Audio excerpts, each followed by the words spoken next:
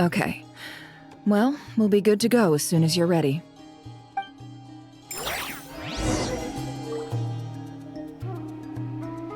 We all have to bring our A game here.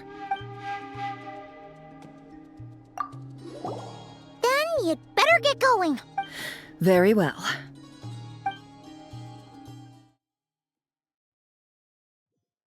All these broken machines on the ground. Someone got here before us. Could it be Arlecchino and Sandrone?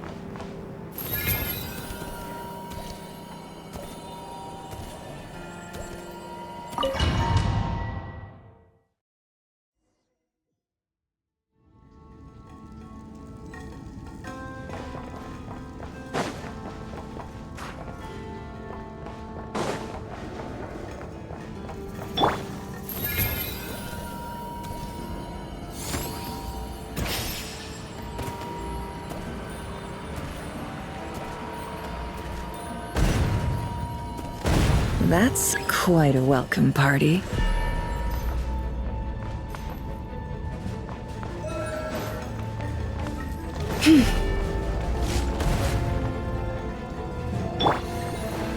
Wipe out!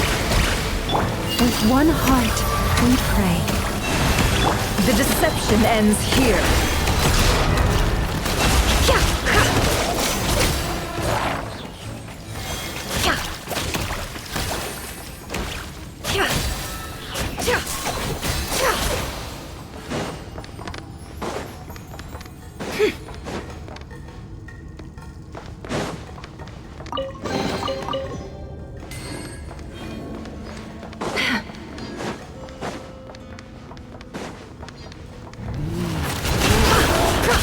Can't hide the truth.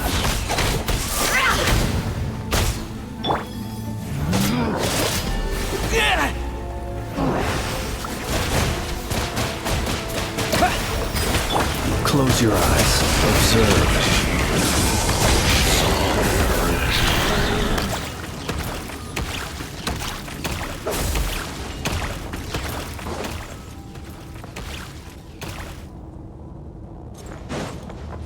Get back!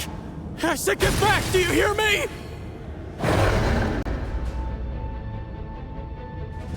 Why isn't it working? No! Don't come any closer!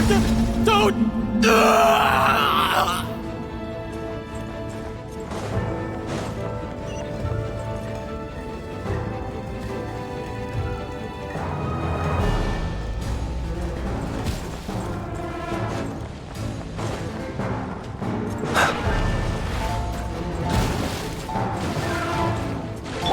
Water jet!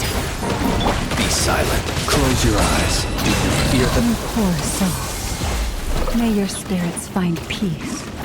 Grab that key on the ground. We'll probably need it at some point.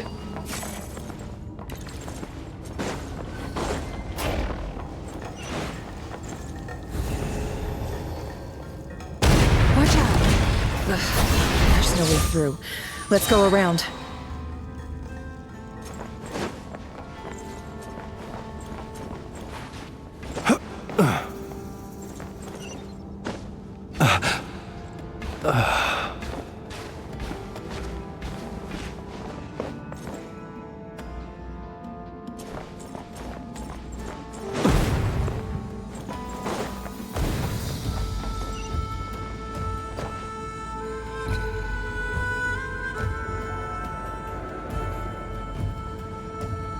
What the? Trespassers? Here? What's wrong with you people? We're looking for the doctor, and we understand he might be here. I see you're fleeing the facility. You looking to settle a score with a doctor? Good luck with that.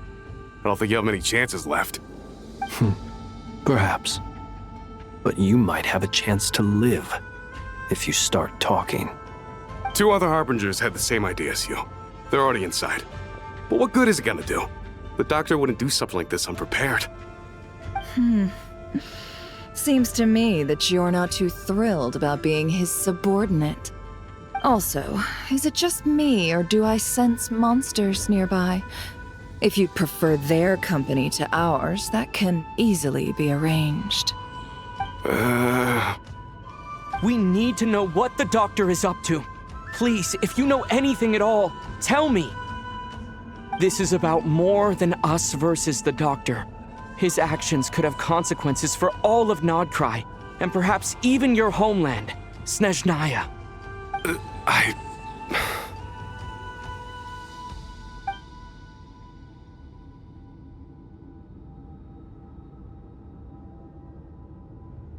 He's building something. Ambitious doesn't even begin to describe it. Feels like this could be the big one. God knows how long he's been planning it. A while back, he told us he'd be returning to Snezhnaya. We weren't expecting him back so soon. This time he brought some gemstones with him, or something. 2 of them. The moon marrow spheres. He stole them from their rightful owner, Columbina. Oh, Lady Damselette? Last I heard, she left the Fatui. Before she went, she told us she'd finished what Her Majesty asked of her, and wished to focus on some personal matters. I remember thinking that leaving us might not be the best choice. I mean, I always looked up to the captain the most, and... Back when this all started, the higher-ups dispatched 3 units to Nodcry to execute their plan. They were led by the Doctor, Marionette, and the Damselette, respectively. I was a part of the Damselette's unit to begin with. She never really interacted with us much. In fact, she seemed sort of detached from everything. Not because she was distracted, just felt like she was indifferent to the world around her. Like she had no stake in anything that happened. She always seemed like she was staring off into the distance. Almost as if she didn't see anything worth living for in the present, so she had to look further afield. That's right. She always used to stare up at the sky. The Doctor used to stand nearby and watch her. Apparently they got along well at first, but somewhere along the way, she grew wary of him, started avoiding him as much as possible. After she left, everyone in our unit merged with the Doctor's. He's similarly indifferent to the world, except when it comes to the moons. He seems to have big plans for them.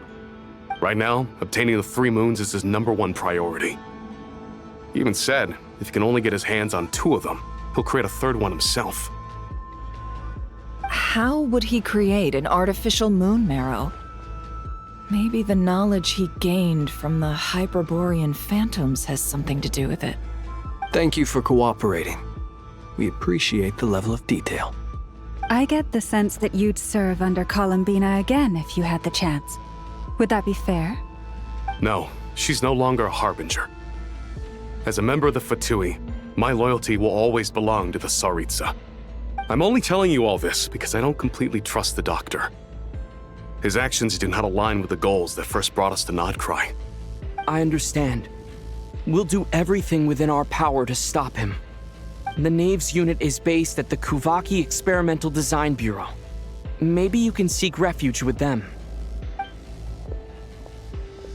Well, now we know what's going on here. Artificial moon marrow. He's likely well on the way to completing it. Dottore's technological capabilities are far more advanced than I thought. I fear this could get ugly. Everyone, prepare yourselves.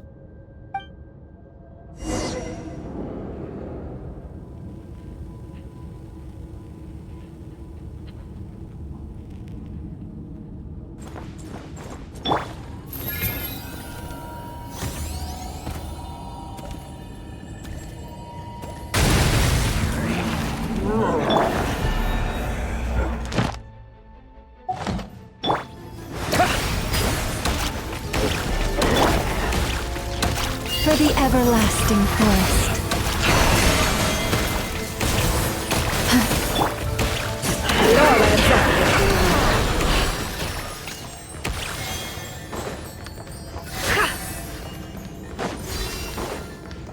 Can't hide the truth. Time to come clean.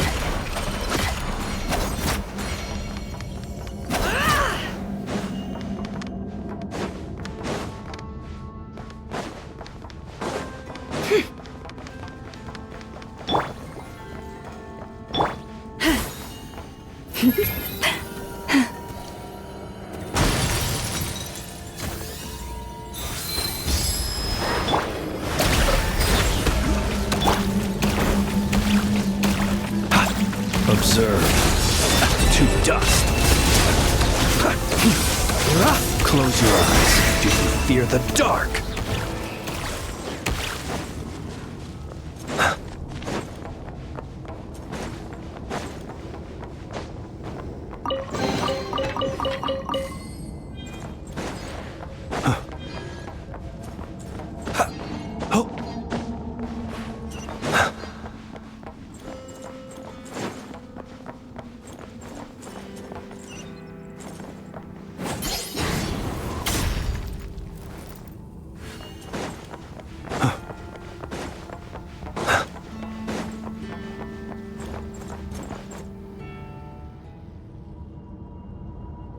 Welcome, one and all. I've been expecting you. I hope my humble research facility is to your liking. Yeah, we really appreciated fighting our way in. The gall. You expect us to believe you've just been patiently waiting for us? Of course I have. Should I be worried about something? Everything seems to be going quite smoothly so far, and you've shown up right on schedule. First Sandrone and Arlecchino, now you. Quite a surfeit of guests I've had today.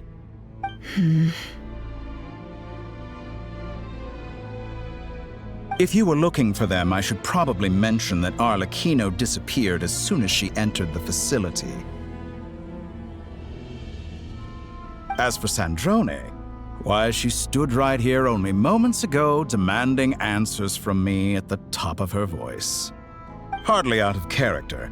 She never was one for basic courtesy. But does everyone you associate with undergo such a change in temperament? Speaking as a researcher, I have to say, it is not a change for the better. It threatens one's ability to remain objective.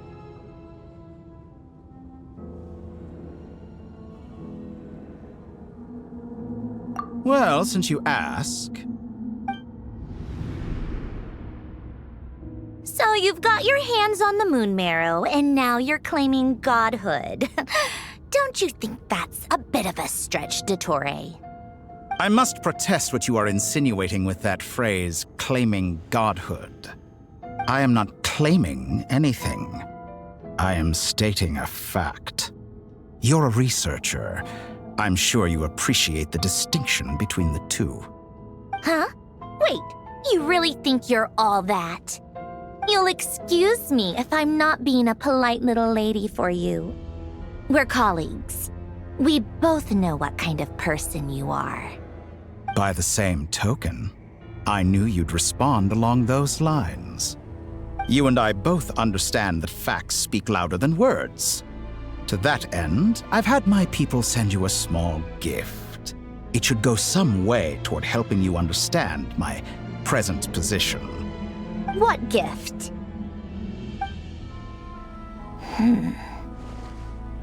Where have all your troops gone? Who knows? Perhaps they are already marching toward a new world, following in the footsteps of an unknown god. As vulgar and arrogant as you may be, dear Sandrone, I have no intention of taking out my displeasure on your subordinates. They will enjoy equal rights to my own.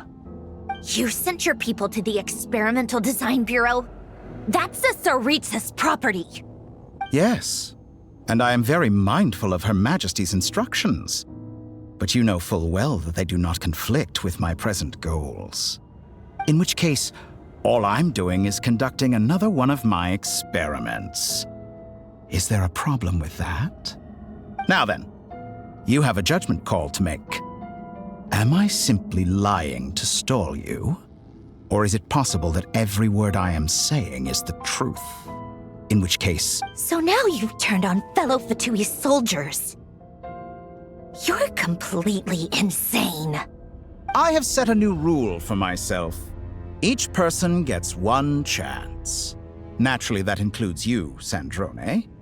If you wish to leave, I won't stop you. We are colleagues, after all. Scumbag!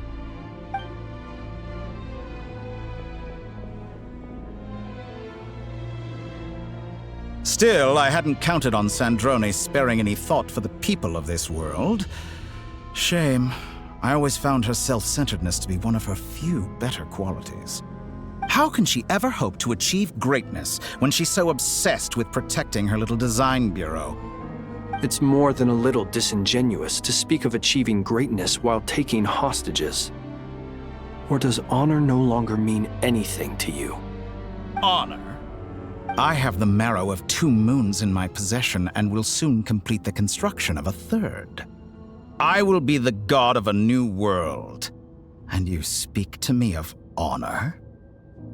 How charmingly naive. Those are sacred relics. You do not deserve them. In my view, many in this world do not deserve to be alive. And yet, I mercifully permit them to go on living, do I not? You'll come to regret your actions. Will I now? Let's see if you can make me.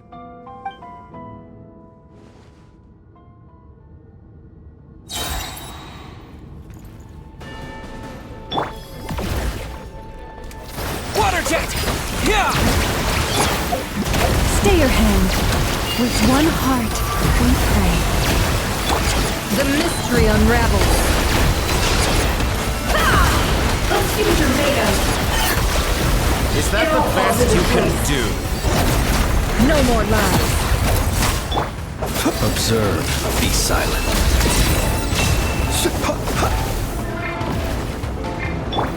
You won't feel a thing.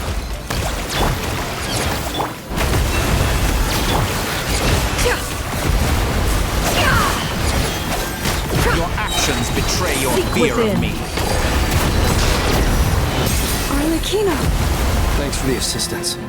Arlecchino? They see you as an ally. What a farce. You're clearly here to destroy my research, not I'd say your research is more valuable than your life. Am I wrong? Water jet!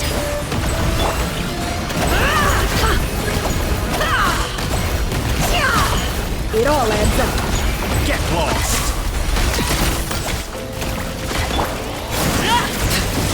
Is that the best you can do? This is where you fall. Get lost! Go on.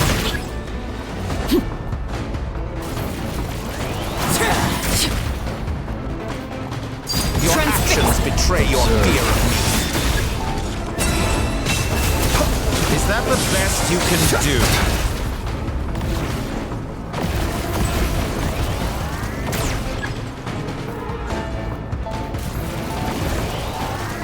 How disappointing.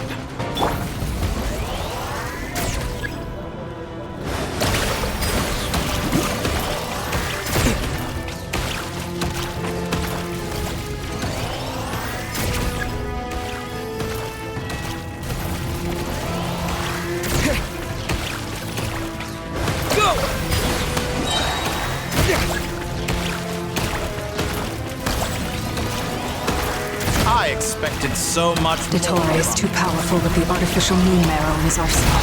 Fighting him is futile. Quickly!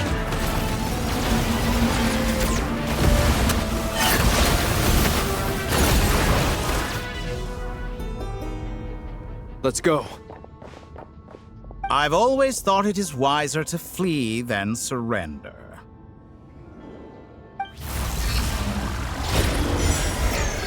Watch out! What the? Forget about me! You should... Where's the traveler?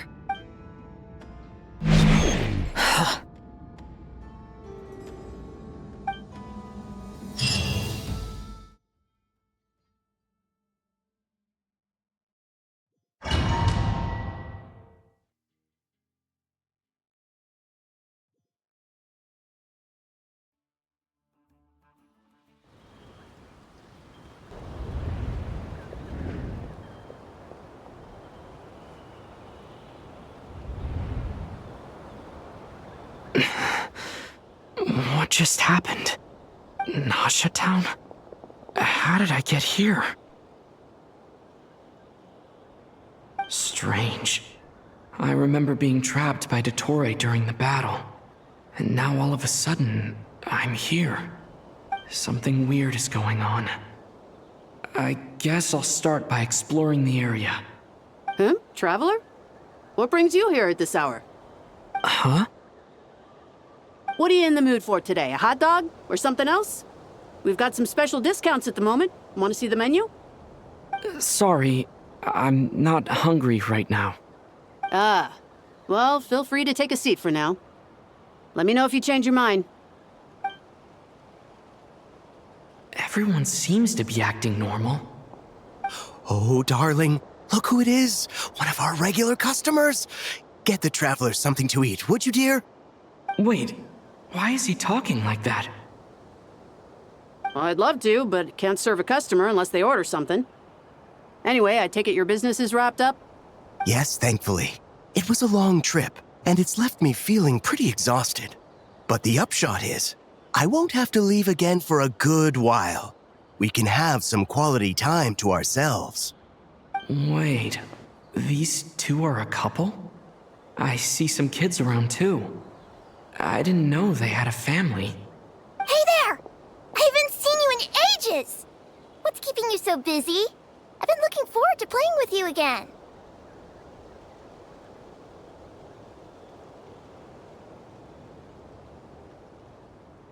You forgot already? You're silly. Daddy brought you over to our house recently. We had some snacks together. What is she talking about? We've had a lot of customers over the last few days, so we've been real busy. And like my mom always says, some people are more than just customers. They're friends. Oh, another customer's arrived. I better go see what they want. This is all wrong. I never once heard the owner of this restaurant talk about their family. It certainly isn't a family-run business. And that child? I don't recognize her at all. Could this be a false memory? Very good. I knew you had it in you. Aren't you going to try the house special? When did he show up? No. None of this is real. You don't seem to like it here. That's fine. We can change venues.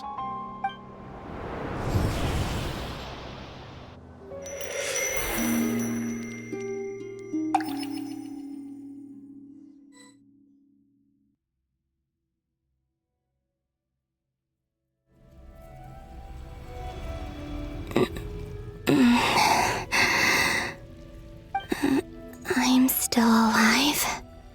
Where is this place? It took all my strength to open the moon gate, and then I leapt into it.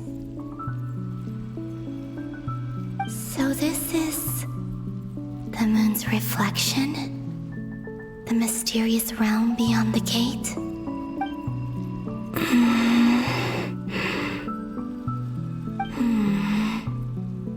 I can't sense anything. I guess I could try opening the gate once more.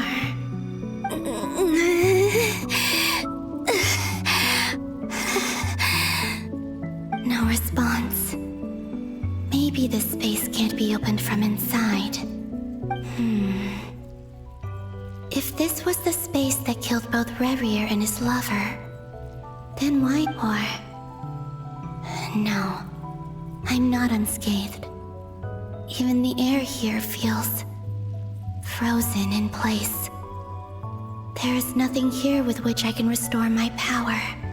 I should conserve my strength and proceed with caution.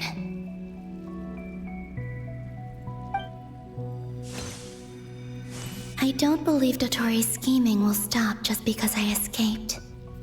If there is any chance that I can get back to the others, any chance at all, I must return.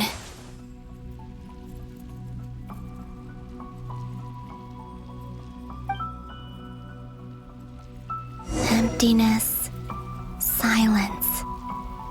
What is this place? Or maybe the real question is, what is it for? What's this? Looks like it responds to my power.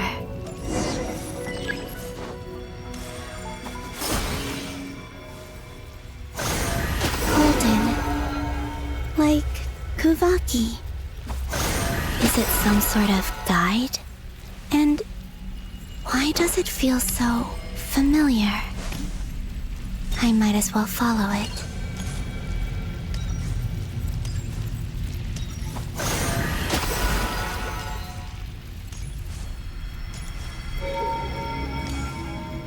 Where does this lead? Could it be the exit?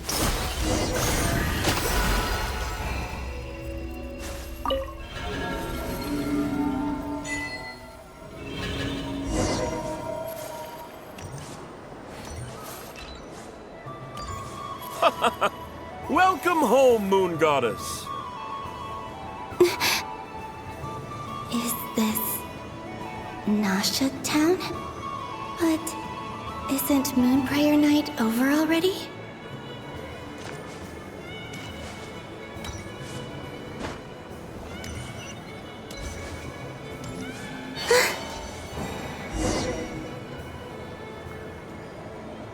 Goodbye for now, Columbina.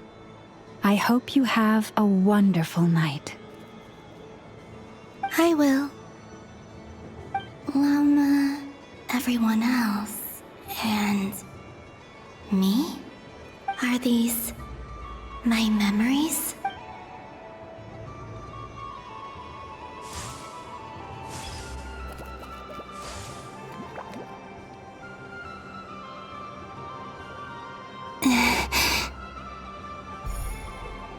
I can't touch them.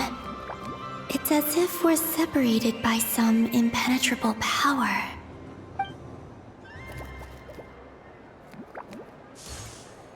Over here! Over here!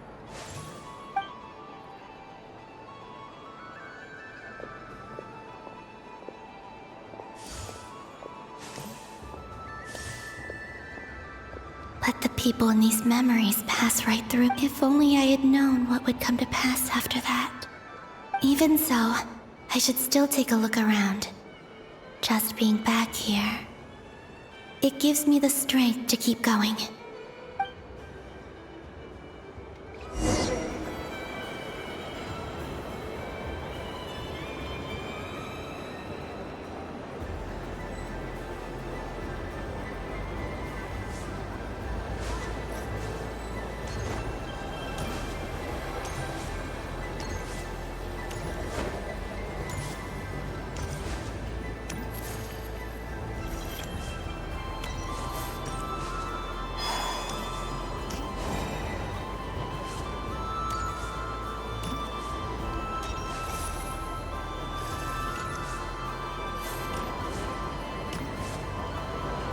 Welcome home, Moon Goddess. Oh, you're the genuine article. Alice was right. This Moon Prayer Night was worth watching after all.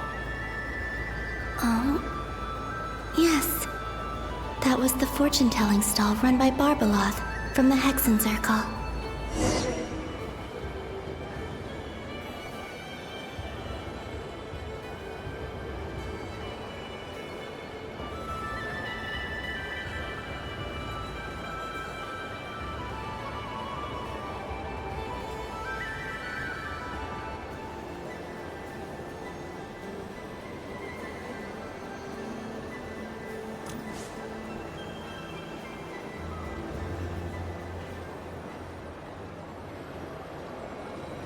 Please, draw the first lunar arcana.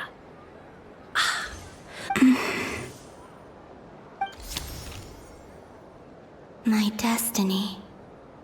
I believe the card I drew was the moon.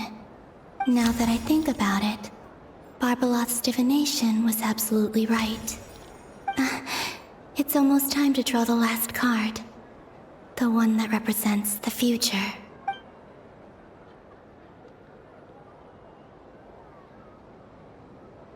That was the card that popped out on its own. From here, I think.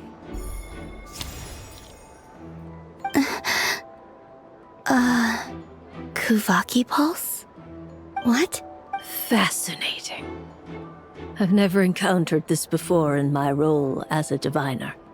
What's going on? Did that card leave the deck? Because of my influence? All I did was try to touch it, and then... Maybe this memory space is not untouchable after all. Are there weak points in the barrier? Or is it possible that there's more to this space than my memories alone? This card is death. I need to get to the bottom of this. I'll try touching something else.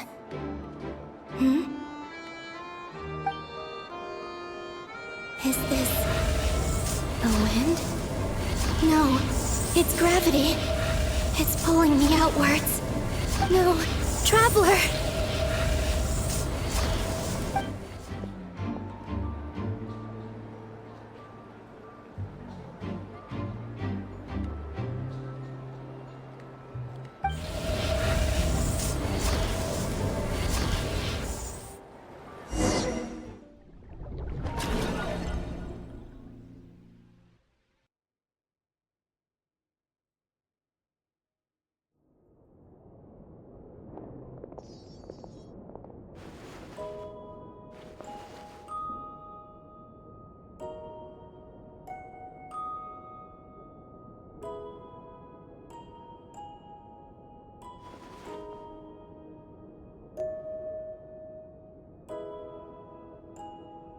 Haimon, listen to me. From the bottom of our hearts, we are so sorry. We completely understand how you must feel. The Traveler is trapped, and we all feel responsible for it. Don't say that!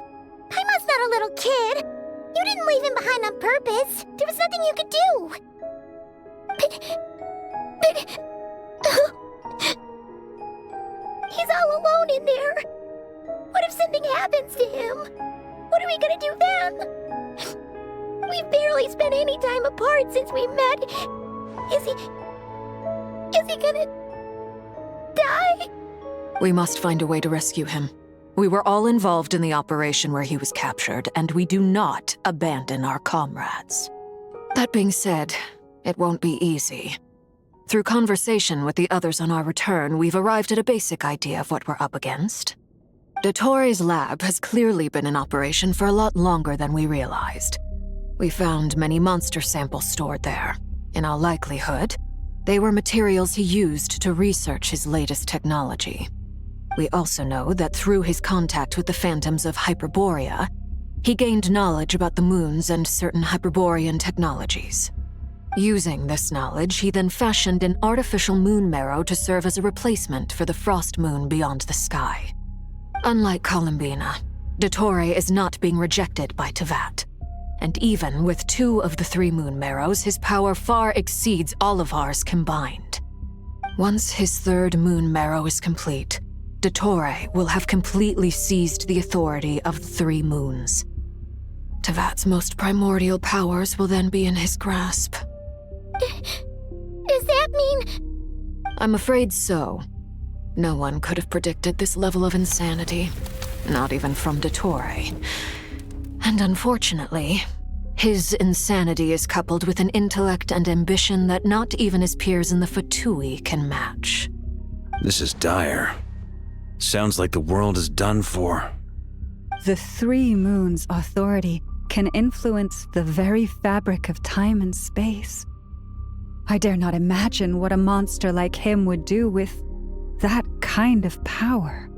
The trouble's already begun, I'm afraid. On our way back, we discovered that part of Nodcry is being enveloped by an unknown energy. We cannot ascertain what is happening inside. I'm convinced this is Dottore's doing. Not that there's any way to prove it. The issue is, we have no idea what his intentions are. The only thing more frustrating than facing down evil is knowing that it will surely come, but not knowing when. The Doctor is guilty of numerous crimes at Mondstadt as well. One of our knights, well, former knights, His father was murdered by Dottore. His ideology and methodology are a danger to everything in his path, from individuals to entire nations. He does not feel guilt, even when he acts against his own people. He doesn't see them as his own people, that's why. People like him see everyone else as beneath them. Right. He views other people only in terms of how they can benefit him. That's the basis of all his social connections. Granted, he's hardly the only harbinger to pursue their own interests. We all do. And Her Majesty is gracious enough to permit it. Still, her mercy has its limits. Dottore's actions have gone beyond even what the Fatui could have imagined. Usurping divine authority to become a god. For a servant of the Tsaritsa, that goes beyond being disloyal. It's treason of the highest order. We can't expect him to heed the Tsaritsa's will once he gains the Three Moons' authority. Even we Harbingers consider him the most self-interested among us. Poor Traveler. Of all the people to get caught by... We have to go save him right now! Please! We gotta find a way! Paimon, I promise you, we are with you all the way. I get how you feel. I do. But it's gonna take more than strong emotions to take down an enemy like Dottore. What we need now is more information. Right. We can't even guarantee he's still at his research center. Before we can think about mounting a rescue operation, we need to confirm the Traveler's location. I'll find a way.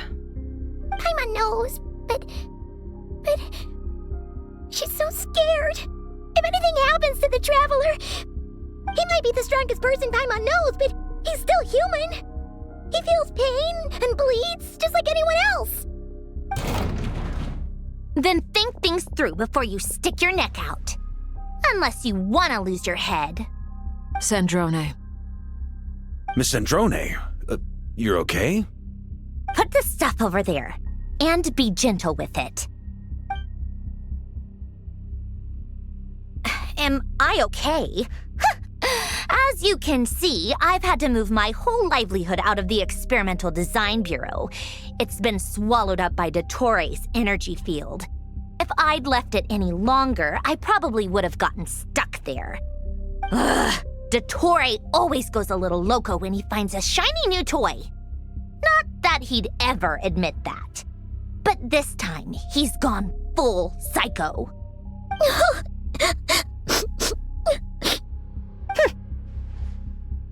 Just go ahead and cry already. Sorry. Paimon's not trying to make it seem. It's just... She can't. Oh, Paimon. Let it all out. There's no shame in it. When you're overwhelmed by fear and despair, crying can help get it out of your system. You'll feel better for it. Okay then, while the baby of the group is having a moment, how about the grown-ups get to work? Give me your hand. You've made a discovery? Polonia, scan.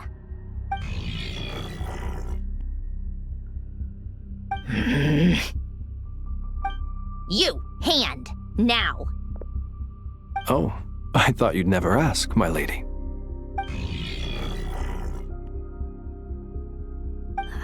Curses!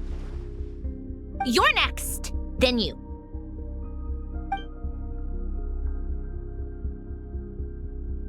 Dottore, you son of a... He's done something to us! Everyone who entered his research center has been implanted with some sort of curse. I don't feel anything unusual at the moment. Does that mean it hasn't activated yet? Is there a way to figure out its purpose and what might trigger it? My best guess is Dottore created it using the Moon Goddess's powers. 1 second, analyzing. Ugh! That friggin' maniac! So, what twisted game is he playing this time? The moment I analyzed the energy composition, some encrypted text appeared in my mind's eye. And when I deciphered it according to the Fatui standard encryption protocol, I got the following message. Feel free to run, or you will perish in nod cry. He's mocking us. Yup, he loves to toy with people. Only in this case, there might be more to it. But I didn't detect any murderous intent or malice either in the message or the curse's energy. As if this is him at his least malicious. Or perhaps all people are cowards in his eyes. Maybe he thinks the threat alone will be effective. What a despicable person. And he has the Traveler in his grasp. If I may, as unhinged as Dottore may be, he has always exercised great patience with the objects of his interest. I remember a comment he made when we first arrived in Nodcry. He said, "This world is, on the whole, an exceedingly dull place. But at least there are a few intriguing features, such as the gods or the Traveler. Presumably, they interest him because they're unknown quantities. He wants to understand as much as he can about them." Agreed. The Traveler is Tevat's fourth descender. All Harbingers are aware of this. Since Dottore took such pains to capture the Traveler, he is unlikely to kill him right away. Okay, but we still have to do that rescue operation. Of course. I also think we need to read between the lines with Dottore's message.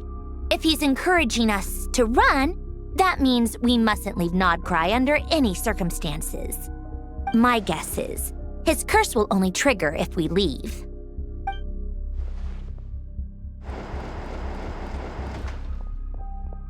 We've discovered multiple energy fields. Albedo is still attempting to analyze their structure. He told me to report back first. Each field is slowly growing, swallowing up more of the surrounding area in the process. And the pace of their expansion has increased since we first examined them. He's probably trying to swallow Nodcry whole. His nefarious ambition knows no bounds. If this continues, the whole of Tevat will be in trouble, not just Nodcry. The loss of Columbina could not have come at a worse time. Do we think she's truly gone for good? She entered the space beyond the Moon Gate, knowing what became of Rerir and Thalindus. I'm sorry, but I fear the odds aren't good. Don't be ridiculous. If I know her, she's busy finding a way back as we speak just so she can annoy me. She isn't dead. Whatever has become of her, the fact remains that we are two comrades short on the eve of a decisive battle. We need to find out the Traveler's location, but there is also other work to be done. Agreed. Whatever Dottore's planning, we have to get the local populace somewhere safe. So, as well as a rescue mission, we have to organize a mass evacuation at the same time. It would be best if someone could approach leaders of neighboring nations and negotiate emergency asylum for Nodcry's inhabitants. Can anyone handle that? Snezhnaya is one option. I'll see what I can do. This would be so much easier if the Traveler was here. No! Stop thinking like that, Paimon. Paimon will join you. She's pretty well connected thanks to the Traveler. Maybe it'll come in handy. Either way, that's what the Traveler would do if he was here.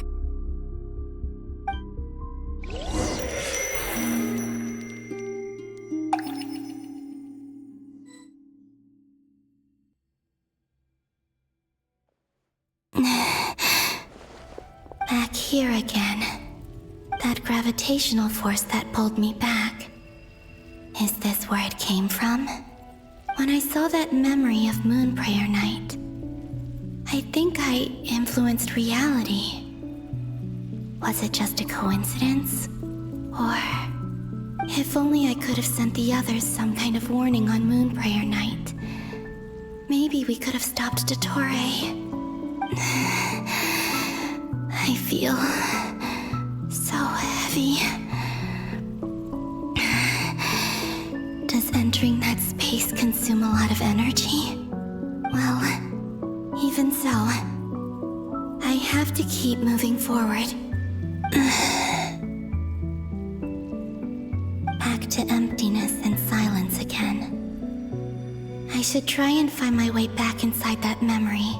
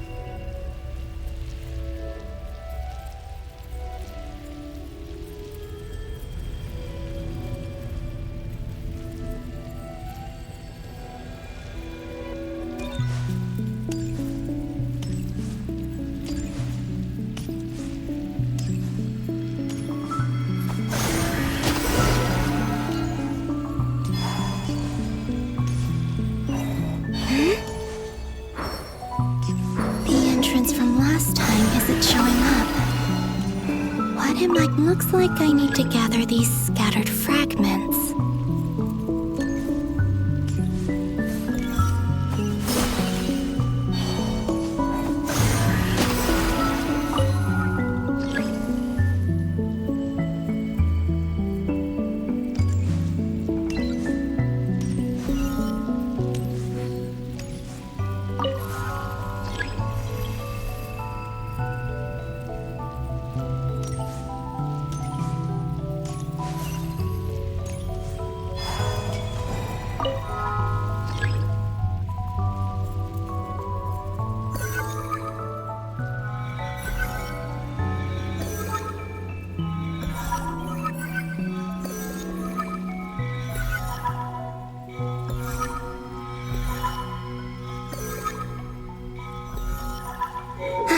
It worked!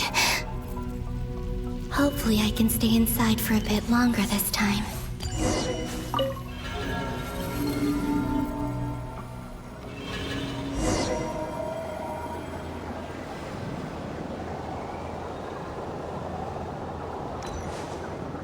Ad Astra Abyssosk. Welcome to the Adventurers Guild.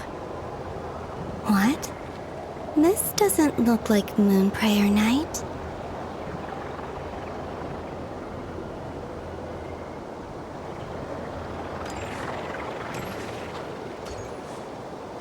Extra, extra! Latest issue of the Nasha Express! I don't think I've ever been here. Maybe this space isn't comprised of my memories after all. There aren't any festive decorations around. Is this Nasha Town after Moonprayer Night ended? Did Dotori's plan not affect the town? Or is no one aware of what happened because he used the Three Moons' authority? Let me see if I can influence anyone else. So, what do we do next? Wait, that voice. Paimon? The most important thing right now is to find that mage. Lauma the Traveler and Mr. Varga are here too. I'd better go pay the Fatui a visit. Traveler!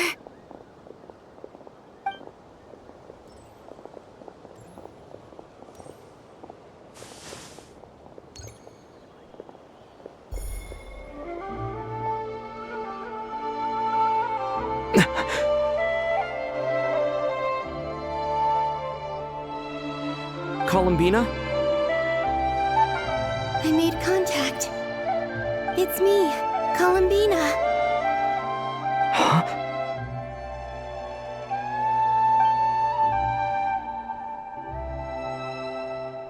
Traveler? Let's go! This is no time to be spacing out!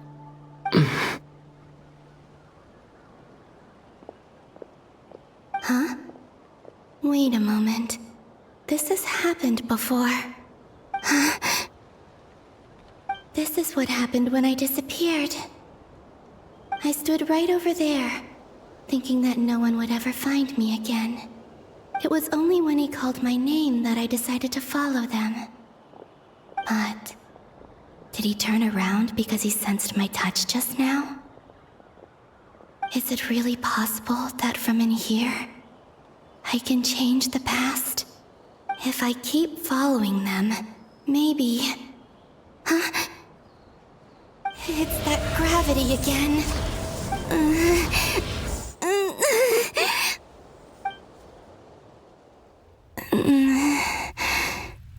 Every time I influence reality within that space, this force intervenes and pulls me back.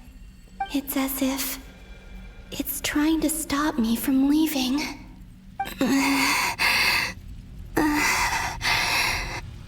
I'm getting weaker and weaker.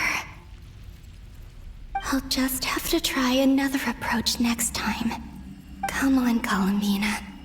Keep going. You have to tell everyone what happened.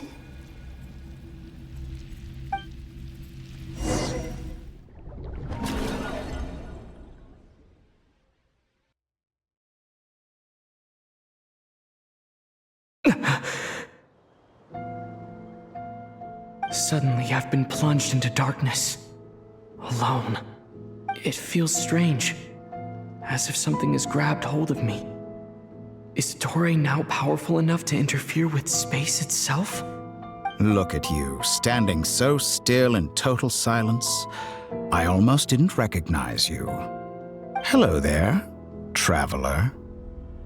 He seems to be in a good mood. Wait, what's that behind him? Ah, so you noticed. This is the completed Trilune. 2 primordial moon marrows and 1 artificial specimen. You are wary of it. Good. Maintain that reverence. You performed well in that recent battle. Brave and reckless as always. Courage is the sign of a true hero, and impulsiveness is the hallmark of those who strive to advance. I say this not to belittle you. Most creatures are far more timid by comparison. 3 moon marrows? Does that mean the artificial one is now complete too? Well spotted. What do you think? For a replica I built myself, I dare say it looks the part. Torre, are you planting illusions in my mind? I have no interest in fooling your eyes. On the contrary, I hope to show you the true essence of all that you see before you. Is this not a beautiful city? People live in peace and find joy in their work. The streets are safe. People can even leave their doors unlocked at night. You might say it is the Elysium everyone dreams of. All available data indicates your values and worldview conform with the mainstream. This kind of society should be quite to your taste. False beauty is deceitful. Lies are to no one's taste. I wonder, is it your moral standards that are too high? Or your expectations of reality? Answer me this. If someone existed in a sweet dream from the moment they were born, a dream in which they never once felt pain, which do you think they would consider superior? The dream or the reality? That's pure sophistry. It has nothing to do with your actions. As I suspected. You have yet to understand all of this for what it really is. What do you want from me? You sound impatient. Do you think the only reason I'm keeping you is because I want something from you? If it's not, then why haven't you killed me yet? No one can stop you if you're as powerful as a god. I'm delighted you recognize that fact. I believe we last squared off in Sumeru. Ah, the memories. How time flies. You and I have both grown. I'm not surprised that Arlecchino and Sandrone worked with you. You've always a way of slowly but surely ingratiating yourself with all levels of society. People laud you as a hero, but I suspect there's more to it than that. Oh, but to be clear, I don't say that to flatter you. Do you always give your opponent an appraisal before you deal the final blow? Call it a long-time habit. I'm a researcher, and one of my duties is to give an objective assessment of my subjects. But you misunderstand.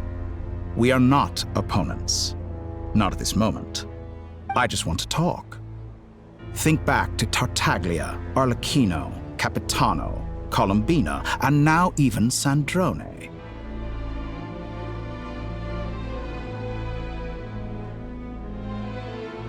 You've worked with each of them in the past. I believe you can work with me as well. What makes you so sure? Well, why not? Should the good associate only with the good and the bad befriend only the bad? I like to think we could have a more mature relationship than that.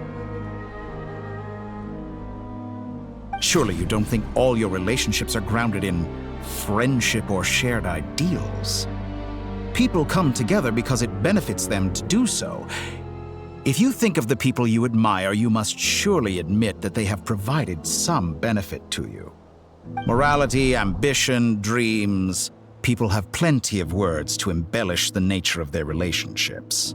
But once you break free from those ethical frameworks, you will see that the only thing connecting the two of you is mutual benefit. And that is what I'd like to talk to you about. We're finally getting into it. He's probably been planning to kidnap me for a long time now. But for what exactly? He has the authority of all three moons. I won't be able to gain the upper hand in a fight. Best if I pretend that I'm willing to negotiate for now. You say you're a god, but you also speak of mutual benefit. What could a god want that the three moons cannot provide? Excellent question. But before I answer, I would ask you the same thing. Gaining Columbina's allegiance was a rare and extraordinary feat. But the Moon Marrows are now in my hands, and I have the edge over her. For this artificial moon is not being rejected by Teyvat. Her identity and lineage may have been a thing of glory in the old world, but they were also shackles that prevented her from ever integrating into Teyvat. I, on the other hand, you may view me as a thief, but I have overcome that limitation. So what is it that the three moons cannot grant you? What stops you from negotiating with me to get what you want? I don't make deals with lying psychopaths. That's quite an accusation. Are you expecting me to get angry with you? Well, this is one aspect in which my personal growth has served me well. In the past, my less mature self might have been disappointed, perhaps even angry, over a small setback like this. Like when you and Lesser Lord Kusanali joined forces to oppose me, for example. But things are different now. Just as the rich do not quibble with the poor, I no longer find myself perturbed by these trivial affairs. Human relationships end with conflicts of emotions and interests. But relations between humans and gods are different. And ours is even more unique. I have ascended to the highest heights and laid claim to unprecedented horizons. And you were no ordinary person to begin with.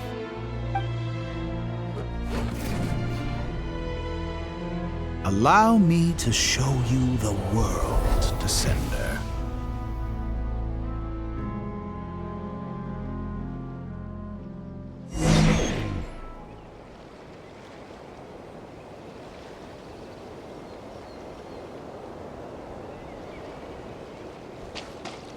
To stand, walk, jump, sit, and lie down. These are the most common of behaviors.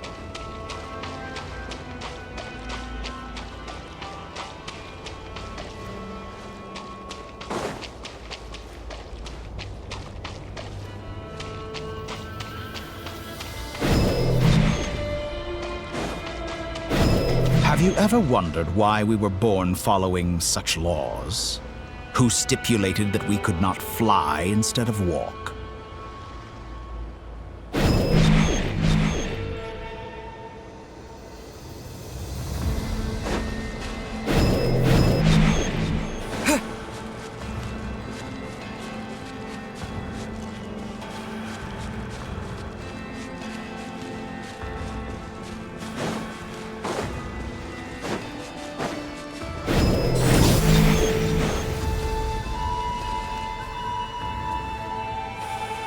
Someone of your talent and experience must surely know of the four great rulers who serve the heavenly principles.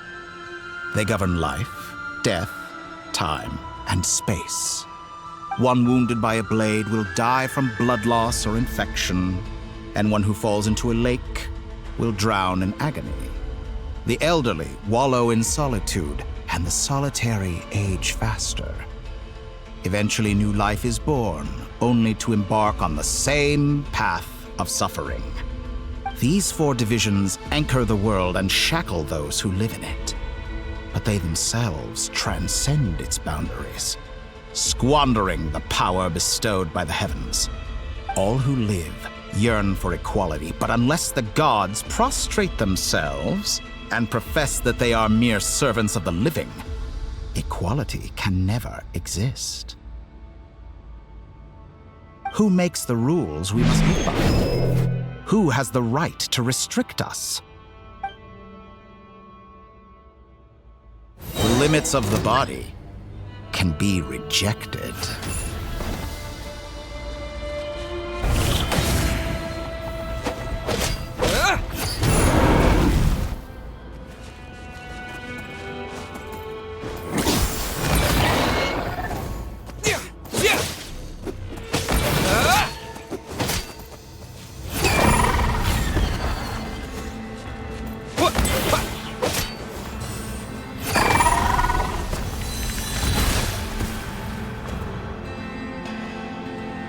How does it feel to be among those with absolute power?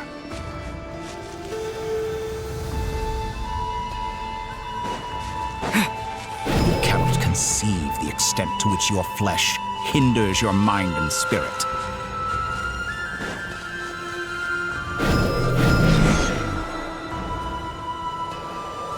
Only by discarding our useless, primitive eyes can we perceive a new world. How narrow-minded we all were in the past. Why should the final answer of the world not be the power that predates those of life, death, time, and space? The power of the Trilune. Through it, I have glimpsed new experimental possibilities. Nature suppressed, authority exiled, souls controlled.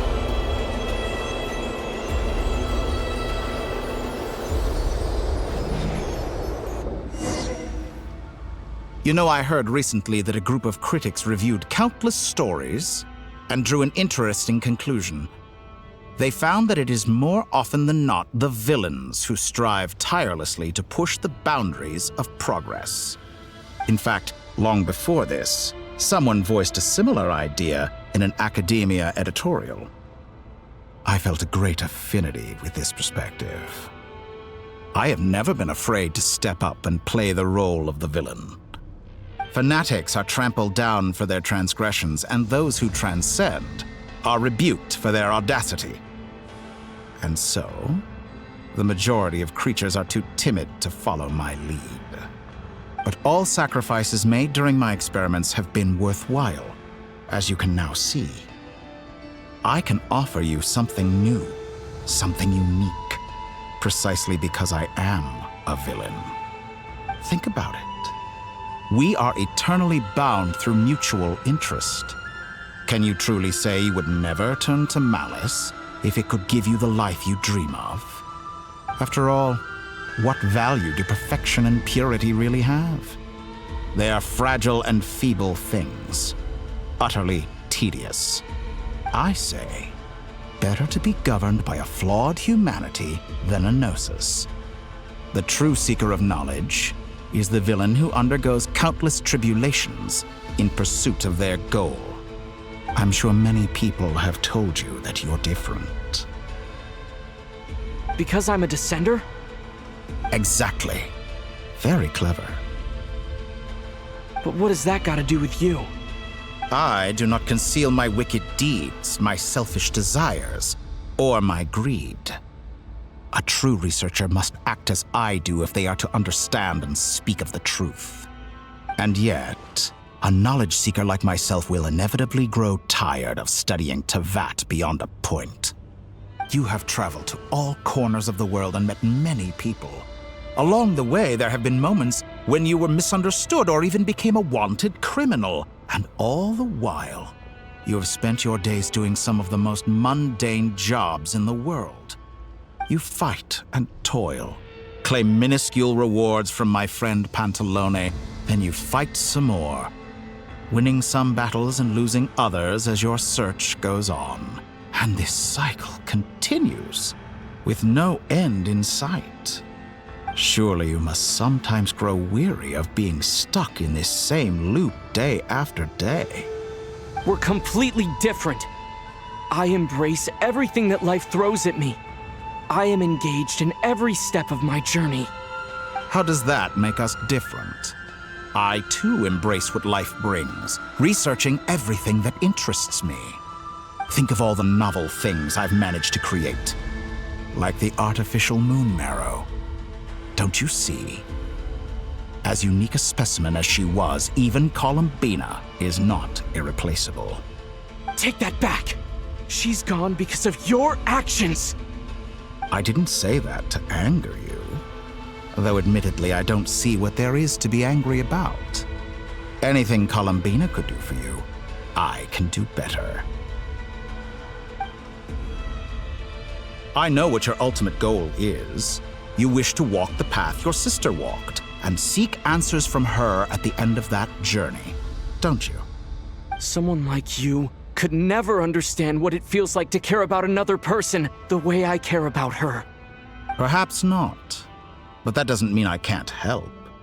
I could find your sister right now, bring her before you, and make her give you the answers you seek.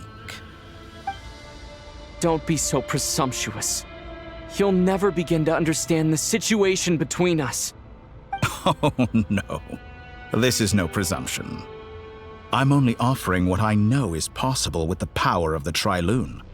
But it seems like you would sooner continue with your journey through this world. Why? Do you truly desire this journey? Or is it simply a necessary process from which you cannot escape? Think of all the time and energy you have spent, everything you've had to endure just to make it this far. Is this really what you want? Or has your hand been forced by the promise of that final answer? Yes, you have made many friends. But do they ever spare a thought for the void in your heart and what it yearns for? What you want is not friends. It is family. But do they know this? I, on the other hand, am far more considerate.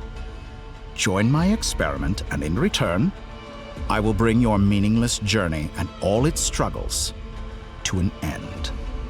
This is a malicious attempt to manipulate me. But at the same time, he's stating some very human truths. Of course he's right about my predicament. How can I deny it? I have faced ungrateful strangers, never-ending troubles, an endless quest for answers. I want to see her. After everything I've been through, words can't describe how much I miss her. How much I want to be reunited with her, wherever you are right now. Do you miss me too?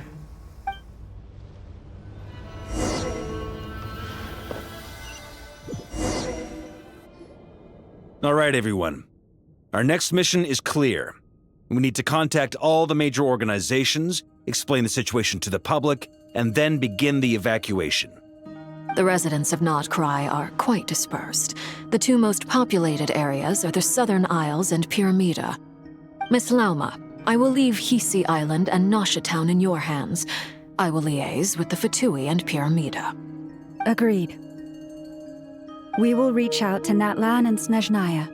Anyone found north of the Experimental Design Bureau should follow the Fatui to Snezhnaya. As for those dwelling south of that line, I will ask the Voynich Guild to help persuade them to leave. Then I, Mr. Varka, and the Frostmoon Scions will escort them to Natlan. The Voynich Guild has dealings with the Curatorium of Secrets. I will send them a letter vouching for your credibility. Yehoda, you should help Lauma. This is too big of a task for one person. My wish has come true. You're willingly lending me your most capable employee for the day. Well, good for you if all this only takes a day. Of course, if it takes any longer, I'll be charging a fee. Boss, wait! Don't I get a say in this? Oh, I'm sorry. Something to add, Yehoda?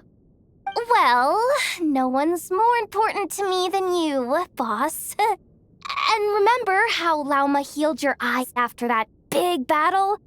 I think that's worth at least 2 or 3 days' work for the Frostmoon Scions. Are you completely incapable of acting in your own self-interest? Or do you simply devalue your own labor? Are you sure you don't want to come with us? Who will see to our other work if we're all busy evacuating residents? Sandrone insists that Columbina is still alive, and we have a traveler to rescue. There's much to be done. But boss, I'm just worried that... Well, Nefer, I'll link up with you once my tasks are complete. What makes you think I'd need you to do that? I'll need it. And considering the way you approach certain matters, I think you'll be better off with me present. That's quite enough. Just focus on your work first. I bet we're in for an uphill battle here. But we can help out too. Inefa and I are gonna help Nasha Town's residents carry their stuff. Loading schedule. Store essential local research data and technology samples, then escort the people to Natlan. Understood. I will execute this to the best of my abilities. Great stuff. Thank you, ladies. I've contacted the Lightkeepers. A colleague of mine will join us shortly. I will persuade them to conduct a thorough search of the region to ensure that no civilians get left behind. As for me, I guess I'll be making an early return to Sumeru. I think it's important that someone informs the Dendro Archon of what's going on in Notcry. Roger that. Someone should inform Mondstadt, too. Mr. Duran, can I trust you to handle that? I think you fly faster than any of us can run. As an added incentive, get there fast enough and I'll see about getting your gliding exam waived. Really? Ha! Mission accepted, sir. I intend to stay behind and help Miss Sandrone with her research. She has some alchemy-related questions that she'd like me to explore. She recognizes your expertise, then. I wish you a fruitful collaboration. Thank you. In truth, I was surprised to hear her express an interest in subject matter outside of machines. I believe she has been investigating some Fontanian technology recently. She made a point of bringing the relevant materials with her when she left the Experimental Design Bureau. She's sorting through everything in her room as we speak. I should mention that we have one other friend who isn't present. He hasn't made his position in all of this clear. But if we know anything about him, he's likely investigating on his own. Paimon's been very quiet today. But I know how close she and the Traveler are with the Natlanese. She should come with us to the border. Okay. Paimon will do her best. Make sure to heed Sandrone's warning. Many of us have been cursed by Dottore. As such, under no circumstances should anyone cross national borders. Remain within Nodcry. That aside, personally, I have faith in Columbina. Things look grim, sure, but who knows how it'll play out. Same goes for rescuing the Traveler. Both of them are important allies and friends. We'll be counting on you to gather intel on them, Miss Nefer. Oh, wonderful. You're all here.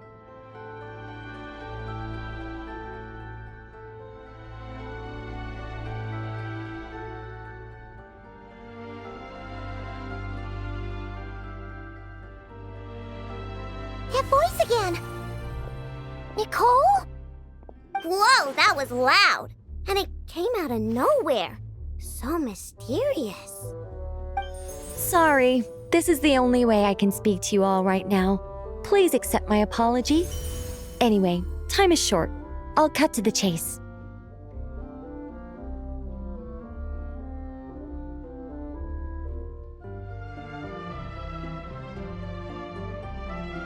We're still facing quite a catastrophe here at the world's borders. Alice is roped in every Hexencircle map. I quote, "You love talking, don't you? Well, now it's finally your time to shine. Take these. Make sure the whole party gets one each. You'll be in charge of making sure everyone stays connected." Huh? Is this a Dodo communication device? Scanning. Unknown device. Analyzing. Unknown device. Conclusion. Cute. Affirmative. It is cute and good. I believe that I quite like it.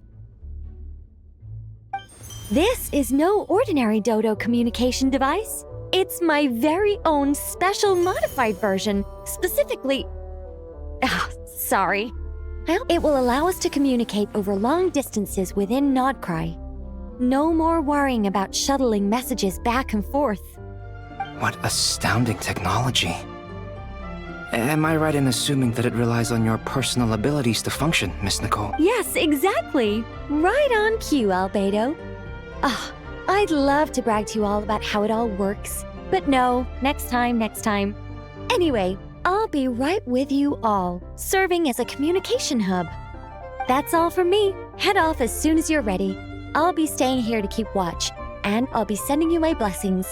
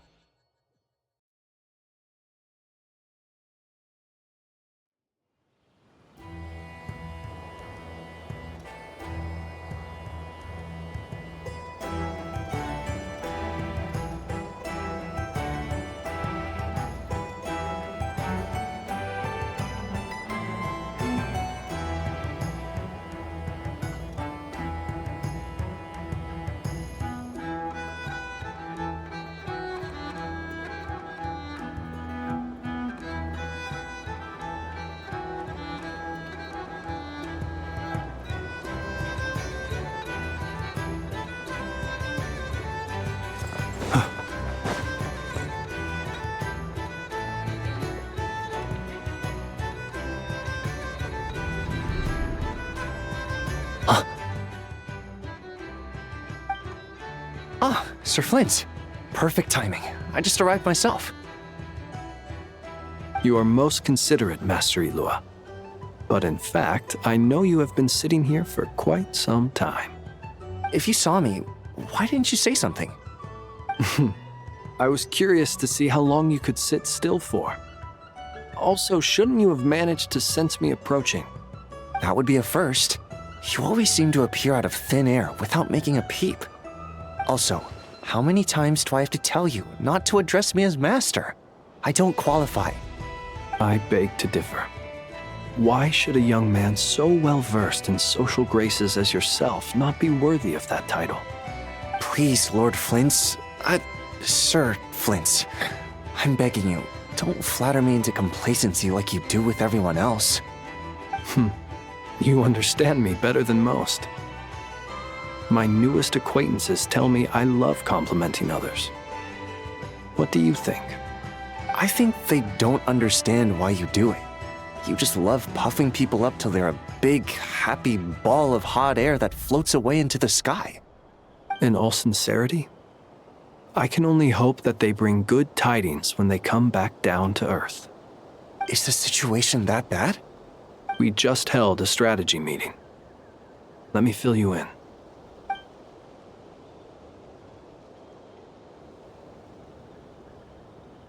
In short, we need everyone gone from Pyramida. We also need a team of Lightkeepers to scour the more remote regions of Nodcry for civilians to evacuate. I only hope we have enough personnel. We do. Old Man Nikita will definitely help, and we can recall anyone out on patrol to focus on this instead. Good. I'm sure you and the others will make short work of this. Now, don't forget, once you've completed this task, make sure you and the rest of the team evacuate to either Snezhnaya or Natlan as well. Flint? If you've got something to say, Master Ilua, why not guess what I'm thinking right now? You mentioned that you have something else to deal with later. How difficult is it going to be? I doubt it will be easy. I know you're a Lightkeeper, and it's your duty to protect others in times of crisis. But I have a feeling that you'll be walking into grave danger. However bad things have gotten in the past, Nodcry has never faced a mass evacuation before. But from the sounds of it, you don't intend to come with us. I don't mean to pry, and it's probably none of my business. But whatever it is you're intending, you don't have to go through with it, you know.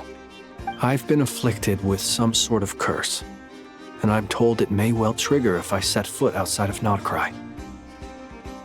As such, I cannot leave.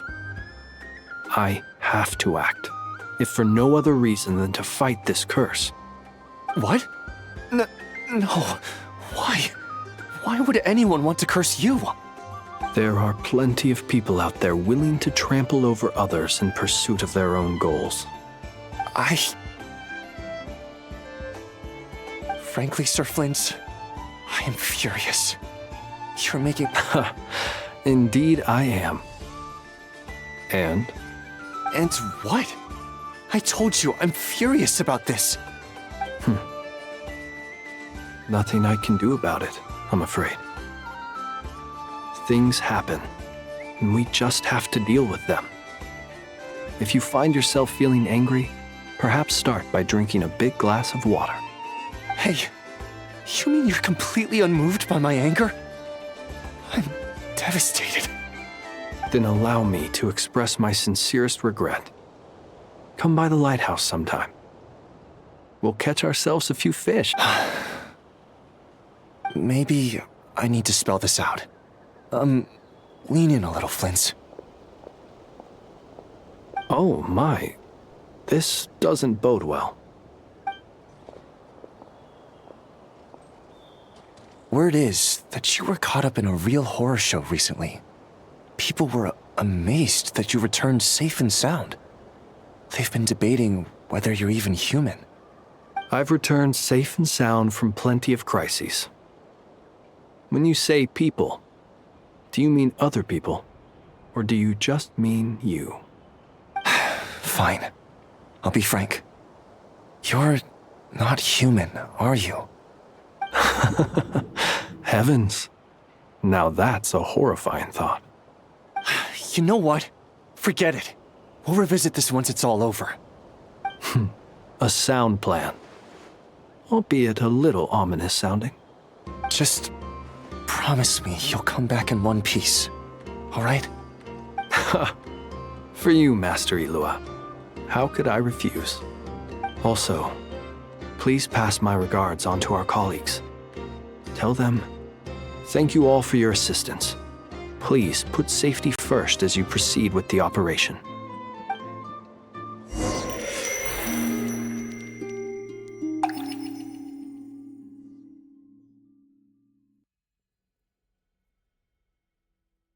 I have to keep searching for a path toward reality.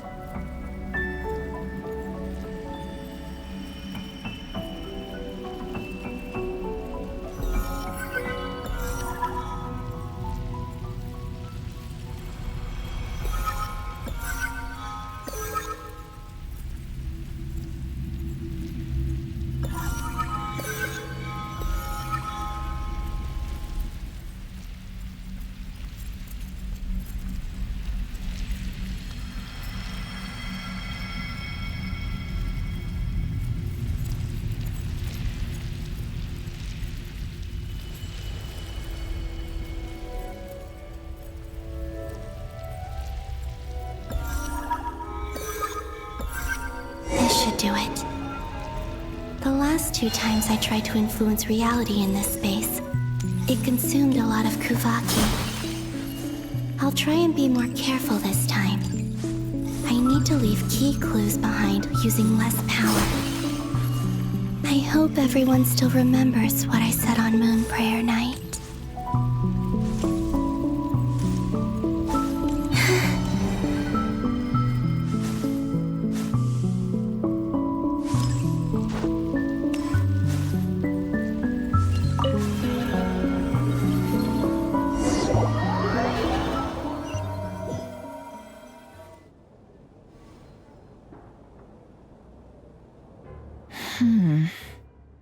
Nothing here either.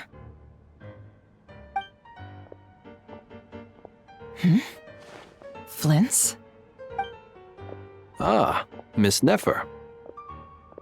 What are you doing here? Unless... I just spoke with Itlua about arrangements for the search and came for a walk nearby. As for you, why would... It appears we think along similar lines. And neither of us likes to accept things at face value. As well as figuring out how to gather intel on the Traveler, I wanted to confirm some of my own suspicions. Also, we'll need to bring a lot of force to bear against Ettore, even if we're only looking to rescue the Traveler. We can't leave anything to chance. You don't think Columbina perished either, do you? I'm merely considering the possibility that she survived, just as you are.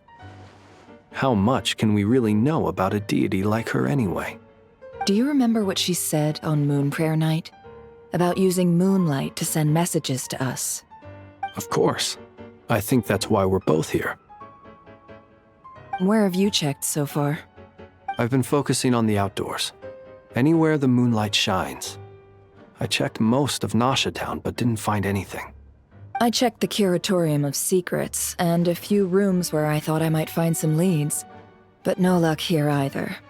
The only places I haven't looked yet are the rooms in the flagship. But process of elimination isn't the only thing that brought me here. Oh, really? What's your other reason? After all that build-up, our mystery ally never showed up even once!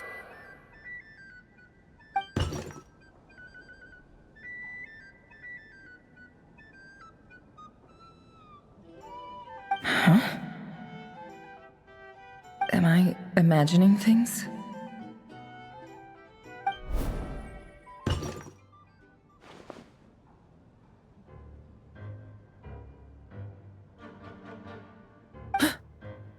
Come on, let's see what's going on. Oh no.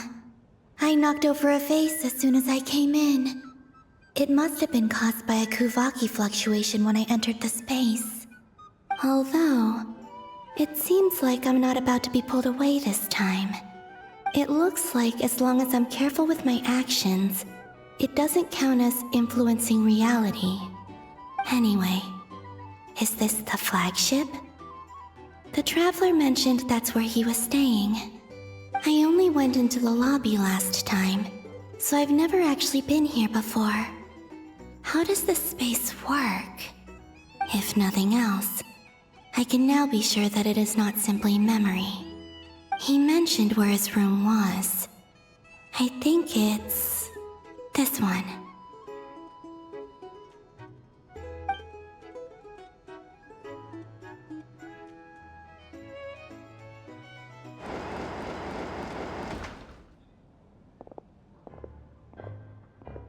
The door is closed.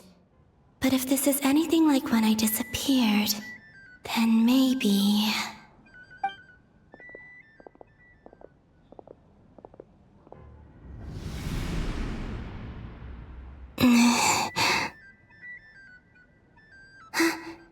I'm in. He and Paimon aren't here at the moment. I hope he's okay. I wonder what happened to him after that battle with Ettore. Best not to dwell on that for now. I need to try and leave them some clues.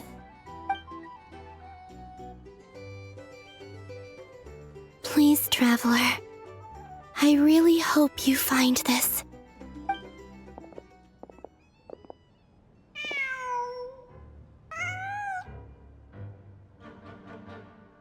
Huh. Just a cat. Nothing else here strikes me as noteworthy. Didn't you stay here for a couple of nights once? Before Rerir showed himself, yes. It's also where the Traveler and I first met. Did you notice anything unusual during your stay? I remember thinking how much noisier the flagship is at night compared to the graveyard. Other than that, no. The Traveler and Paimon were most congenial neighbors. This is where they've been staying, yes? Over here? That's right. I wouldn't usually condone breaking and entering, but we can make it up to them later. Focus now. I have to write a message on the wall using Kuvaki, just like I said on Moon Prayer Night. Simply open your windows on nights when the moon shines bright, and the moonlight will naturally flow towards the words I have written. Here goes. I'll need to carefully control my strength.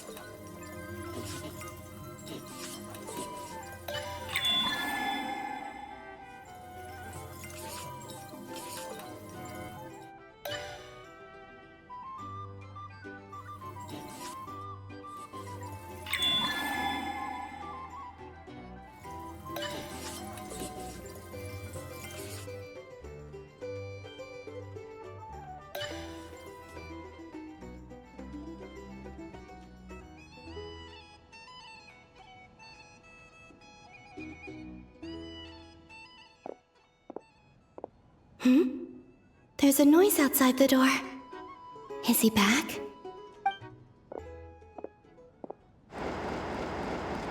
Please, you have to see these words.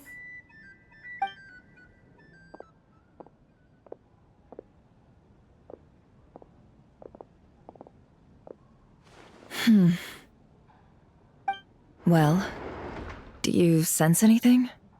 Unfortunately, no. And this place was our last chance. Not necessarily. We've only looked in Nasha Town so far. Miss Columbina said she would leave messages at her friends' dwellings. It's still worth checking where Miss Lauma lives and where I live. Let's try and make some time to look into those then. Wait. What are you waiting for? Oh, Paimon might have overeaten slightly. What's that look for? This is a victory feast. It's normal to eat a little more than usual. The Traveler in Paimon. It's really you. But why are they talking about a victory feast? Huh. You worried Paimon sick while you were out there fighting Rarear. So this is your chance to make it up to her, alright? Wait. So this is the night after the battle against Rarear? How did I end up here? That's quite a long time ago now. Wait. Time. That's it. Every time I've entered reality within this space, it's been at an earlier point in time. Every one of those points has been before I fell into the moon's reflection. And everything I've done to affect reality really did happen in the past. Does this mean that within the moon's reflection, time flows backwards? Starting from the moment I fell in? Not long till Moon Prayer Night now. It's gonna be even livelier than tonight. Although, it's gonna be sad saying goodbye to the damselette. She seems like a really nice person. Paimon. No, I can't. Even if I make contact, they probably won't understand what's going on. And in any case, I'll likely get pulled away again if I do.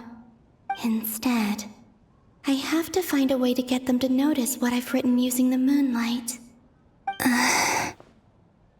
Wait, even I hadn't thought of doing that before Moon Prayer Night. They'd never conceive of that possibility. Is there truly no other way? Don't lose heart. We'll find a way somehow. Huh? Oh, you say that, but the Frost Moon is beyond the fall sky. If we wanted to go visit her, how would we make it through to the other side? We might not have all the answers now, but I'm sure we'll find a way one day. Huh. Guess someone's gotta be the optimist. The present. The future. That's right. There are still things I can do. What's your plan?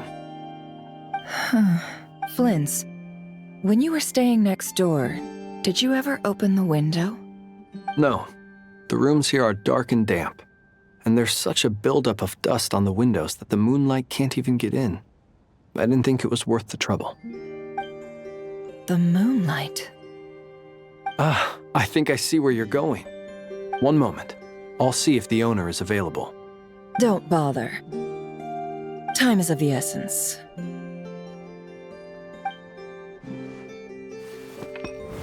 Time. Even if no one sees what I've written at this moment, maybe someone will remember what I said after Moon Prayer Night. I need to write down as much information as I can. And maybe one day...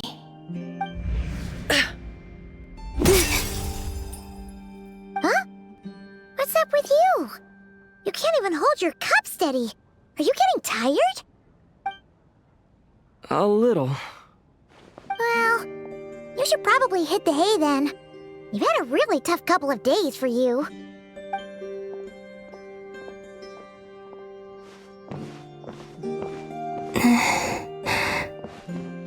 You truly have. You helped defeat Rerir, helped me reclaim my name, and you helped the others organize Moon Prayer Night. Wherever you are right now, I'm sure you're still fighting against the injustices of fate. This is all I can leave for them. How I wish I could stay here. But it's time for me to go. I hope to see you again in the next time, and if the opportunity presents itself. I will surely return to your side. Huh. Columbina. She's alive. Not only that, but she's left us an entire wall's worth of clues. She even wrote down what would happen on Moon Prayer Night. It's just a shame we found it too late. I am here. Time in this place flows backwards.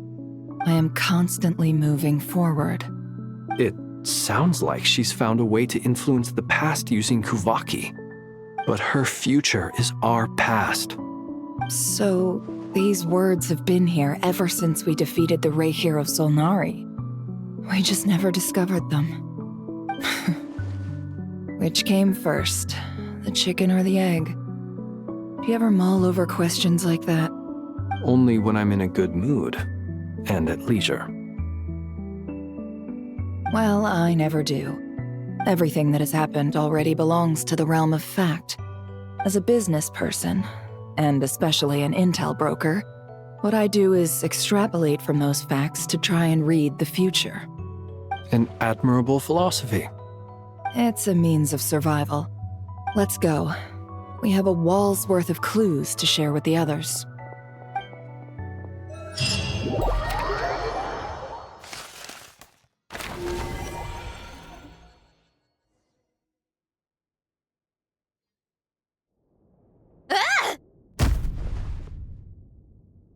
It appears that the doctor's energy signature has changed to something similar to Kuvaki, but not like the Kuvaki we're used to.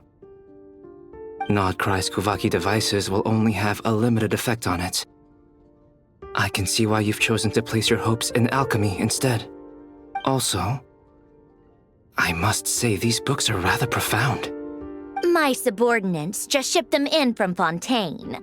Some of them are from the Narcissenkreuz Ordo. Some are incident reports from Petrichor, and then there's a few test reports for these junk machines. Additionally, after some further scanning, I've discovered something extremely annoying. What's that? Tevat's skies contain multiple moons. A long time ago, when I did my first scan, I detected 3, just as the legends say. But when I checked again just now, I detected 4 moons. So there's one extra? Yeah. Originally, I thought that if I could still find 3 moons, that would at least mean Columbina's still alive. But then it occurred to me that apart from the frost moon, Tevat's moons are just husks. And husks surely shouldn't show up in the scan, since they're not alive. It's weird, isn't it? If we can't even distinguish between a dead and a living moon, how are we supposed to know whether a moon goddess is still alive? Or does this mean that the moon marrows are equivalent to the moons themselves? It's certainly possible. In which case, the 4th moon you detected may be Dottore artificial creation. So he wasn't bluffing. He really built his own moon marrow. Ugh! I'm so mad right now! It's easy to get overwhelmed when you have too much on your plate. Maybe you need to relax. Perhaps try going for a walk, or simply take a few deep breaths. Nothing can calm me down at a time like this. I need more time, and I need progress.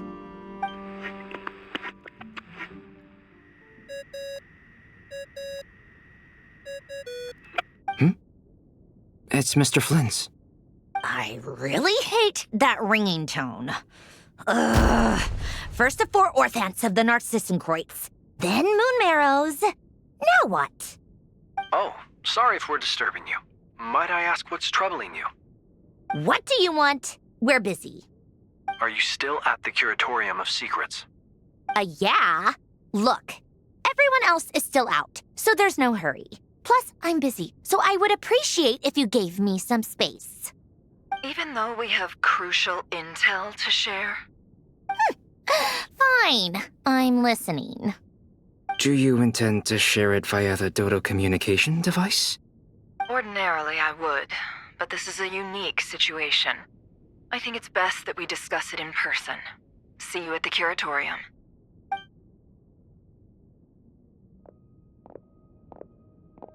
All right then. So, what's the situation? The rest of the team is still out working on their missions and evacuations, but we've decided to fill you in on the most crucial information first. Sandrone, you were right. Columbina is most likely still alive.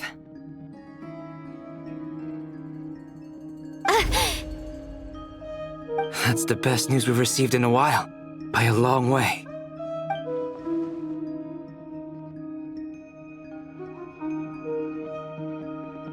Random locations. Appearing in reverse order? Are you serious? So not dying isn't enough for the moon goddess, huh? She has to show off too. Anyway, does this mean we can deduce her condition from the moon marrows? Miss Androne, there's nothing wrong with simply admitting that you're happy to hear the good news. I'm not. And she's the least of our problems. We're facing a huge crisis. If she can't control the flow of time in there, she's just gonna keep moving backwards. Different points in time won't intersect, and she'll never find a way out. Let's say life begins with a drop of water. When did time begin? The moment this planet came into being? No, that's not right. Her final destination would be the moment at which the space she is in was created. But it doesn't seem like we can influence that space from the outside world.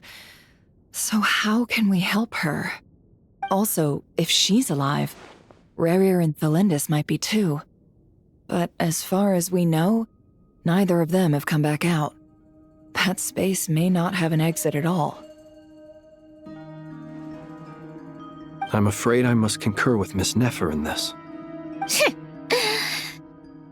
Can't exactly argue with that. Let's leave it there for now.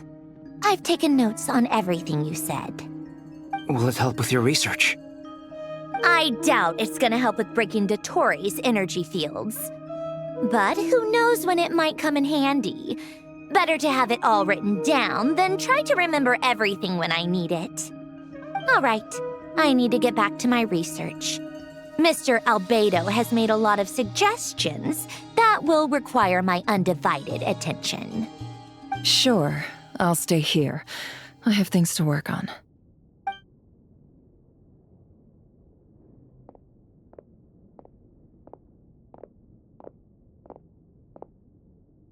Paimon, are you there? Oh, right. She went with Varka to Natlan, didn't she? Speaking of the Traveler, where could they be? There's a note from Paimon. Paimon here. Not in at the moment, but if anyone needs to borrow her stuff or the Travelers, go ahead and help yourself. Paimon won't be mad. Also, Traveler, if you get back before Paimon, make sure to get some rest. Paimon misses you a lot, but put your health first, all right?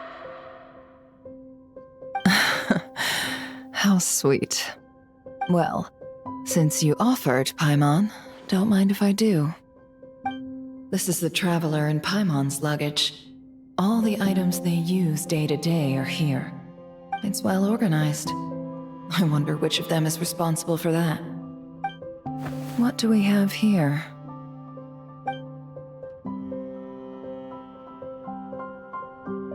The camera captured a special moment that can only occur between people who are close to one another. You can really sense how the photographer feels about their subject. I wonder why this picture was placed outside. Is it because Paimon recently looked at it?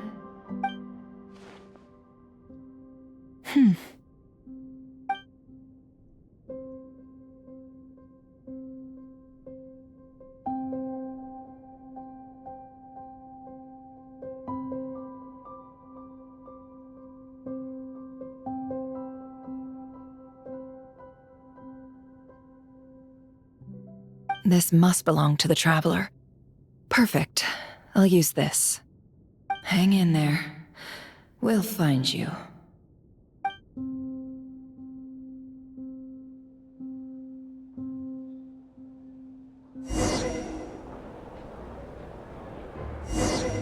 Polonia. Search keyword world formula and bring me all relevant books.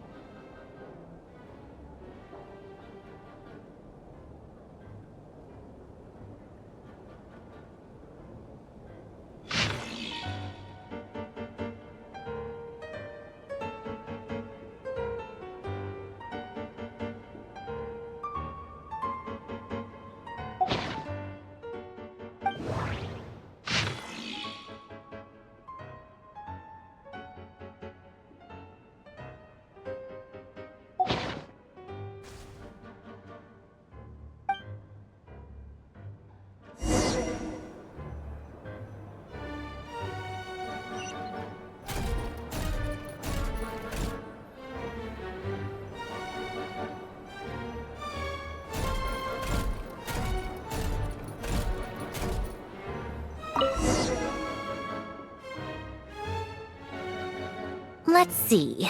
This one is on Tonki's sermon dictation concerning the apocalypse. I believe that the correct term for this is Fortuna. This was an ancient Romorian technology, a wisdom unparalleled.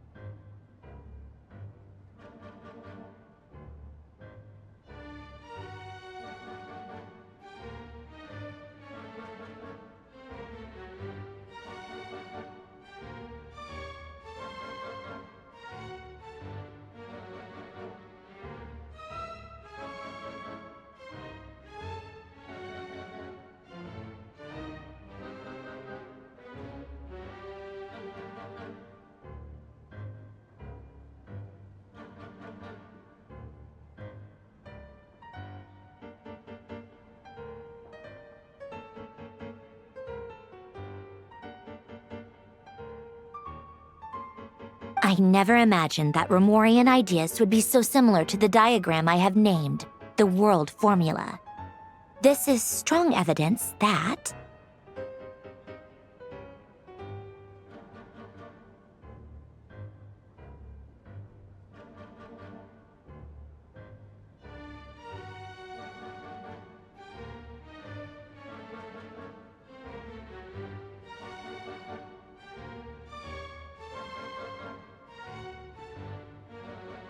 human civilization should gradually shed possibilities as it continues to explore and evolve.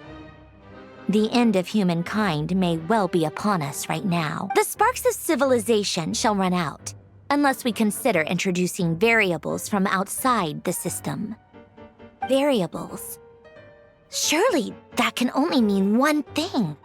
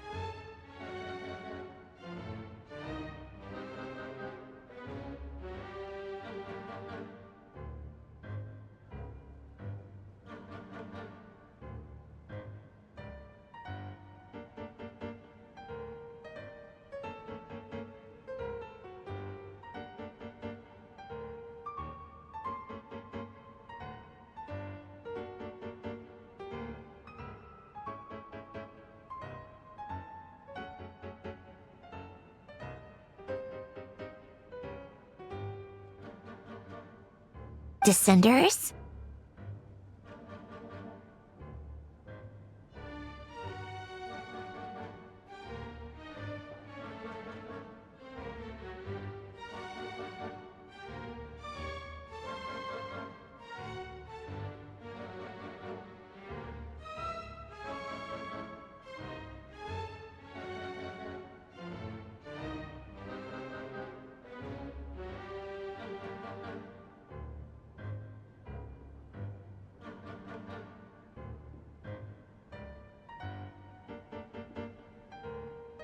Dottore likely captured the Traveler because of his descender status.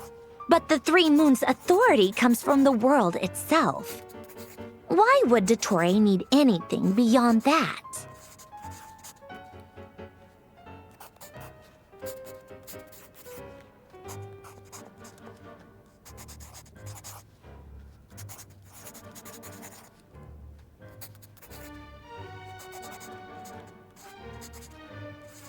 Where does this variable factor in? The world formula calculates the fate of an entire world. Introducing a variable would therefore give us...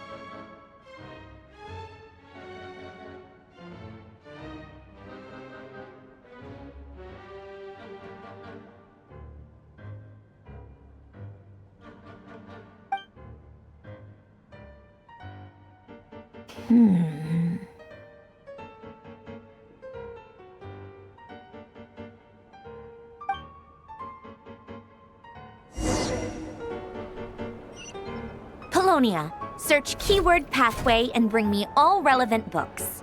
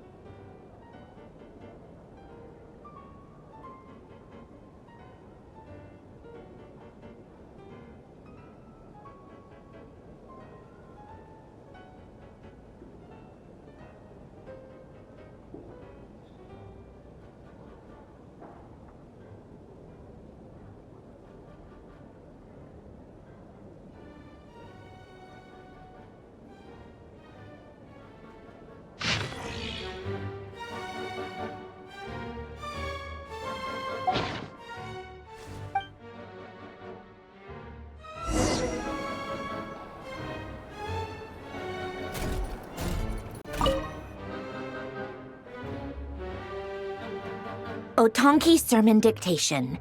Explications on the chemical marriage. Observe and compute the pathway displayed in the guidance diagram. Deconstructing and reversing its effects could generate potential ID. So, it's one of Renee's draft lectures. Deconstructing the pathway. I suppose that could lead to a breakthrough.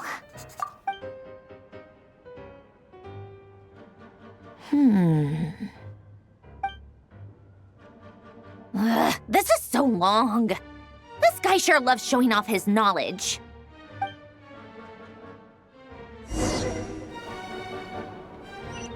Polonia. Search keyword tree model and bring me all relevant books.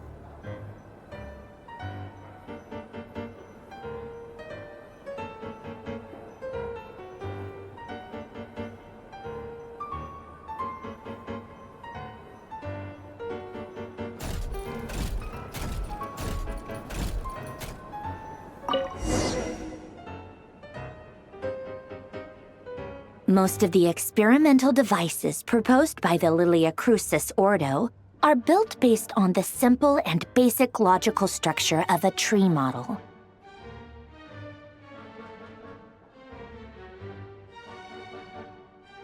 Lilia Crucis. Guess they were trying to cover up the name of the Nautitzenkois Ordo? When Duke St. Germanus departed, he said, "It seems that there's no going back." Alas, he is only a genius when it comes to machines. In all other things, he is but ordinary. Excuse me? I'm sorry. That's just ridiculous. What kind of book is this? Great Detective Herlock, the Alchemist and the Clockwork Saint? Isn't this a novel? Come on. Still, the author swears that they knew Renee well. Whatever. I guess it's not beyond the realms of possibility that Renee would say nonsense like that on occasion. Memory, wishes, souls, and persona. Frankly, this sounds more like occultism, but if Albedo vouches for it, I suppose there must be some alchemical basis to these techniques. The way Alain Guillotin saw it, the world was comprised of machines. The universe needed machines, and thus his technologies were created. That's why I was born. René, his full name was René de Petrichor, if I recall correctly. Sounds like he and the town must be intricately connected. That place was also the source of most of our information regarding Remurian civilization. Seems like some of his projects were based on their technology. The cutting of souls and storing them in vessels. These seemingly unrelated techniques underpinned René's research. Assuming that the four orthants correspond to alchemical categories. The chemical marriage model? Alain would have scoffed at that. He never would have let those theories or parameters anywhere near his mathematical formulas.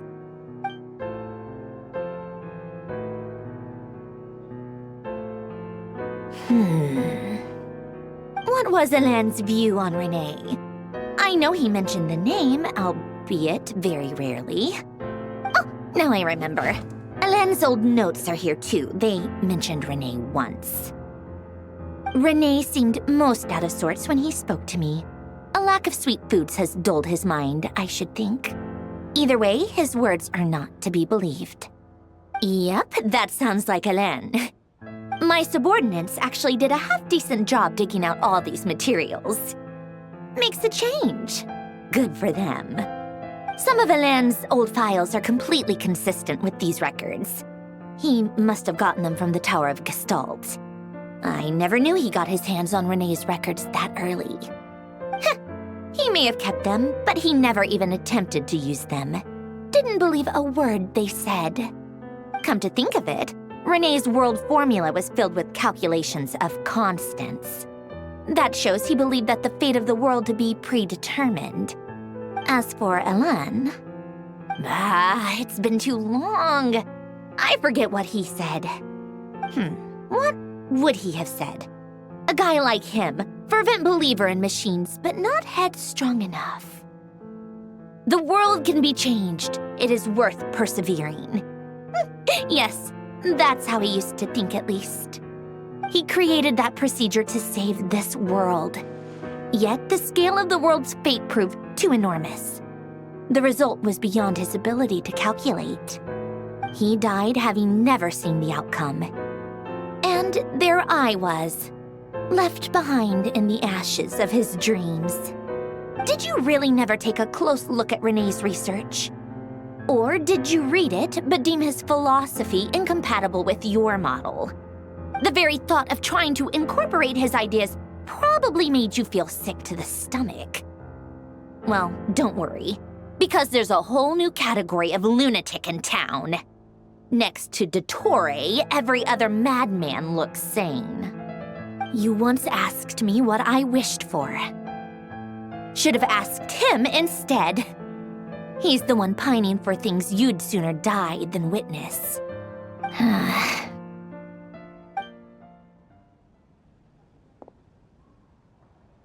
Even the tiniest variable can make big waves in the present. Now then, allow me to put these incompatible fragments together in your stead. First, establish and verify the existence of the Great Circle. Absolute nihil on one end, absolute reality on the other.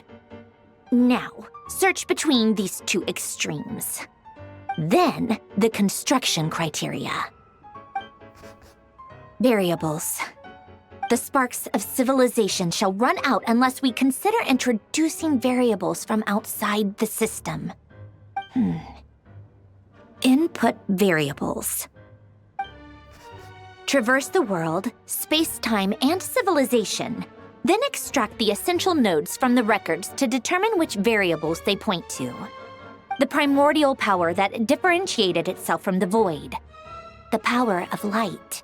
Yes, light. Records. Hyperborea.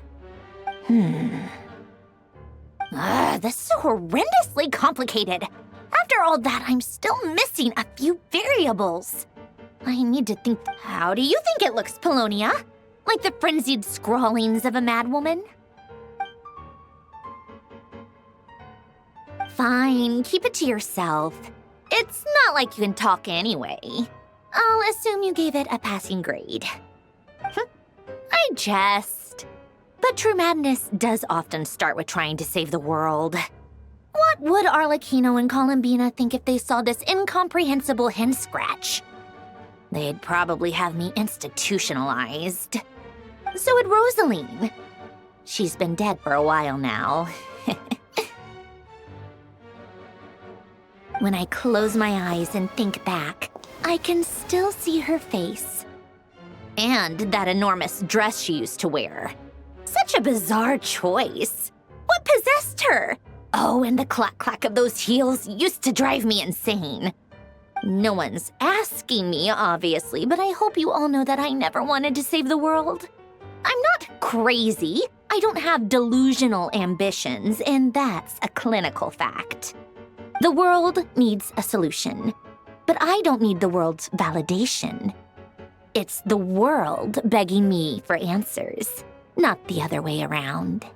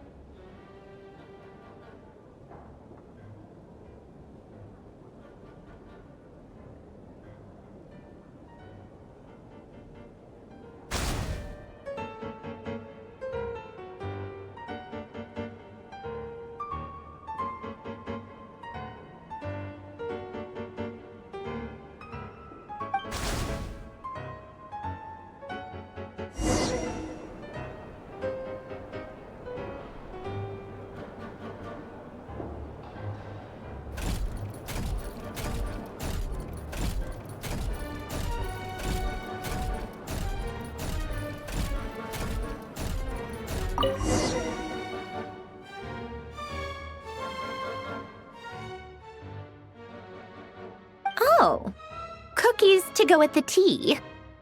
Let's see. They must be from that person who brought those documents. I see they're from Hotel de Boer. Something's written on the box. We are proud to present this homage to the Fortress of Meropede's fun-filled meal collection system. Fortune cookies. Have a lucky start to your day. Sounds like a dumb gimmick to me. Be early to bed and early to rise. Get plenty of sun and drink plenty of water. Then things will surely go well for you. What? Are you kidding me? Somehow I doubt that an early night and a glass of water is magically gonna save a world on the brink of existential peril.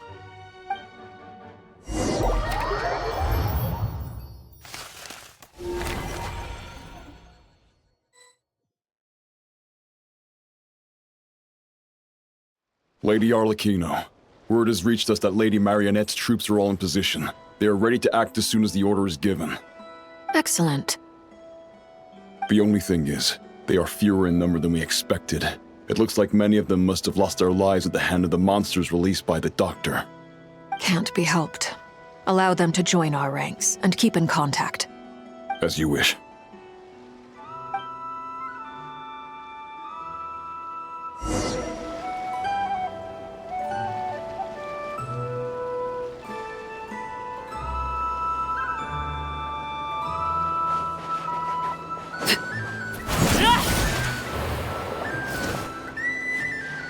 It's been a while, Arlecchino. You look well.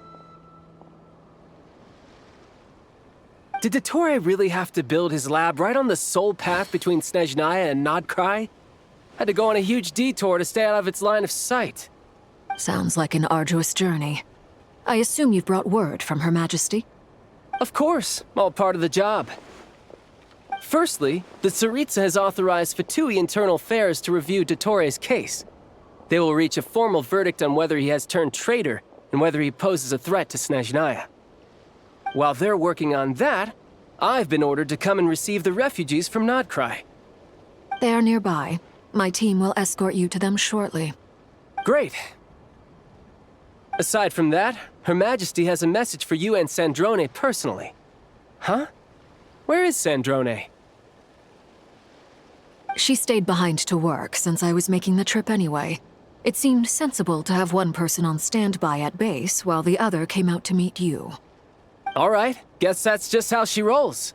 In that case, tell her that the Tsaritsa's decree this time is pretty awesome sounding. I think she'll like this one. Still, I wonder what... Wait, what's that? Did one of our troops turn into a monster? Take him out.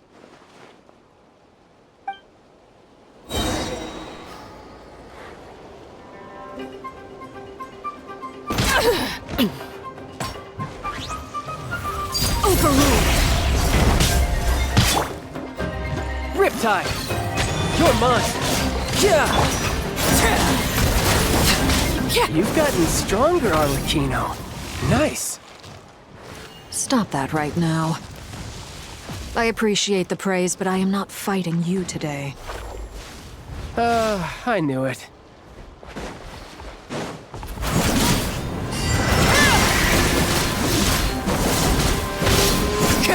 Witness my rise. Transfixed.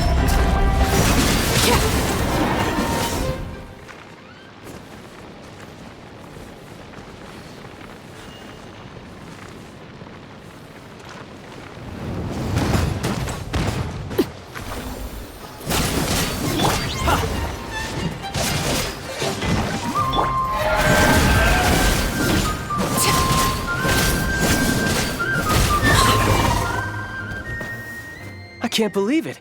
He was a living, breathing human one moment, and the next... Another fine piece of work by our dear colleague, I'm afraid. What in the world has been going on in Nodkrai? A lot. But long story short, Dottore stole 2 moon marrows that should have belonged to Columbina, then built a 3rd moon marrow of his own to concentrate the Tri-Lunar Authority in his hands. What? What do you mean he built a moon marrow? People build roads and houses, not moon marrows. What's his next DIY project? He's gonna build a god? You could stand to be less surprised. We are harbingers. The work we are engaged in makes the creation of gods seem mundane by comparison.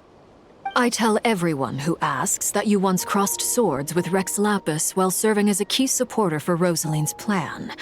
But right now, you're acting like a common adventurer. Thanks for speaking up for me. Those two really took me for a ride back then. Then again, surely no common adventurer would manage to get tangled up with them the way I did. That's gotta count in my favor, right? It almost sounds like you wish to repeat the experience. I might have to lower my opinion of you. No. I'll stop talking.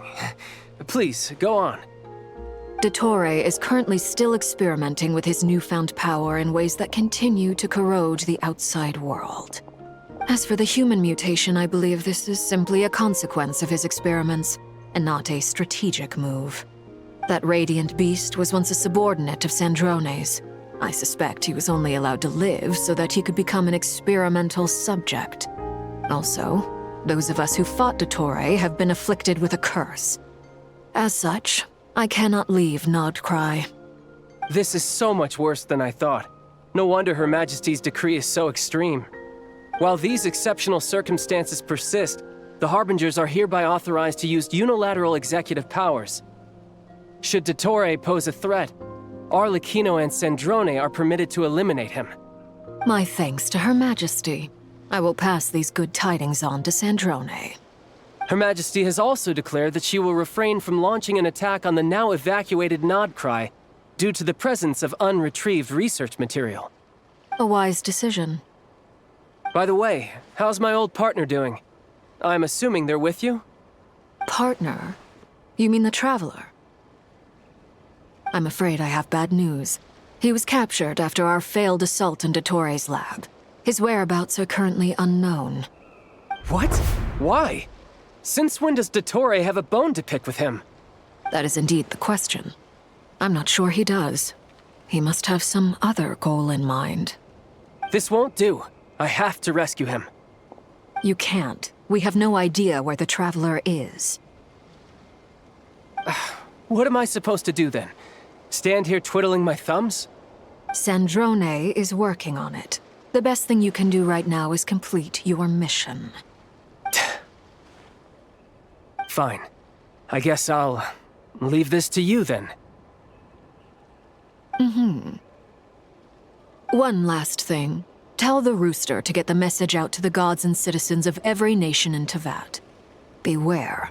An uncontrollable pollution is spreading forth from Nodcry. The source of that pollution is a madman drunk on the success of his experiments. The Fatui and our allies will endeavor to contain the threat. However, if Nodcry falls, things are likely to escalate. Considering Dottore is one of our own, all Fatui stationed in Nodcry consider it our duty to stay and fight him to the bitter end. Whatever the cost. Hey, don't be too pessimistic. If it comes to it, I'm sure Her Majesty won't stand by and do nothing. I hope you're right.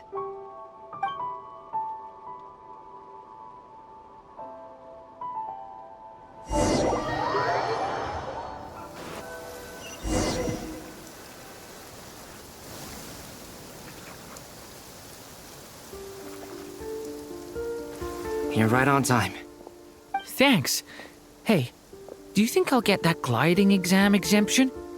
I made sure I was on my best behavior in Mondstadt. I landed well outside the city and walked in through the gates. I'll help you apply, don't worry. For now, let's see what we have here. What are the Doctor's energy fields even made from? The usual attract and repel principles that govern Kuvaki don't seem to apply to them. They are very mysterious, but ultimately, they appear to be comprised of energies from the three realms. Thanks to research by Master in the Hexen Circle, we know that Teyvat's 7 elements are derived from the more primordial power of the Light Realm, which is antagonistic with the power of the Void Realm. Since you have the power of the Dragon Durin within you, I'm sure you can already tell that this energy field contains no abyssal energy. That's true. It's not abyssal energy, it's something pure, wild, and untamed. I've been thinking about something. Do you still remember the device that Dory supplied from the Academia when you and Miss Columbina fought Rarier? That was one of the most marvelous feats of ingenuity I've ever seen. The design, the craftsmanship, the material selection. I couldn't fault any of it. Not to mention the operating principles. Surely the most ingenious feature of all. Dory didn't go into detail on how it functions, but I have a working theory. The clue was that Miss Columbina was somehow able to use the pyro energy that you provided, despite the fact that, as a moon goddess, she should only be able to use light realm energy in principle. Now, all elemental energy is, of course, derived from light realm energy to begin with. Hence, I suspect that the device works by restoring elemental energy to its original state. This presumes a theoretical model of the 7 elements akin to that of light refracted through a prism. Perhaps it is no mere analogy. Maybe there is indeed a prism in this model. I almost wonder if the idea for the device was conceived based on direct observations of said prism. It would explain how such an ironclad design concept was achieved. It is at once a masterwork of engineering and a groundbreaking application of the Academia's latest elemental theories. I suspect only Lesser Lord Kusanali herself could have devised such an ambitious technology. But back to the energy field before us. If this is pure light realm energy, its relation to elemental energy is one of integration versus division.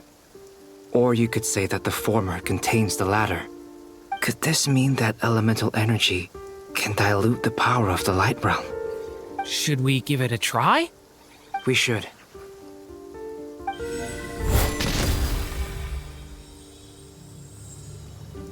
Ha! It works! Clear signs of disruption were detected at the periphery of the energy field. This indicates that elemental energy... Now you try. All right, here goes. Switch to abyssal energy and attack again. No surprises there. Abyssal power drains the energy field to a significantly greater extent. I now feel confident in asserting that the energy field is indeed pure light realm energy, and that elemental energy can dilute it. But the energy field is huge. How much elemental energy will it take to neutralize it? We don't have to neutralize it completely. We can try other approaches. That's all for theory. Would you like to continue watching? So you knew I was here? Huh? When did you get here? A while ago. But Albedo sounded like he was working on his thesis defense back there. Back in Sumeru. You can end a person's whole career by interrupting them mid-speech. Very thoughtful of you. I'm truly touched. Could I ask you to lend me a hand? With what? A little test. Try using Animo to unleash a concentrated assault with circular blades, with the goal of breaking through at a singular point. Nice! This time it tore through the field. Tremendous. This is a major breakthrough. Should we go through? We probably shouldn't risk having mutually antagonistic energies in such close proximity. Durin, you stay here and watch the entrance. Hat Guy and I will go in to investigate. Sounds sensible to me. Keep your eyes peeled, Durin. Don't worry, I got this. You two be careful in there. Just give me the signal if you need help and I'll dive right in. What do you mean, signal? It's based on a new alchemical concoction I developed last month. When 2 bottles of it are smashed on the ground together, they emit a blinding burst of light. If it comes to that, remember to shield your eyes with your hat. Glad I asked. Thanks for the heads up.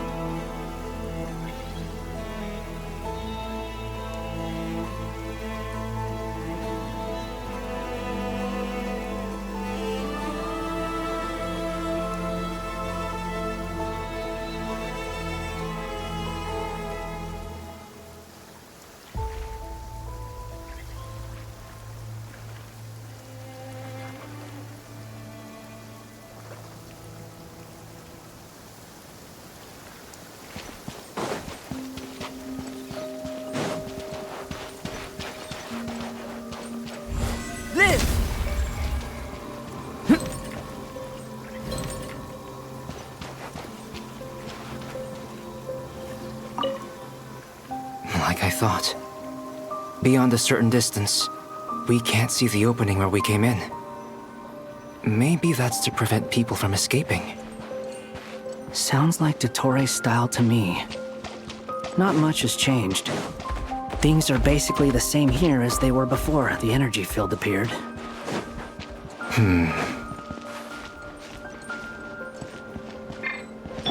Behold!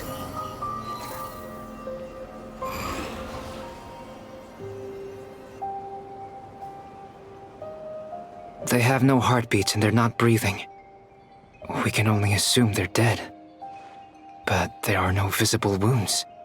Also, there's an animal squatting next to each body. It's watching us. That's not an animal's gaze.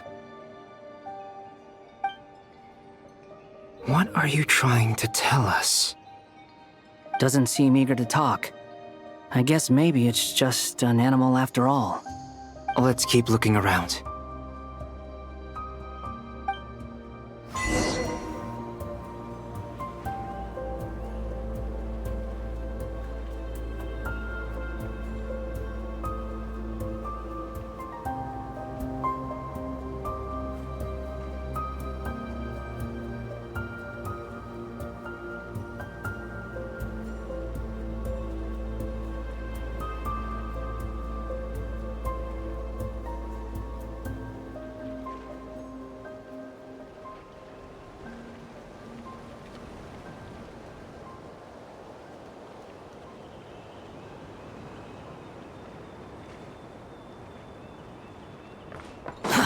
Too slow.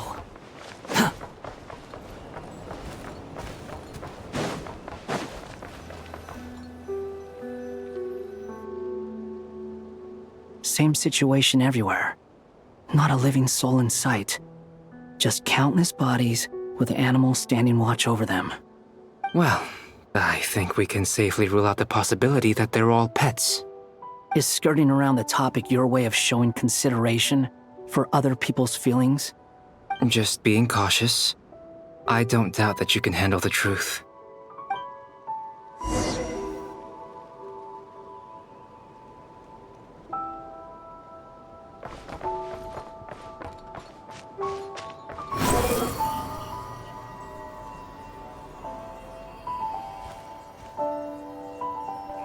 Careful.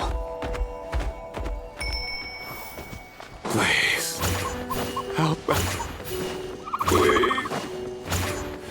Over there, I hear a voice. Sun rises.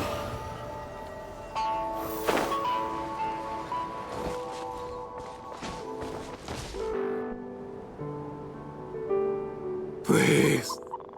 Help us. Please. What happened here?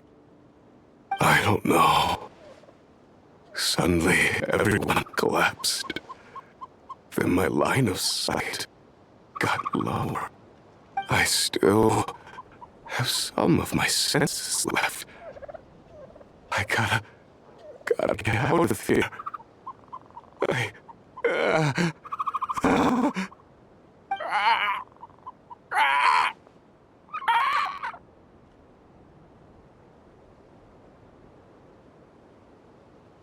It looks like there's a huge experiment going on inside this energy field.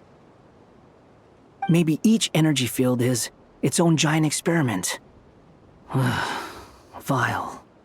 He's swapping human minds with those of animals. Even without the other circumstances, this would be an extremely radical experiment. Those people may have lost their sense of selves, but they are not fully animals either. If they were, they would have left. But instead, their instincts are driving them to remain by their dead bodies. We should go. No sense in sticking around here longer than we need to. Agreed.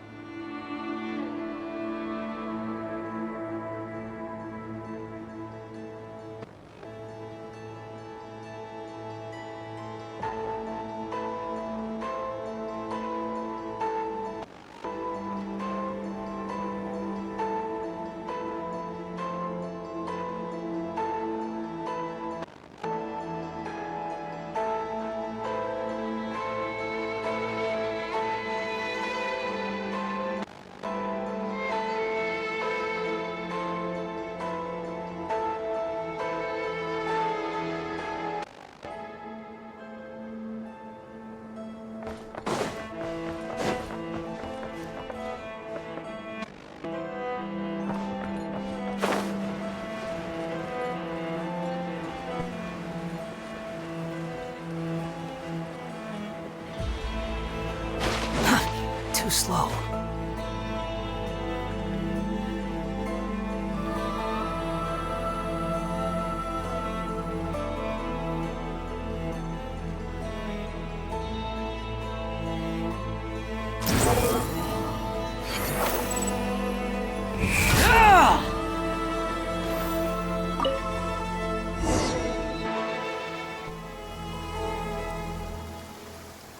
You're back! Everything okay? We saw some things that take a strong stomach. Otherwise, we're fine. We should share our findings with the others.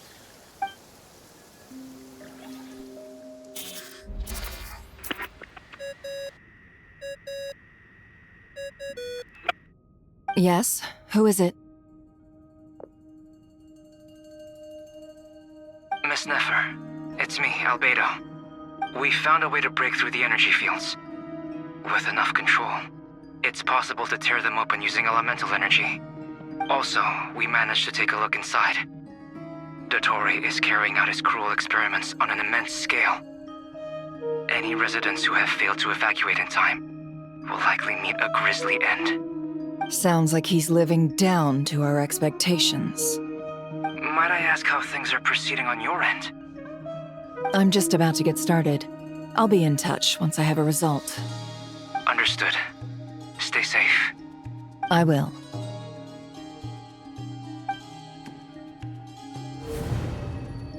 Well, Nefer, I'll link up with you once my tasks are complete. What makes you think I'd need you to do that? I'll need it. And considering the way you approach certain matters, I think you'll be better off with me present.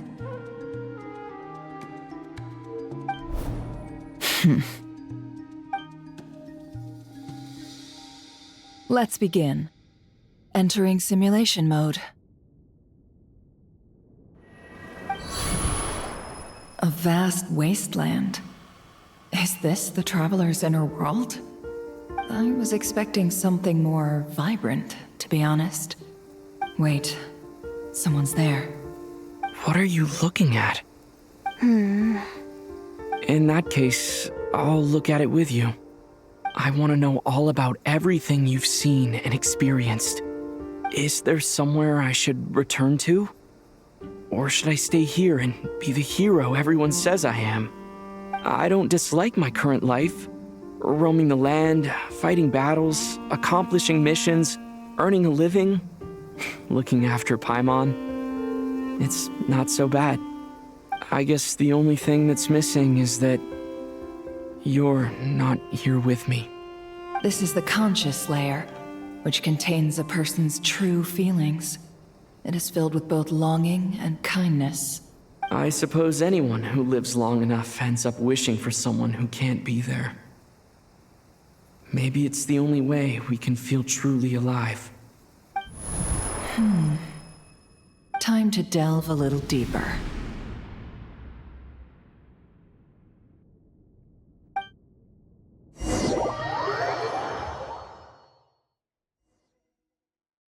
Nasha Town is hardly the optimal choice for a place to live, but it has character and a reasonable population density.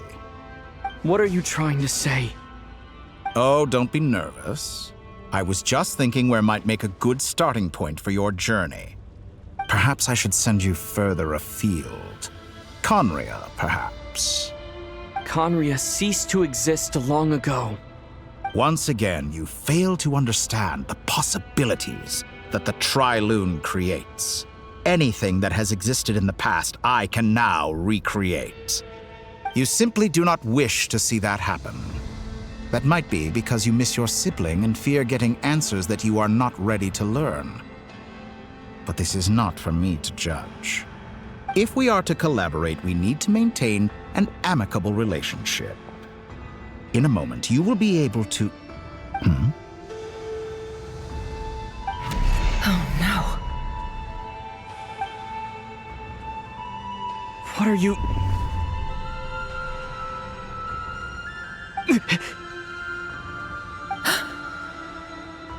What are you gonna do? Don't move. Something unwanted has crept into... Oh? Gone as quickly as it came.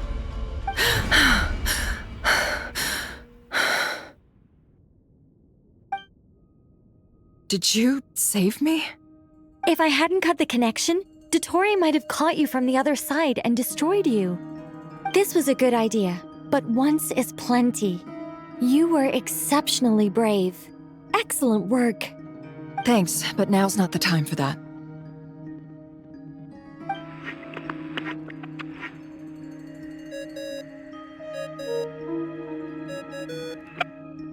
Albedo speaking.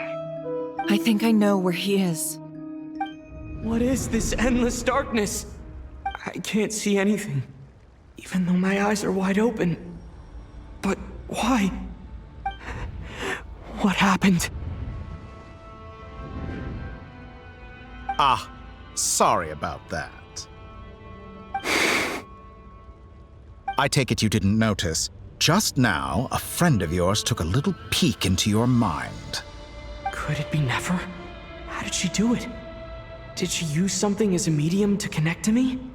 Do you think she's aware of your current circumstances?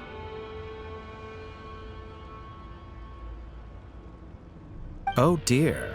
Have I stunned you into silence?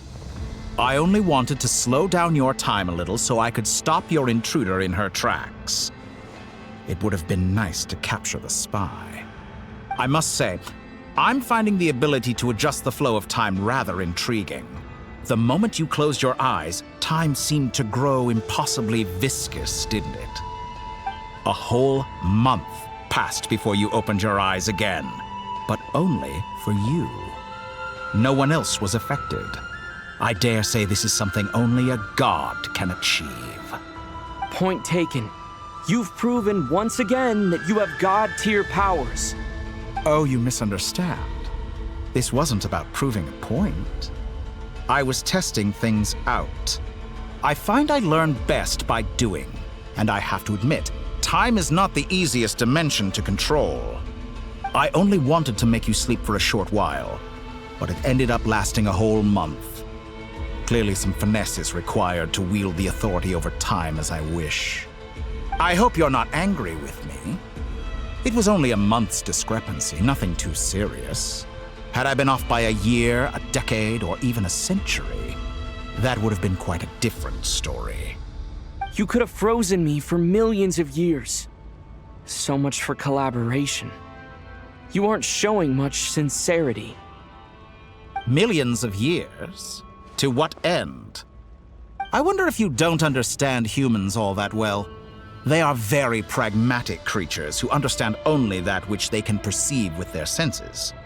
If I had you sit here for a week, I imagine people might sympathize.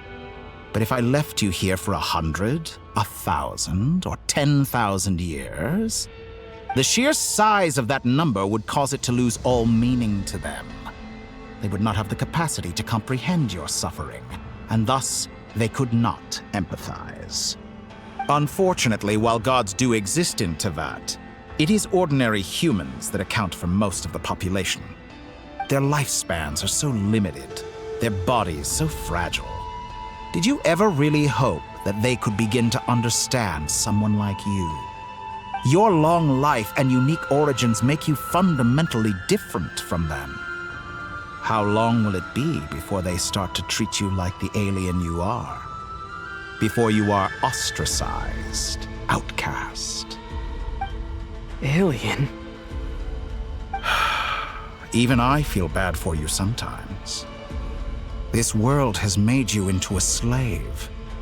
So many times you have served its will, and not once have the powers that be ever thought to grant you the one simple thing you wish for. You have been treated most unfairly. I can change that. I will grant you special privileges and give you back the status you rightly deserve as a descender.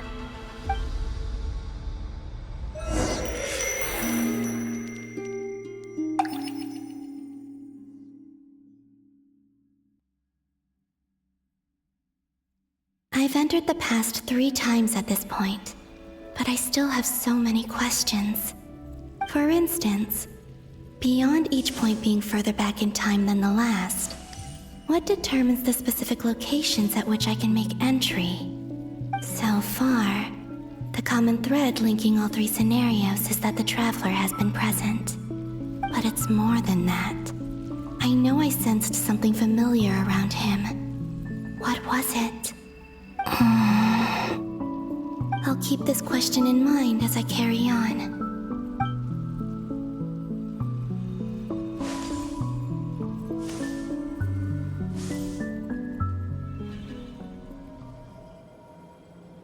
Humans, you never change.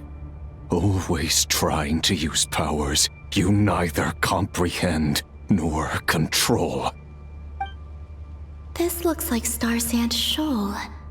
Was this before Rerir regained his physical form?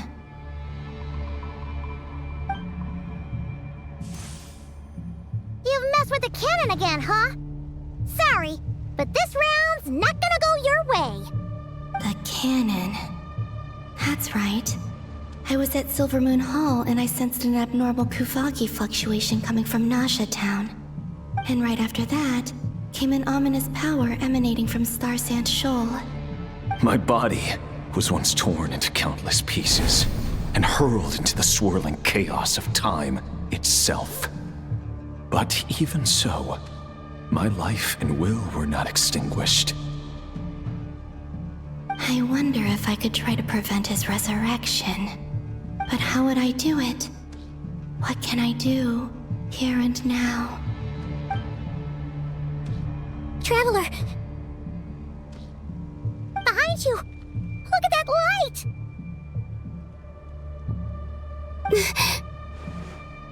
No, I won't make it in time.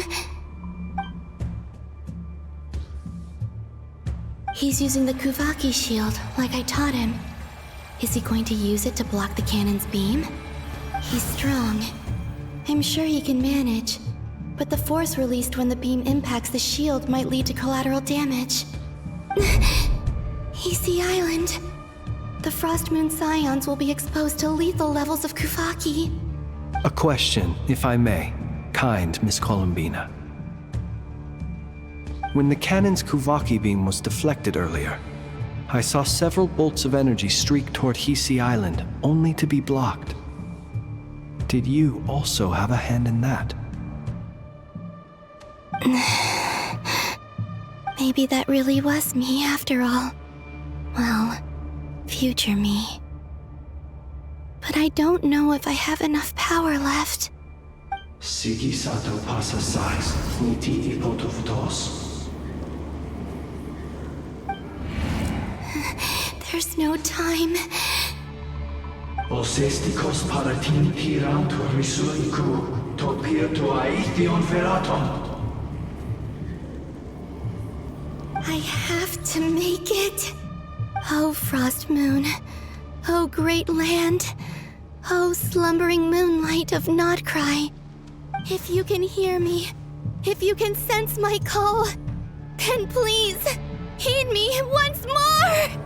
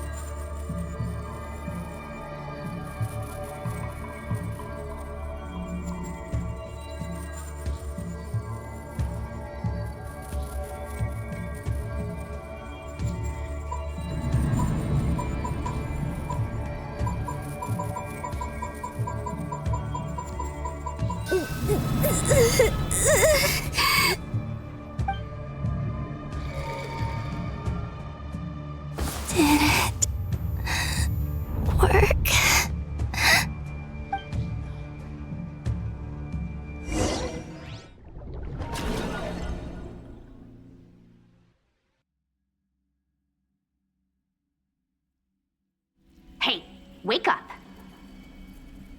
Hey, did you hear me? Columbina, I said wake up, now! Oh, good morning, Sandrone. It's 3 in the afternoon, actually. And could you kindly not use my quarters as your personal nap room next time? But I feel so safe here. And your coffee, right? It's so bitter, but it smells lovely. It's like you were raised by wolves in a forest or something. What did you drink growing up? Grass tea? The Frost Moon Scions certainly led a more frugal existence than the Fatui. Then I'll bet you've never eaten one of these before. It smells delicious. That's because it's a Fontanian recipe. I had a little free time today, so I made a batch. Rosaline will be here shortly, but if you really can't wait, I guess you can go ahead and... Hey, at least let me finish before you start eating! Did the Frost Moon Scions not teach you basic table manners?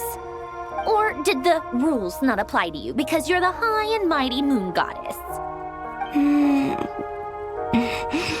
These are so tasty. Of course they are. I made them. I was worried they might contain traces of machine oil. What?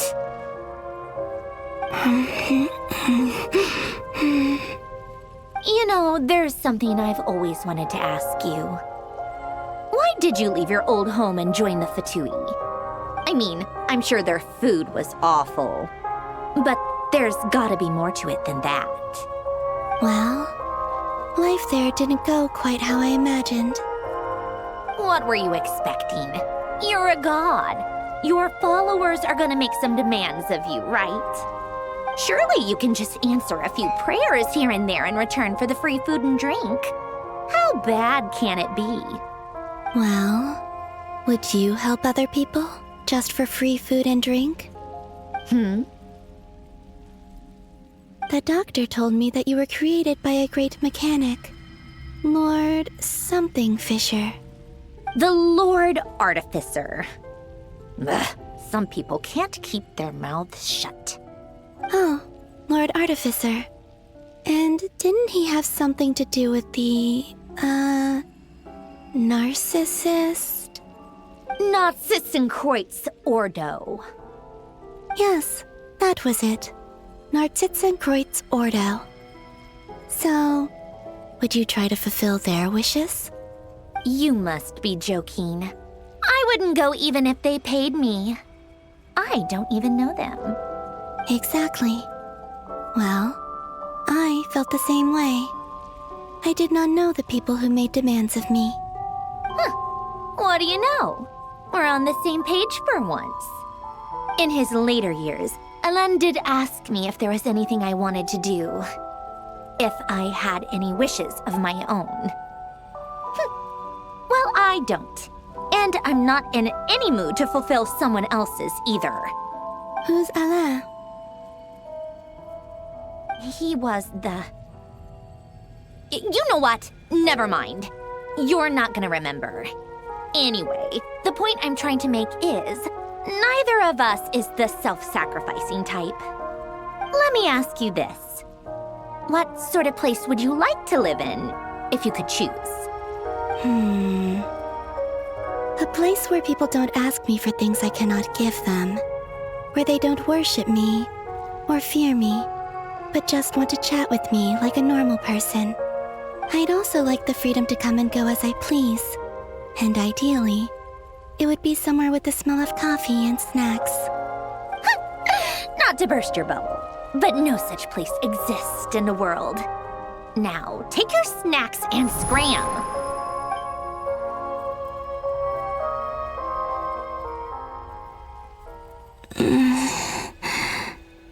Did I pass out? Of course.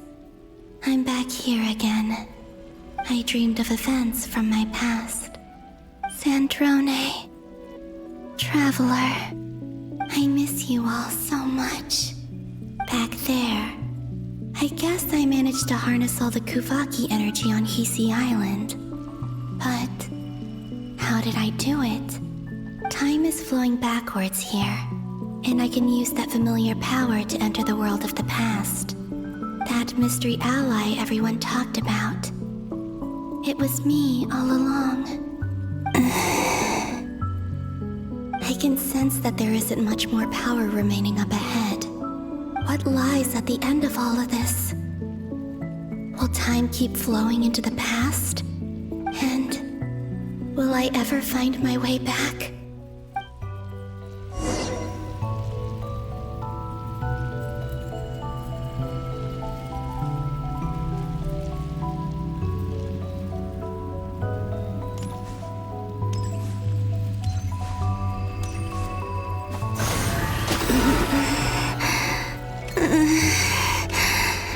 It's getting harder and harder to use my power.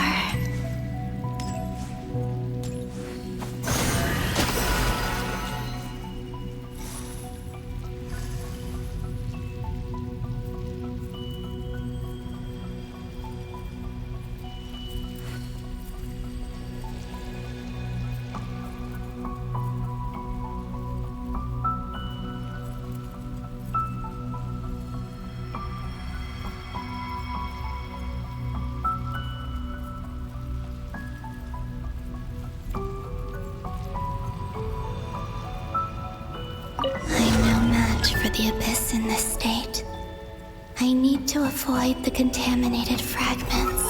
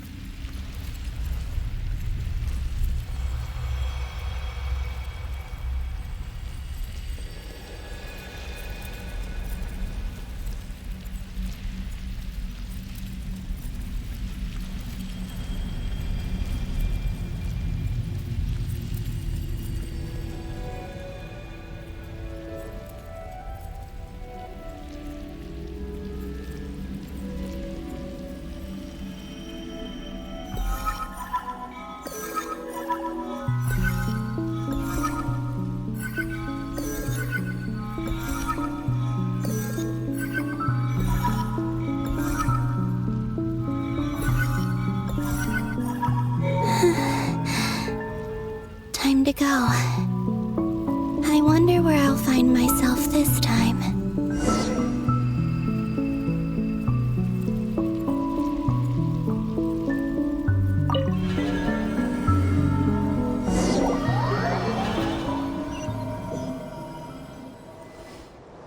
The Final Night Cemetery. This is where Flint's is based. Or not! How are we supposed to read through this many files? Difficult, yes, but it is also our most efficient option. Seems like they're searching for information. Oh, I remember. Flint and Varga talked about some files on the Wild Hunt. Was this my doing too? To expose the true intentions of this Rarir, we need to dive into Notcry's history. Are my actions changing the past? Or are they simply completing a process? Is all of this inevitable? Or am I the one making these decisions? If I choose not to help them now, will it change how things turn out? Hope we don't land on our heads then. They're my friends. I can't not help them.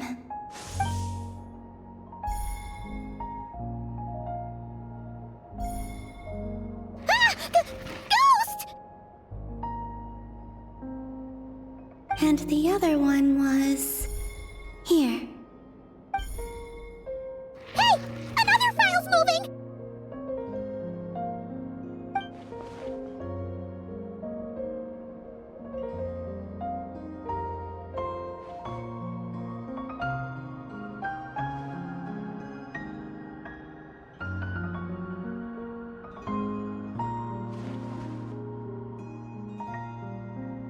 That should do it.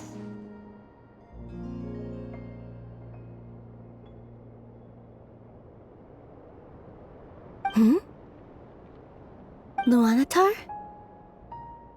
You can sense my presence? Wait!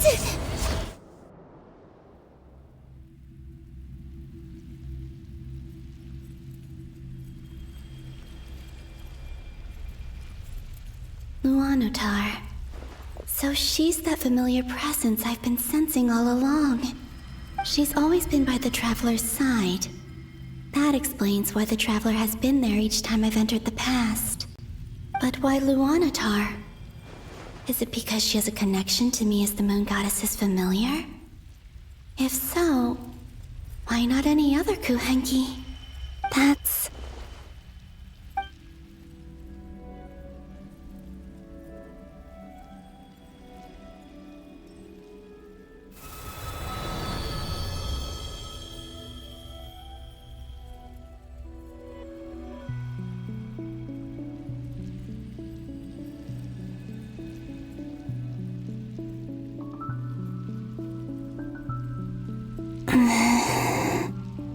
I cannot sense any power up ahead.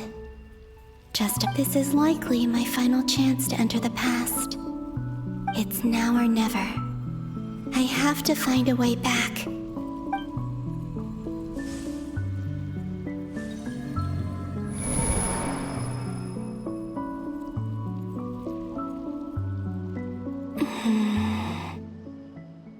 Hisi Island? How far back in time is this? Where's Luanatar? I can't sense her presence this time. Oh, seeing Enefa and Aino reunited like that sure was heartwarming. Traveler, Paimon. No, stay calm. I don't have much power left to change things. I don't even have that much time left here. Think, Columbina. How do I find a way back? A way back... to where? Do I go back to Moon Prayer Night? And if I return in my current state, what will become of me then? Dottoro's actions that day proved that he'd been planning that for a long time. He had already seized the power of 2 moon marrows before capturing me. Even if I managed to get back, how can I fight against him when he wields the Tri-Lune Authority? I can't. If I go back like this, I'll be playing right into his hands. I have to find some way of rivaling the power he has usurped. Wait. Time flowing backwards. The Tri-Lune Authority. Does that mean... I think I know what the final destination of this lunar reflection might be. I know what I must do. Speaking of homes, we must already be close to where the Frost Moon Scions live. The vibe here feels different, just like the scenery. But how do I communicate my plan to my friends? Should I write it down here? No. Someone else will see it. I need something with a close connection to me. Something I can use as a medium to tell them what's happened to me in here. Now it makes sense.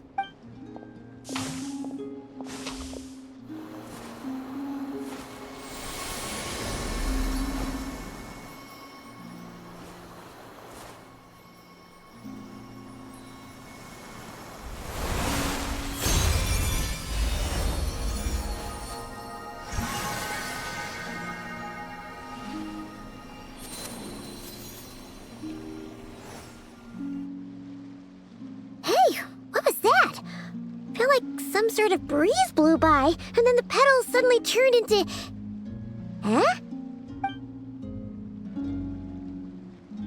It was I who brought Luanatar into being. I gave up a piece of my own soul to create her. That's why I could sense a familiar power from the moment I entered this space. It also explains why she's been present in every past location that I've entered. Because we have a deep connection. Hey there! What's your name? And the reason why there are no more gates to the past after this point is that Luanatar hadn't been born then. No wonder I sensed the trace of a blessing when we first met. But I still didn't recognize the soul hidden within you. Back then, I was just a little lost dove. I had yet to become Columbina Hyposelenia. Go on now. We've got stuff to do. Best you find someone else to hang out with. Hey, you scared it off. I'll be counting on you. Remember to stay by the traveler's side, guide him, and help him in my stead. Oh, and bring him to the garden where the moon prayer blossoms grow. There's a little lost dove there who will need his help.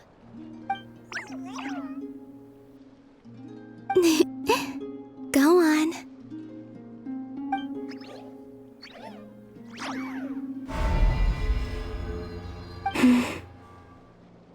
You too. Go and live your story. As for mine must go in a different direction.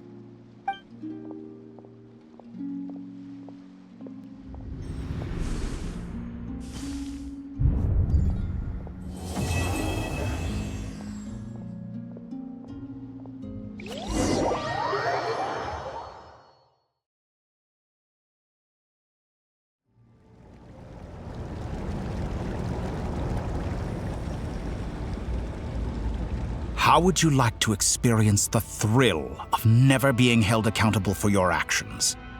You could crush people like ants without consequence, or tear off their heads or limbs as you please.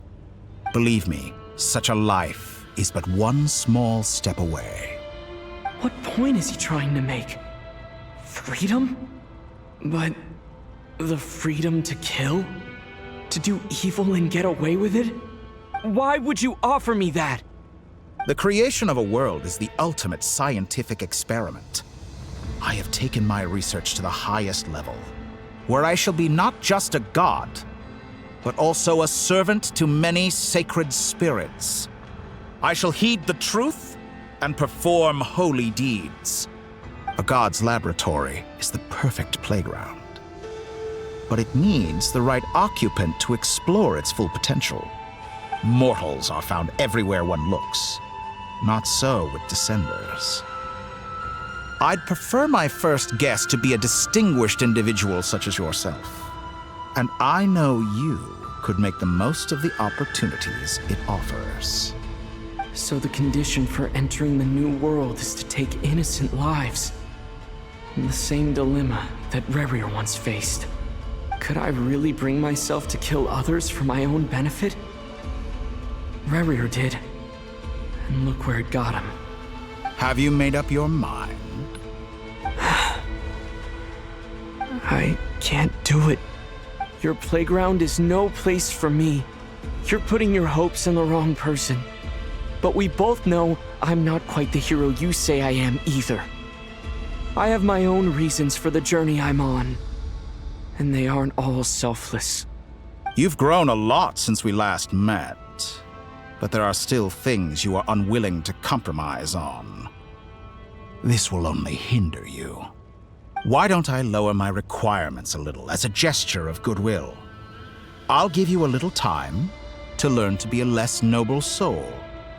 That'll make things much easier for you.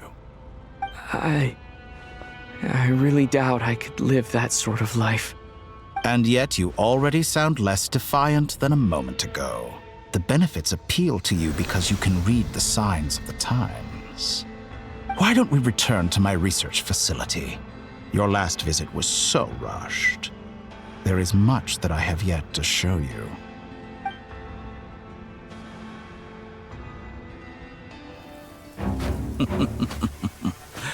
Now to that question, I Heroes don't attack from behind. Guess I'm no hero. This is most disappointing.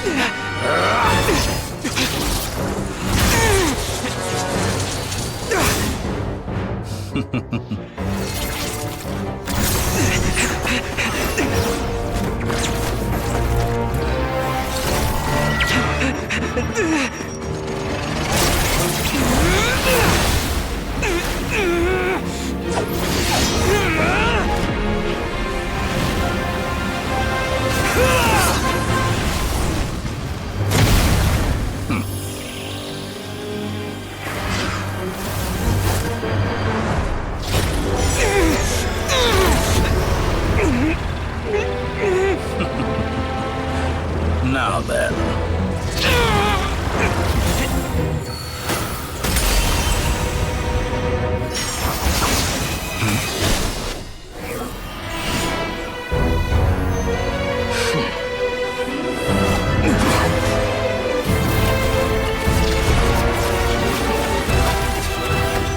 A new face.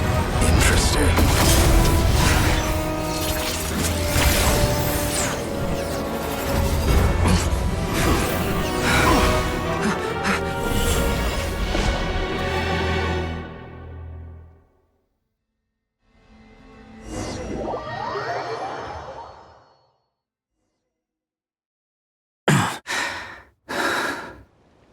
You're still gonna call me Hat Guy after that, huh?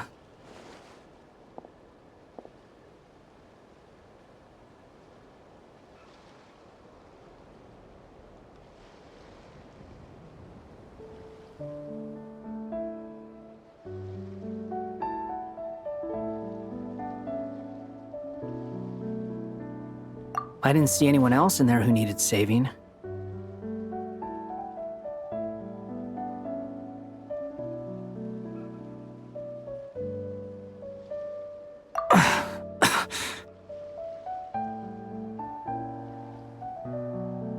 It's nothing. I'll be fine. Why are you looking at me like that? Is it that I owed you a favor back in Sumeru? Now we're even. Distracting Dotori was tough.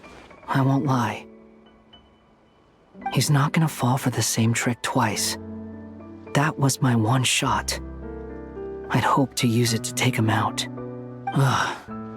I never wanted to obliterate someone more than I do right now. Dotori doesn't recognize me, but his segments were originally made based on an analysis of my operational principles. I expect it's only a matter of time before he figures out what I am. So Dotori doesn't recognize Wanderer because he deleted himself from Irminsul. Did he really miss his only chance for revenge by saving me? Why the long face? Hey, I'm not blaming you, okay? And I'm not complaining either. Rescuing you and killing Dotori are equally important goals.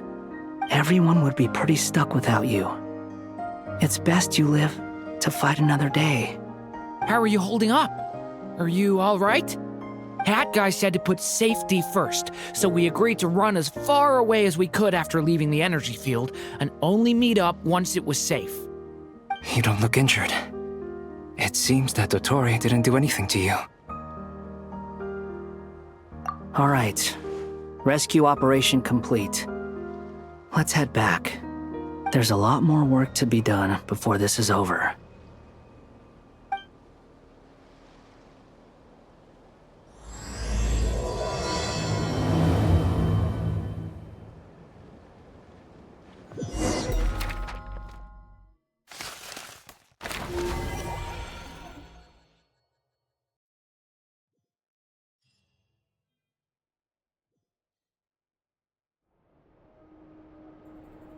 Understood. I will bear the Tsaritsa's decree in mind. I don't see what's so awesome about it, though. Does he really think everyone else is as immature as him? I'm not stooping to Tartaglia's level. I thought you might say that. How's your progress? Quite promising, actually. That alchemist Albedo gave me a few ideas. Remember how I asked you to look up some files for me? That stuff on the Nazi-Kreuz Institute. René de Petrichor and Jakob Ingold.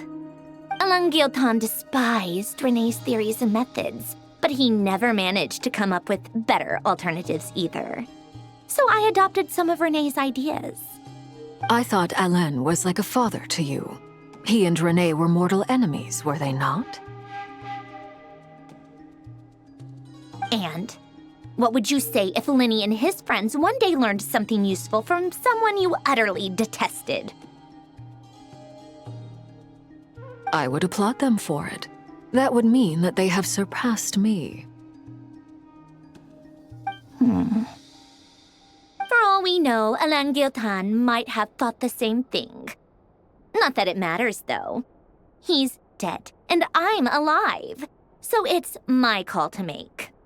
Once you die, it doesn't matter how great you were in life. Only the living get to decide what happens next. Hey, come on out. They're back.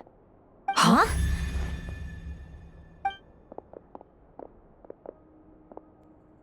You're back? And your head's still screwed on? And you still have all your limbs? What does it look like? Way to keep your composure, madam. Excuse you. I am perfectly composed. Glad you're okay. Yes, it's a huge relief.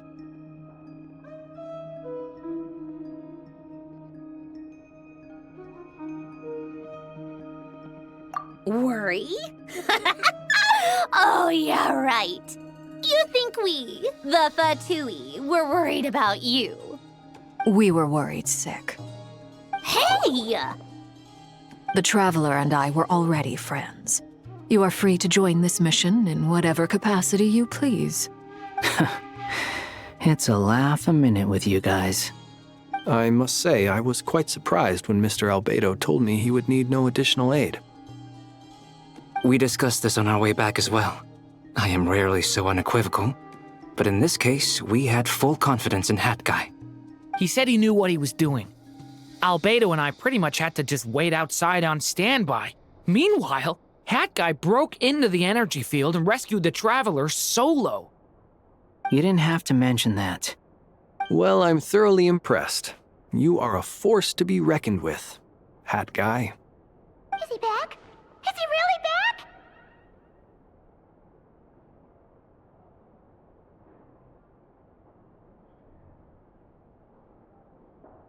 Traveler! It's really you!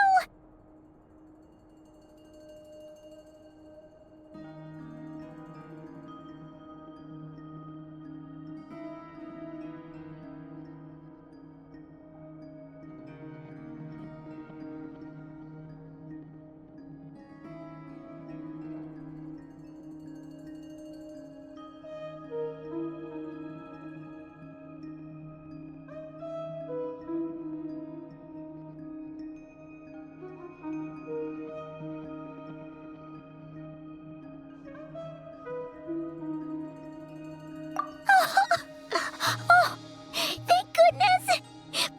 Paimon missed you so much! You can finally breathe easy, Paimon. It's great to have you back in one piece! Oh, Paimon's been having nightmares the whole time you were gone! Look at them. You know, once you reach my age, there's nothing better than watching a misty-eyed reunion between friends. It's nothing. Same goes when you get to my age, too. I bet Ino and Anefa would be tearing up as well if they were here.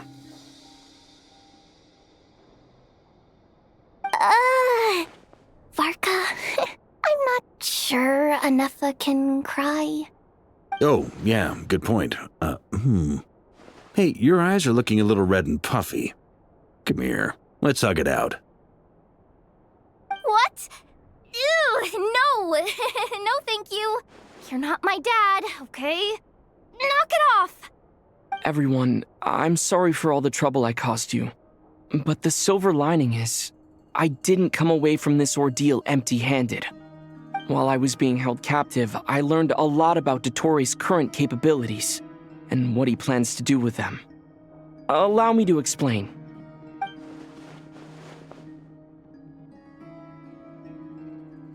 The three moon goddesses were even more powerful than we imagined.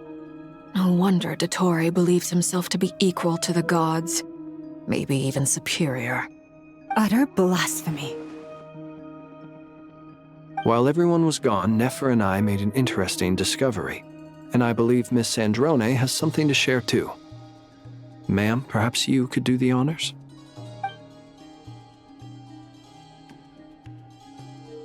Called it. Getting rid of a pesky troublemaker like her is like trying to clean up after a crumbly cake. It always comes back to haunt you.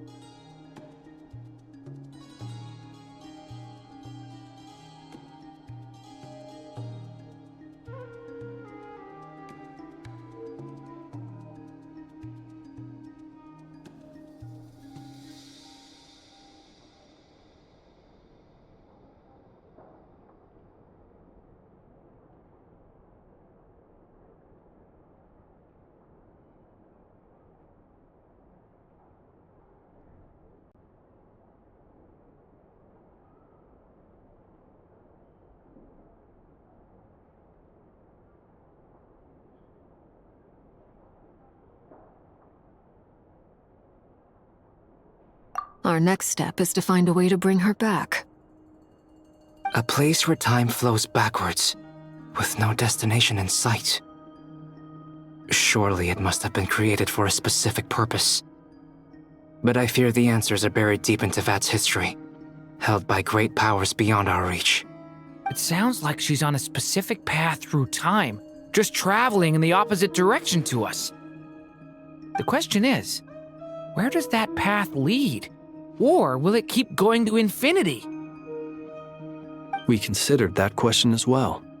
Strictly speaking, time is not infinite. Indeed not. Every road has an end. Nicole! You sure love quietly sneaking in mid-conversation. I do, in fact. It's something I've always done at our mages' tea parties. Quiet, mysterious, and persuasive. You wonder what lies at the end of her road. Well, just as the world has a beginning and an end, so too does time. And so, the end of the road is the moment that Tevat was born. But where Miss Columbina will end up along this road, that depends on where this particular river of reverse time began. What about the original moons and the moon goddesses? Do they have a beginning too? All things do. In the beginning, no moons adorned the sky. It was the Dragon King Nibelung who raised the three moons into the heavens, and thus were the moon goddesses born. They were shadows of the planet, born to wield Nibelung's authority and oversee the world on his behalf. They were extensions of his will, manifestations of his majesty. But then one day, they disappeared just as suddenly as they had once been brought into being. Nobody knew where they had gone.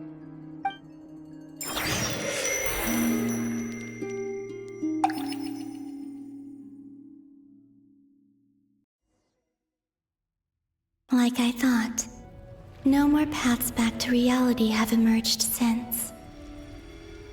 But how can I be sure that I'm going the right way without scenes from reality to keep me on track? I can't even be sure of how long I've been walking for. The further I travel, the less stable this space becomes. There are even moments where I can sense something that feels like abyssal energy. They can just materialize out of thin air. I have to keep my wits about me.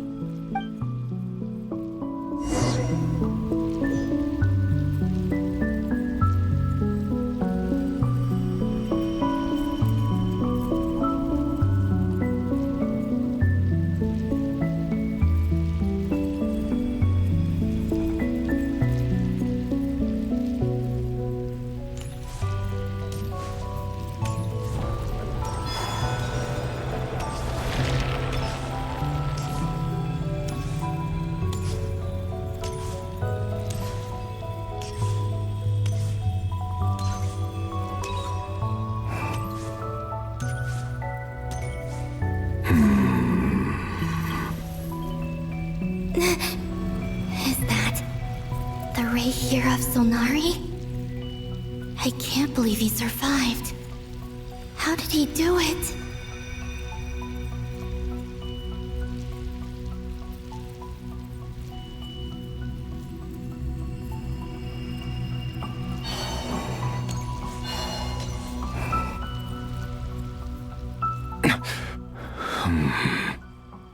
You are the moon goddess.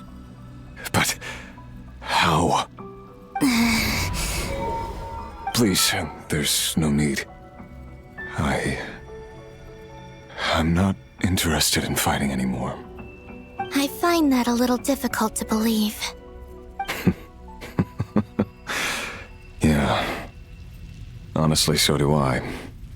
The way you used my own power against me was... It was a brilliant strategy. And then, in the final moment before I was thrown into this space, I got to see an old friend. Mr. Dainsleif. Right. It was so long ago now. But we were friends once. And when I first got here, I was filled with hatred, remorse, and rage. How I cursed and devoured. I tore everything here apart. I was consumed by the desire to leave this place and have my vengeance. But to no avail. This is a place with no exit. This is the second time I've entered this space. Though I have no memory of the first. I was torn to shreds the moment I entered. But this time I survived. It must be partly because of this new body. And partly because of all the Kuvaki I absorbed in Nodcry. Are you the source of the abyssal power in here? Not all of it. Some is from when I first arrived here and tried to destroy everything. But there was already a degree of abyssal power here before I entered. And like a venomous snake baking in the merciless sun, it tried to slither into my shadow. Tried to? So, you rejected it? Yes. Because after that, the world suddenly became silent for a moment. What do you mean? The voices in my head, they were gone. And then I saw her. Her? The Lindis. My former lover. Never mentioned that she saw a memory of the Lindis leaping into the moon's reflection. More precisely, I saw her afterimage.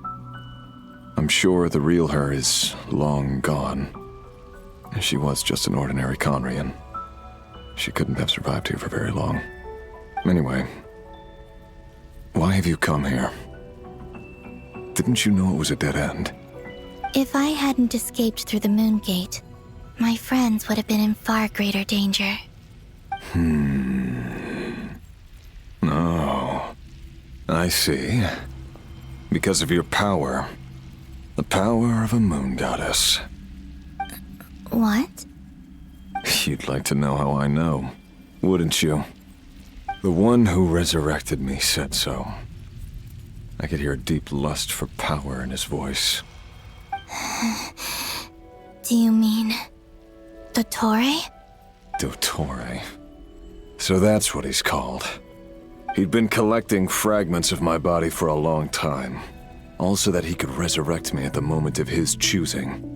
I had no interest in his research. But being as corroded by the abyss as I was, we were aligned as far as hunting the moons and recovering my strength were concerned. So that's why the Wild Hunt suddenly became so active in Nodcry.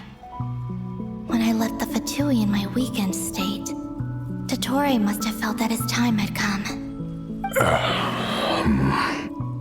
Moon Goddess, could I ask a favor of you? What?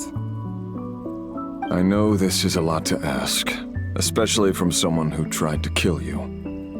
If you refuse, I won't fight it. But this is the only thing I desire now.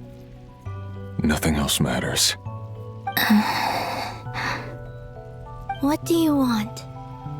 I'd like you to take a message to Thelindis for me. Thelindis?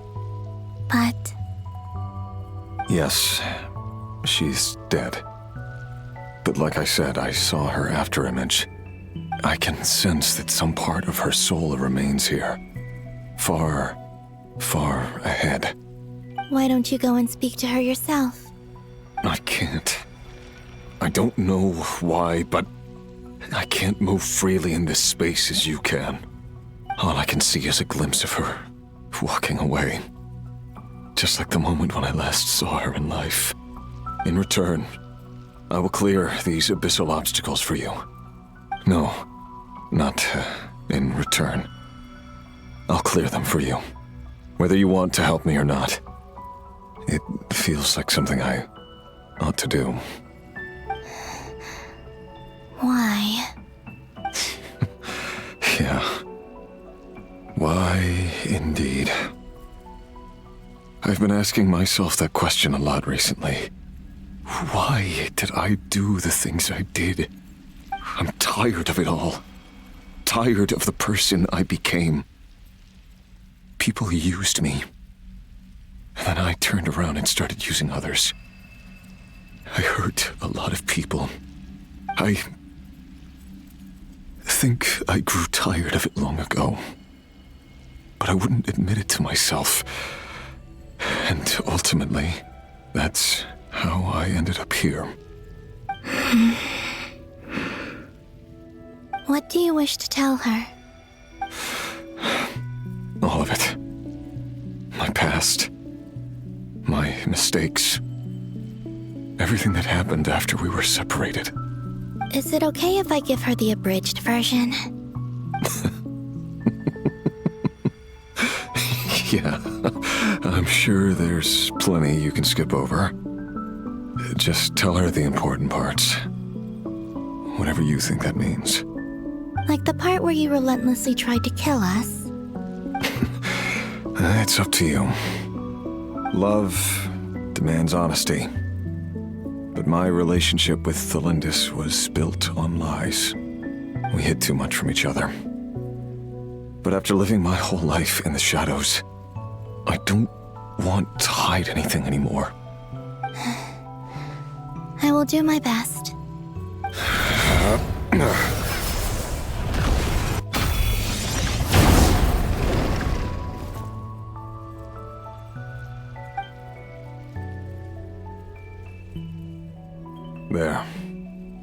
The abyss will no longer stand in your way. Even though Mr. Dainsleif felt he had to fight you, I think he still regarded you as a friend. Dane? He said that you betrayed him, but he also felt great remorse at never having understood what you were truly going through. Why tell me this? Because if he'd known that someone could take a message to you, I believe that's what he would have said. Thank you. It means a lot. I know this will sound strange coming from me, but don't die, Moon Goddess. I can tell that you're determined to get out of here.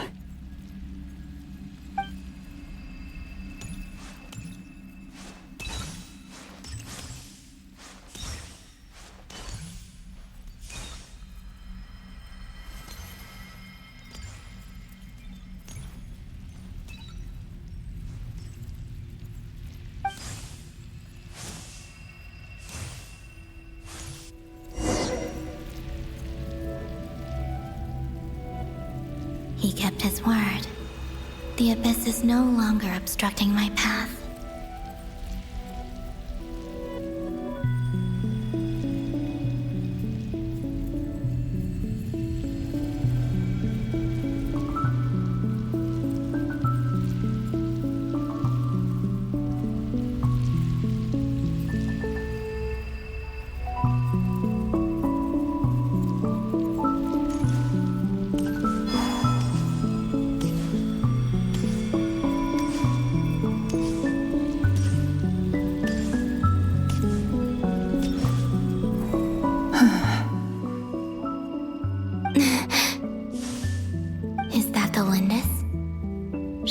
far off at all. And yet, they can never meet. Hello, Miss Thelindis. Who are you? How do you know my name? I've never seen anyone else here before. You can call me Columbina. I promised Rerir that I'd bring a message to you. Rerir? My Rerir? Is he well?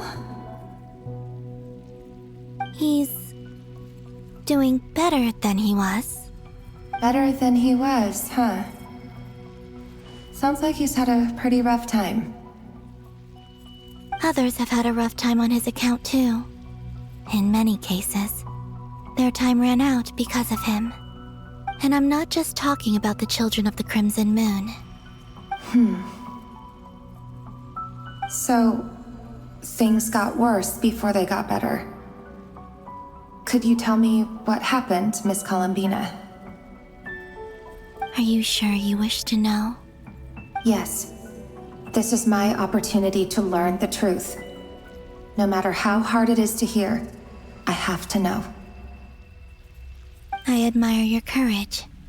However, time is short. I cannot stay here for long.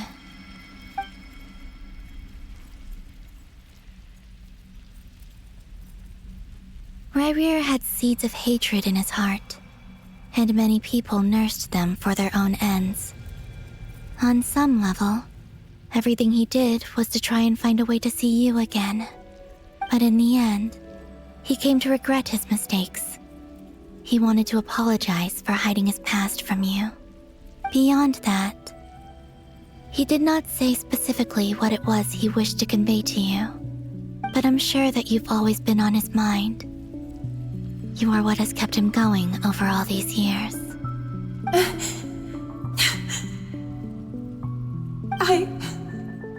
I'm sorry, Miss Columbina. This is so upsetting. I'm not sure how to put my feelings into words. It's all right. I understand. Well, that's everything from me. So, I guess I'll be... Wait. One moment. Time flows backwards here. The road ahead only leads further and further into the past. I know. I intend to reach the end of that road. Without a moon marrow, without the 3 moons' power, you won't make it far.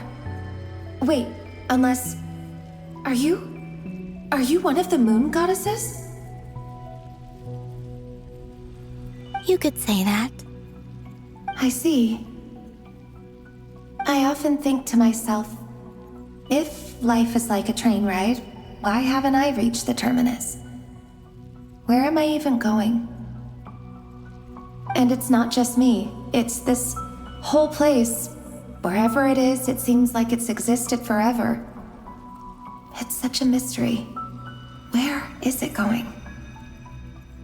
I must seem so ridiculous.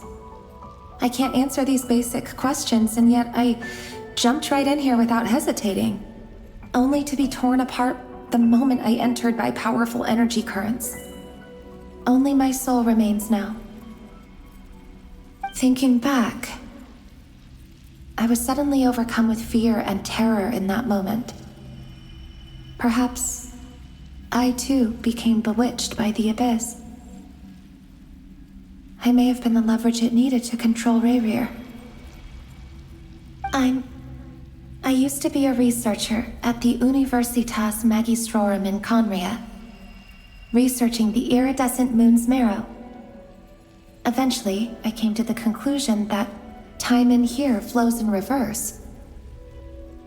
Rerir was one of the Vinster King's retainers. With me, he was in an impossible position. It plagued him constantly. I wanted to help him escape his lot in life. I wanted him to be happy, so I thought I'd use this place to return to the past. At the time, I thought I could just go back to the day that the Vinster King first found the princess. It was only after meeting the princess that the Vinster King started going too far with his research into the Abyss. That was the day all of our woes began. I thought I could stop the king from ever meeting her and solve everything. I couldn't kill the Vinster King himself, so I had to find another way to save Rayrir. That's why I wanted to go back, to kill the person who had brought new possibilities to our realm. I'm sure it was a futile endeavor, but the Abyss probably enhances the basest human desires. So I naively hoped I could change everything. But I was simply too weak. Like a speck of dust against the whole universe. Look at me. I didn't even survive the journey here. Not physically, at least. I know I'm never getting out of here. But you're different. You can make it, and I want to help you. I owe you that much. How do you plan to help me? Have you noticed the golden energy that exists here? Based on my past research and my observations since coming here, I believe they carry you forward faster.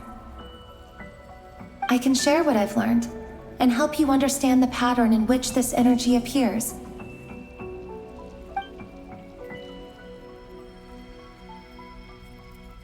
I think you just might... Now, I know you will be able to change the past. Also, I've been speculating about where this space ends. The documentation was scanned, but from what I know of the legends about the moons, the oldest ones seem to begin with Nibelung, king of dragonkind. I have no way of verifying any of it by this point, but if it's true, you might be able to reach that era if you keep walking. Understood. Thank you, Miss Thelindis. I'm the one who should be thanking you. If you hadn't entered this realm of everlasting death, what use would my deductions be? Thanks to you, they have some meaning. About Rayrir, I'm so sorry. For everything. It wasn't your fault. That's not true. Because we both feared bringing trouble upon each other, neither of us ever told the truth. And that dishonesty sealed our fates. But enough about that. I wish you a safe journey, Miss Columbina.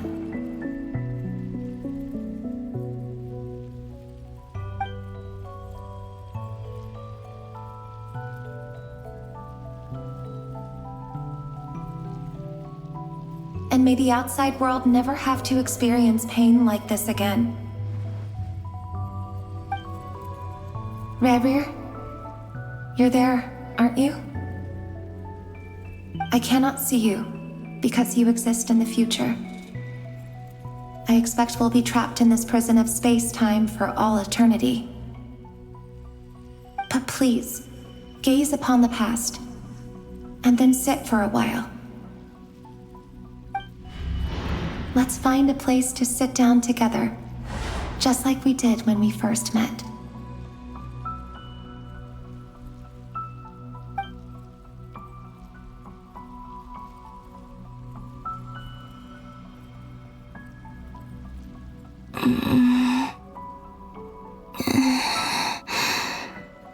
How long have I been walking?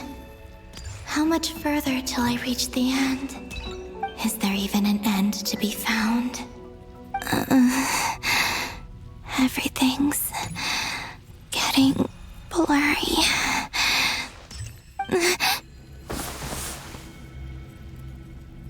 Huh?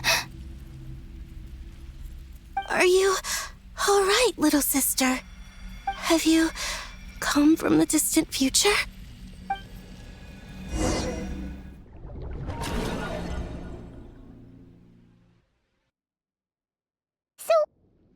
Exactly did the moons just disappear? Shouldn't it be a little harder to get rid of major creations like moons? The world is a vast and ancient place. On a certain scale, all life lasts for but a fleeting moment. Miss Nicole explained that the moon goddesses likely perished in the War of Funerary Flame. The moons themselves were also destroyed at that time, save for the Frost Moon, from which a new moon goddess was later born. Am I missing something then? 'Cause the stories say that the moon goddesses were born on the moon, but doesn't Columbina say she was born in Nodcry? Huh, you're right! Why do their birthplaces differ? What's the difference between the two generations of moon goddesses? Also, remember what Sandrone said? Her scans detected 4 moons. In other words, 4 moon marrows. Technically, the result of the scan means that 4 moon marrows were detected and positively identified as moons in that moment. In other words, this piece of information alone isn't enough for us to know how Miss Columbina is doing right now.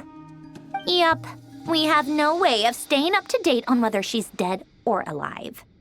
She's on her own for now. But at least she's trying her best to get back to us. Yeah. She's a tough cookie. And a sore loser, too. We have to trust that she'll find a way. Because we really need her power. As much as it pains me to say it, we've got no chance of beating Dottore in a straight-up fight. He's much too powerful. It wouldn't even be close. That maniac is going to devour everything in his path until he reaches us. We need to find someone or something that can stop him before he does anything worse. I'll be frank. Our only hope of defeating this false god is with a real moon goddess on our side. I'm not just saying this because Columbina's a friend and I want her back safe and sound. It's just the truth. And I know that even she was no match for him when he attacked, but I don't have a better solution. We're not giving up on saving her, whether she can defeat Dottore or not. Right. Don't worry, Miss Sandrone. We're all aligned on saving Columbina. No one's trying to argue that we can only justify saving our friend because it will help save the world. This is about multitasking. We want to save both. So, she's more than just a moon goddess to you guys? Absolutely. Duh! She's part of the gang! And you are too, you know. Yes, I know. You don't need to labor the point. I knew that the moment I came running over with my documents that I was part of the in-group. I mean, if Arlecchino can fit in, I certainly can. Anyway, as for how we get Columbina back, I've been working on it constantly. But I think I'm still lacking certain information about the moon. I'd probably get there if I could continue my calculations, but the problem is, I've run out of computing power. Computing power? You mean you need more energy? No, the issue isn't energy, it's processing power. There's so much data to get through that the whole process has just ground to a halt. That's a tricky problem. René de Petrichor of the Nazissenkreuz Ordo once foretold the fate of the world. But I don't know how he did it. My guess is that he used the primordial sea's power. However, that won't work for me. His methodology was vastly different from my own. What's worse, they're incompatible. And to top it all off, we can't even leave Nodcry. Ugh, this is so annoying. If I'd known we'd run into a bottleneck like this. Well, no, the design bureau's a bust as well. Curse that Dottore! Couldn't have made this harder for me if he tried. Oh, what do we do then? How about we grab a bite to eat and take a break? Maybe something will come to mind after you've cleared your head. You don't get it, do you? I'm trying to calculate the fate of an entire world here. And I need accurate results, not big prophecies. Where the heck am I gonna find the computing power for that? Ahem. Anyway, time to shelve the discussion on technical difficulties. Being a killjoy isn't very ladylike, after all. Either way, we've done what we can. Rest well, everyone. Remember to let us know if anything new comes up. Hat guy? Is he hinting that we should talk outside? Let's go somewhere a little more private.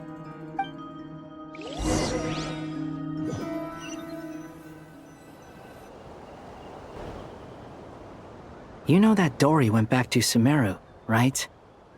Yeah, she mentioned she was planning to head back. Things aren't looking good for Notcry. She's gone to spread the word so that Sumeru has a chance to prepare for the worst. From what I know of Dottore, there are two possible reasons why he hasn't made a move yet. One is that he's still working through some kinks in his new powers. The other is, he wants to see how we're going to react. He'll easily devour everything eventually, so I guess he's in no rush to make it happen. The first false god he made was me. Now it's his turn. Even though my records were erased from Irminsul, Dottore's ideas haven't changed one bit. He once told me that becoming a god was like turning yourself into a hungry wolf or giant serpent to devour the moon. Clearly, he began studying the moon goddess's powers long before he even tried making a god.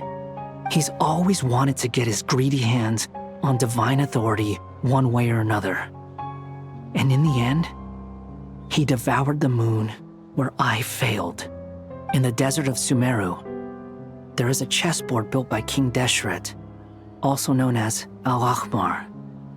I don't know if it was a real game, or if he was just trying to challenge his servants and citizens in some way. But creating games and setting rules, gods do that as a matter of course. That's the kind of power Dottore craves. Now he has the Trilunar Authority. His power is leagues beyond the common people. I don't think there's any point in other nations rushing to the front line. They're better off focusing on defense and hoping they can fend off any threats that spill out from Notcry. Either way, Dory will inform Lesser Lord Kusanali, and she will contact the other gods in turn. The Seven will have some recourse available. If nothing else, their protection should keep the rest of the world from descending into chaos as quickly as Notcry has. So on the bright side, even if Notcry is doomed, your friends in other nations won't be in any immediate peril. That's good to know. But I'm not ready to give up on Notcry yet. There's a word for people who refuse to let anything go. It's called being greedy. Maybe it sounds greedy to you, and probably naive too. But whatever you call it, that's what gives me the determination to keep fighting.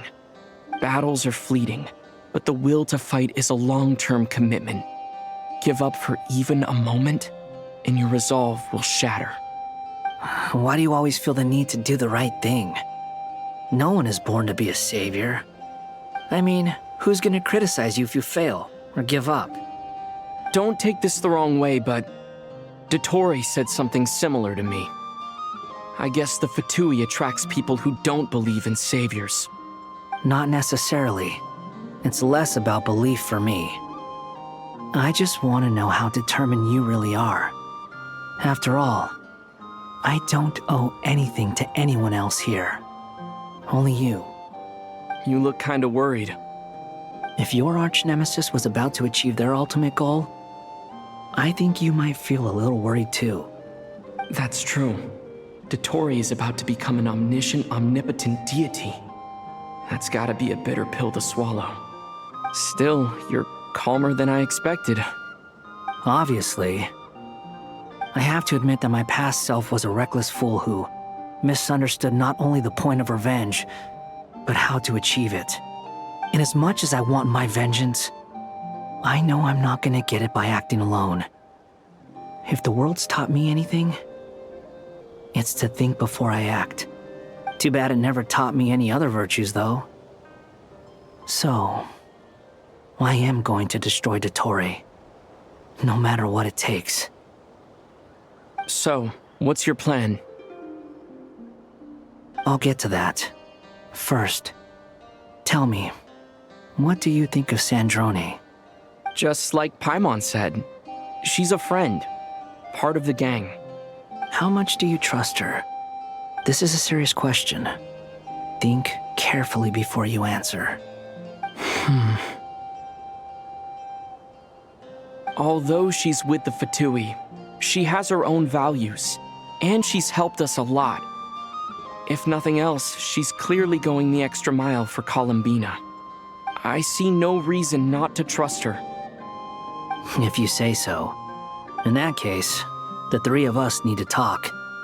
I have some thoughts about her computing problem. It can be solved, but it will come with a cost. How much? If I can afford it, I'll cover it. Sometimes your heroism really backs me into a corner. You know that? Come on, let's go talk to her.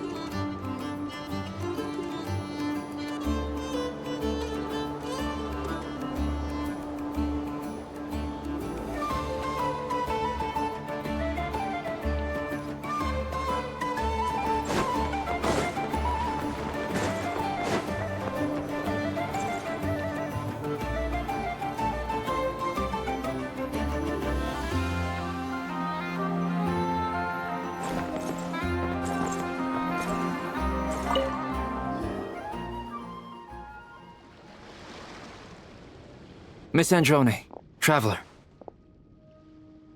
Hey there. Paimon's here too! She was just helping them sort through their things. How did your chat go?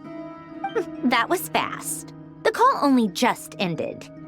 Well, you said it was urgent, so we got here as quickly as we could. Albedo, I have some alchemy questions for you. I see. Looks like my knowledge proved useful after all.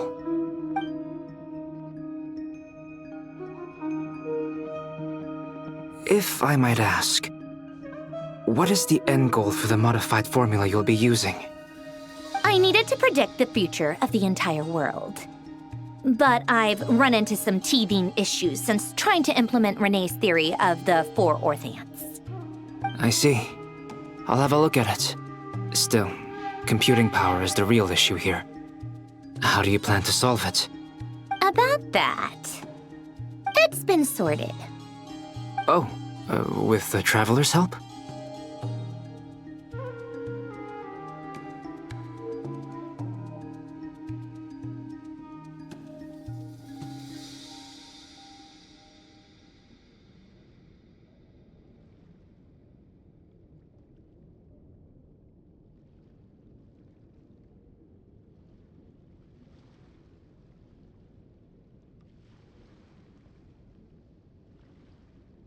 Actually, you're not wrong. He found the person with the solution. Was it Hat Guy? Yeah, it was him. Wow! Go Hat Guy! Seems like all that time studying at the academia is paying off big time. But where is he? Wasn't he the one who asked Albedo and I to come here? Come with me.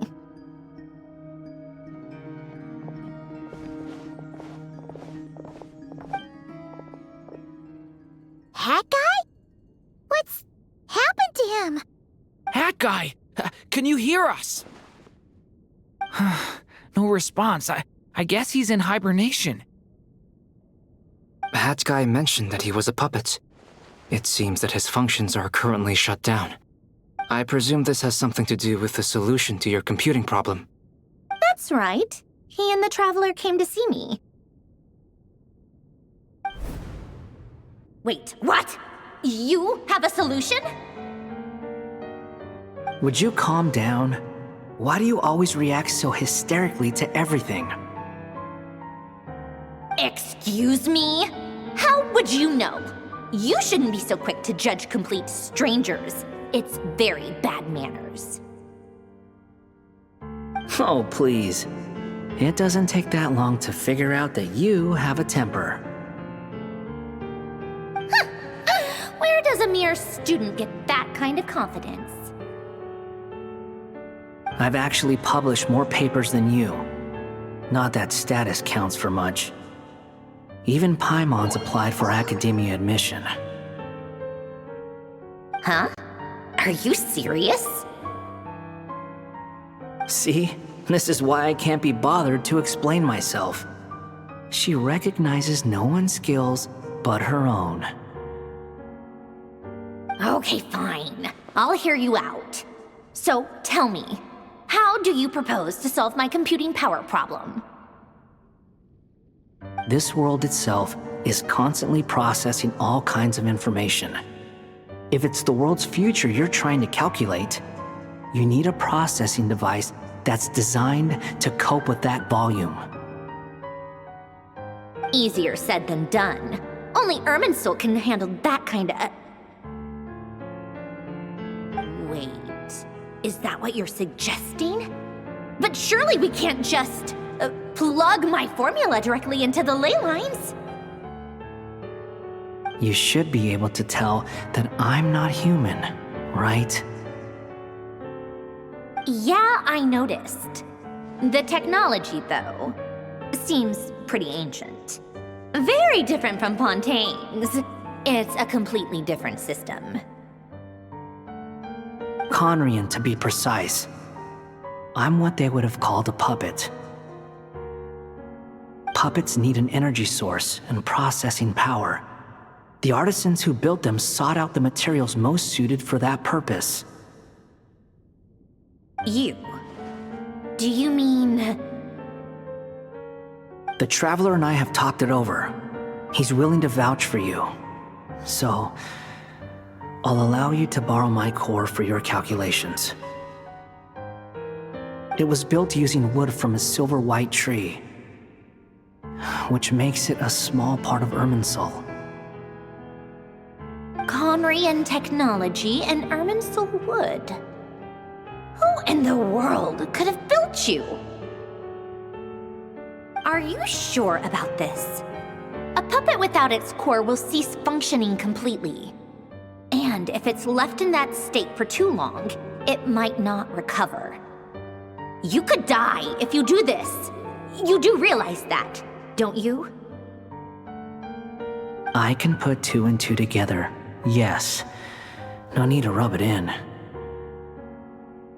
I won't lie to you. This has never been done before. I cannot guarantee your safety. Doesn't matter. I'm prepared for the worst. Did you two actually talk this through? Is he... Are we really considering this? Yes, we discussed it. The bottom line is, he trusts me, and I trust you. Let's give it a shot, shall we?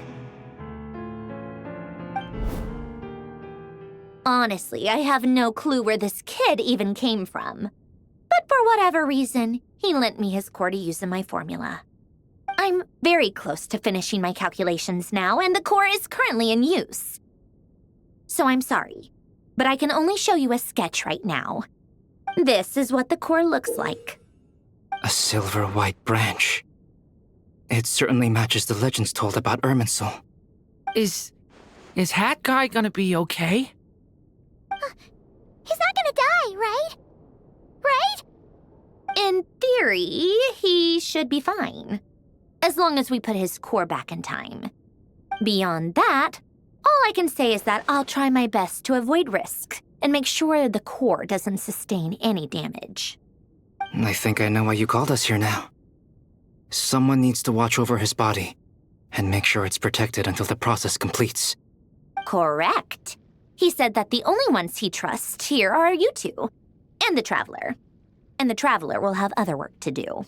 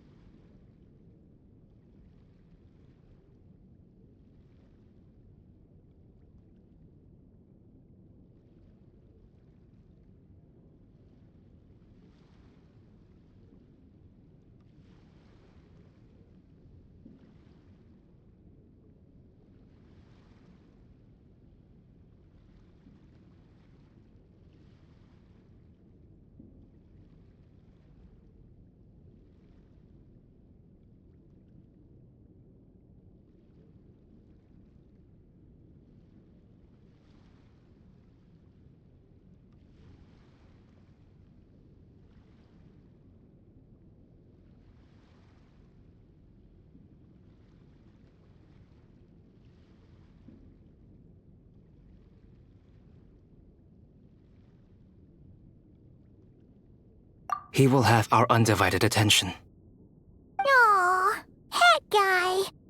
On a more positive note, things are progressing steadily on my end. I'll call everyone in for a meeting once the results are out.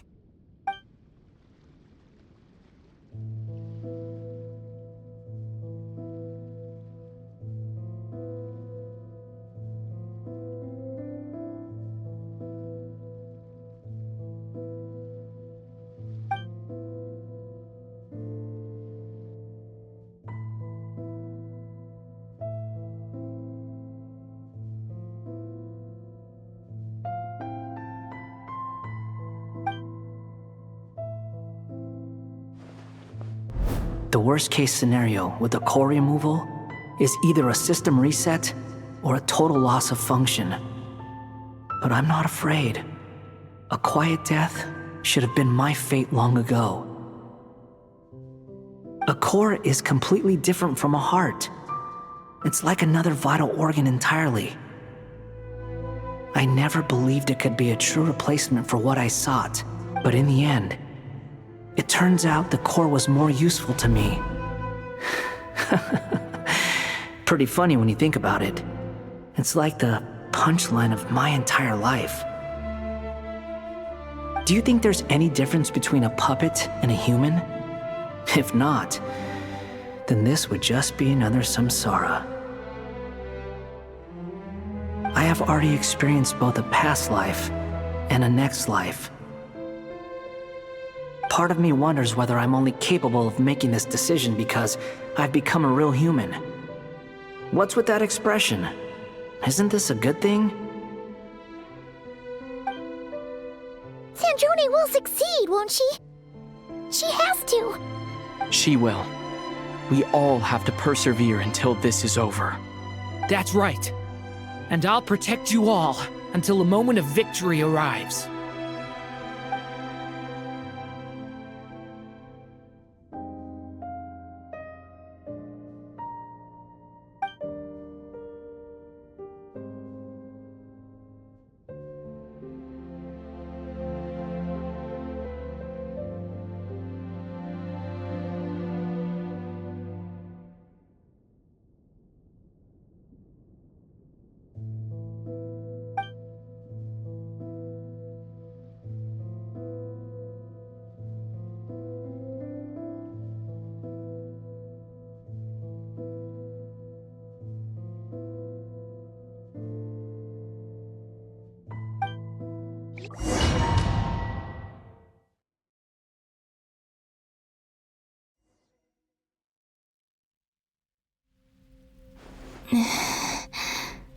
Who are you? Call me Sonnet. You have the same power as Canon. Sonnet. So, you're the goddess of the iridescent moon? Oh, goodness. You recognize me? Well then, what's your name? Columbina. Columbina Hyposelenia. Hyposelenia? What a lovely name. Did you choose it yourself? It was a joint effort between me and my friends. Friends? You mean your friends in the heavens? Huh? Oh, sorry. You must be exhausted. I apologize. Hang in there. Let me introduce you to my older sisters. Do you mean the other two moon goddesses? Arya and Canon? Wow, you sure know a lot. Hey, does that mean that our story goes on into the future? Oh, I guess that wasn't the best question to ask. It's all right. We were prepared for that possibility. You could say we were too prepared. I can't even remember how long my sisters and I have been here by this point. When did you get here? How long has it been? I can't say for sure, but it feels like it's been forever. I see. Are you feeling all right? You look a little unwell. I can hold out a while longer.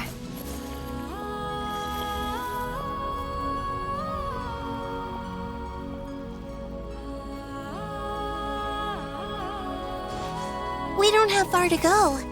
The place where my sisters and I are based is just up ahead. Don't worry, they're both really nice. I'll introduce you.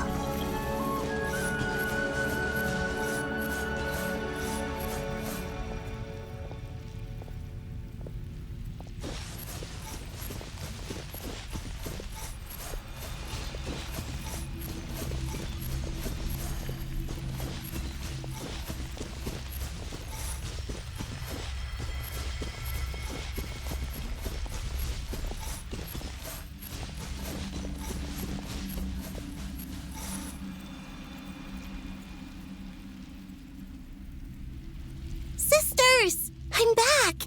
And look who I've brought with me!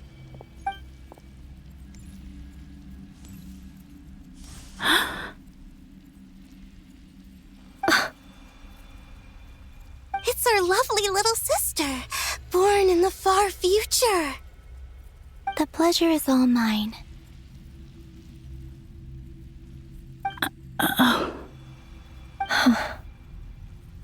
Allow me to introduce you to Columbina Hyposelenia.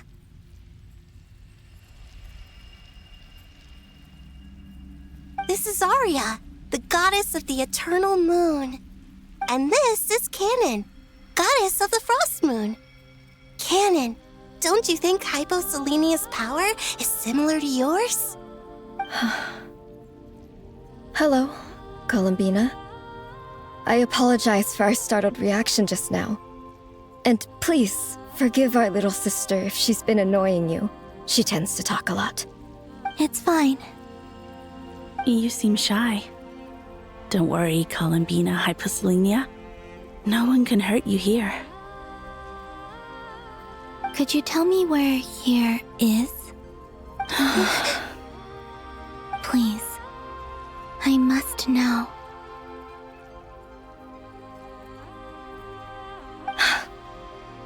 My dear sister, this is where Tevat's original ruler, the Dragon King Nibelung, imprisoned the moon goddesses. What? You're scaring her, Canon. No, I'm fine. Please, continue. Nibelung, our original master, created us in the distant past to maintain Tevat. But he left this world and traveled into the dark universe beyond, to explore worlds vaster still. Day and night, we fulfilled our duty in the heavens, until the day that the first Descender arrived. The great ruler of the firmament. The heavenly principles. Is that what later generations call them? I see. But we did not reject them at first, nor did they seem to harbor ill intent towards this world. We coexisted in peace. They were like a guest in our home. Slowly, however, we came to realize that our guest had a growing desire to change and dominate the world. And you didn't stop it? No. There was an order to the rules they set up that Nibelung never taught us. We wanted to know if this order would bode good or ill for Tevat.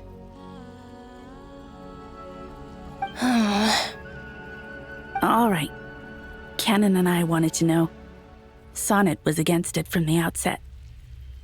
Later, we discovered that this great ruler of the firmament bore an almost paranoid hostility toward the desire of certain life forms to seek power. Or perhaps they feared them. They would even cast down celestial nails as manifestations of their power, to punish the civilizations of the world below.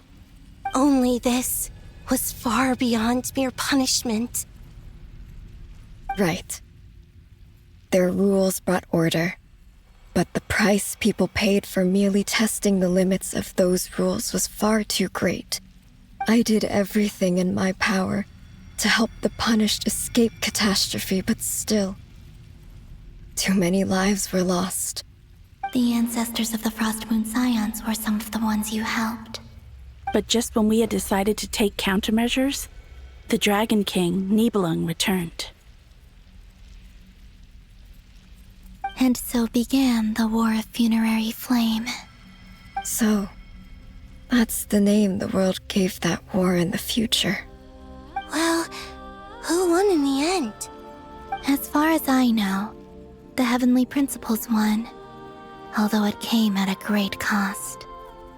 They remained in Teyvat, where they continue to rule to this day. And the world's original master, the Dragon King Nibelung, was destroyed. And what of the moons? Are there still 3 moons in Teyvat's skies? You can tell us the truth, Columbina. We know we are but remnants of a bygone age. We are prepared for the answer. Only the Frost Moon remains. But it has been cast beyond the false firmament by the Heavenly Principles. The eternal and iridescent moons were both shattered during the war. So death finally came for us in the end. Sonnet. But you're still here, aren't you? A moon goddess cannot live without her moon, Columbina. She's right. That's why I began to disappear. Because the Frost Moon is cut off by the false sky. How much worse it would have been if it were outright destroyed. Our souls may endure within this lunar palace, but if our moons are destroyed, then we shall disappear the moment we depart from it. I'm sorry. There's no need to apologize to us, dear sister. If anything, we owe the world an apology. If only we'd decided to act sooner, rather than arguing amongst ourselves. all the more reason not to spend this time in regret and repentance. Instead, we should focus our efforts on how we might help our future sister. Sorry? Don't you see, Columbina, your story is not yet over. Is that not why you are here?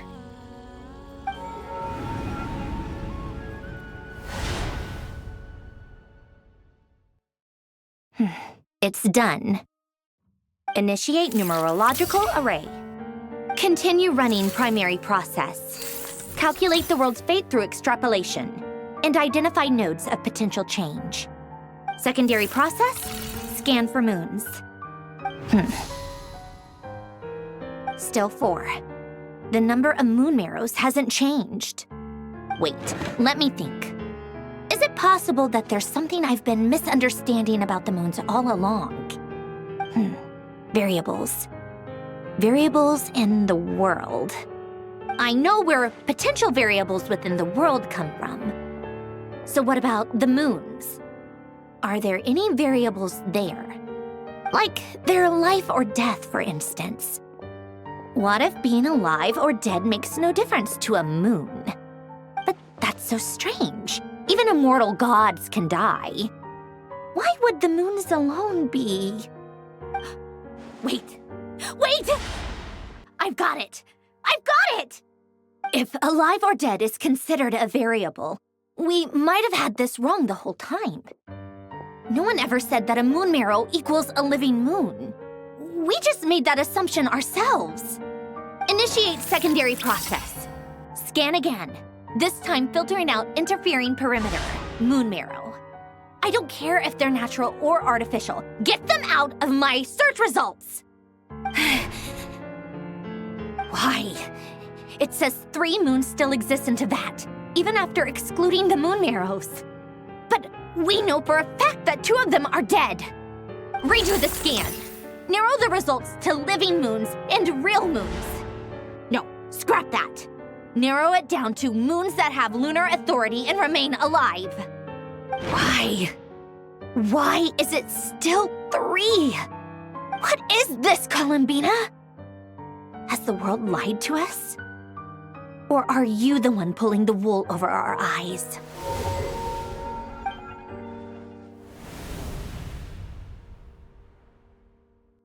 So, you think that the moon's reflection might be where Nibelung imprisoned the three Moon Sisters? Yes, it would explain a lot, such as why that space would respond to a moon goddess's power, opening the moon gate at her command.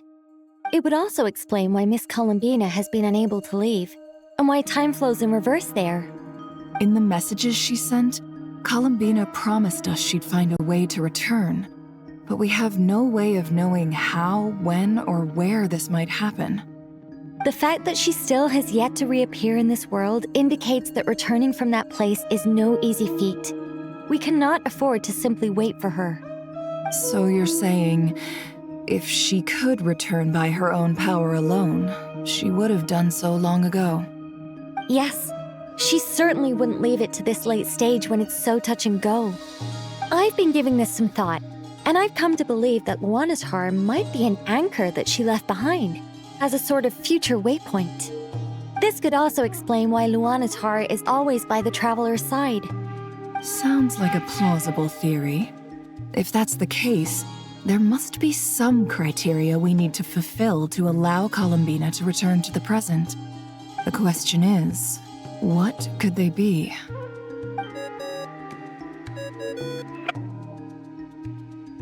Hello? Listen up! This is extremely important!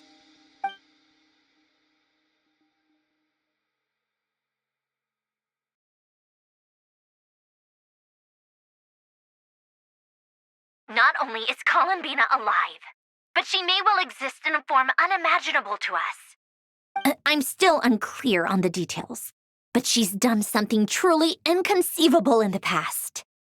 And the clue to what she's done lies in the moon and Tevat's sky. Truly amazing. Oh, I'm so delighted for her. I'm sure we all feel the same. And I'm sure Columbina is ready to get back here and fight by our side. I'll keep my calculations going and try to find some way of coordinating with her. But that's not an excuse for everyone else to slack off, okay? All of you had better keep trying to think of solutions. How can the dead moon still live? And Luanatar?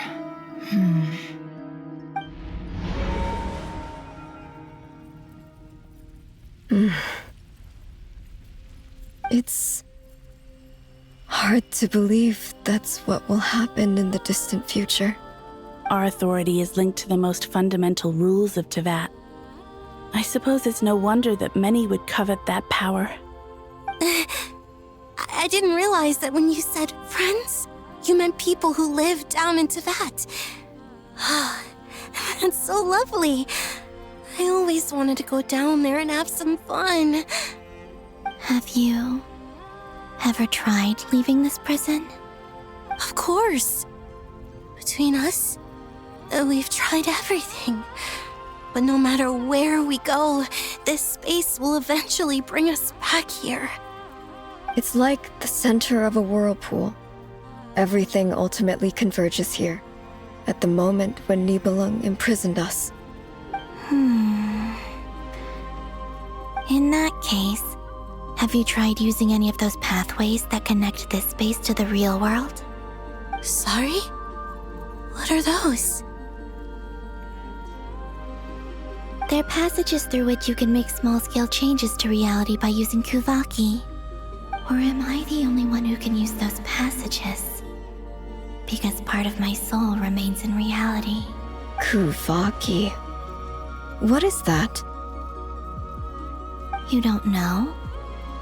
It's a unique kind of elemental energy found only in Nodcry, the land from which the moons arose. Oh. Well, it's true that the moons first rose up from the part of Tevat you say is called Nodcry. But there is no difference in the elemental energy between there and anywhere else. What? Could you show us some of this Kuvaki? Hyposelenia? Maybe if we see it, it'll make more sense. Okay. Isn't that just your power? What? But it's everywhere in Nodcry. In the air, in the land. Even the creatures who live there have adapted to its influence. How curious. This Kuvaki certainly did not exist anywhere in the world before we were imprisoned. Let alone influence living creatures. So, how exactly does it affect them anyway? Can they float in the air like us? This is so strange. Why would their reality differ so much from mine? Columbina, you're looking for more than just a way out of here, aren't you? Yes. If I am to help my friends, I will need tri-lunar authority on par with that of our foe. You mean... you'll need our power? This sounds extremely risky. The Three Moons' powers are not mutually compatible. Concentrating them into one goddess will be a very painful process. And if anything goes wrong, it could tear you to pieces. I know. But I'm willing to take that risk. Even so, let's say we successfully transfer our authority to you. How will you take it outside this prison? Niblin constructed this realm specifically to prevent us from using our powers to interfere in his war. No moon goddess can leave this place alive. What if I don't leave alive?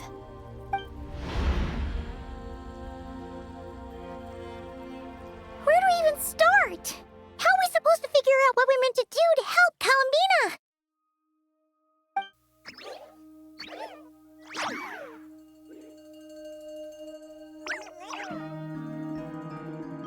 Columbina?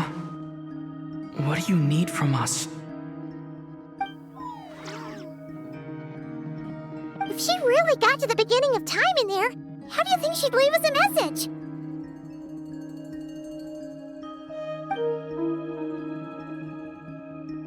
You don't think she'd write it down on a stone tablet somewhere in the hopes that we'd find it, do you? Seems unlikely. Columbina may not talk a lot, but she thinks deeply about issues like this. Let's review what we know. This is the Columbina who fought alongside us against the Reikir of Solnari, and with whom we celebrated Moon Prayer Night. She knows our personalities, our ways of doing things, even our unique strengths and abilities. So, if she wanted to tell us something from a long, long time ago, what would she do? Oh.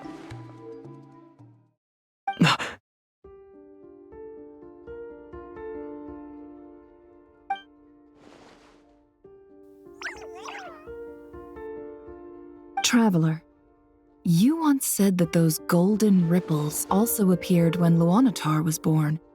What if Columbina left Luanatar here, not just as an anchor to the real world, but for some other purpose?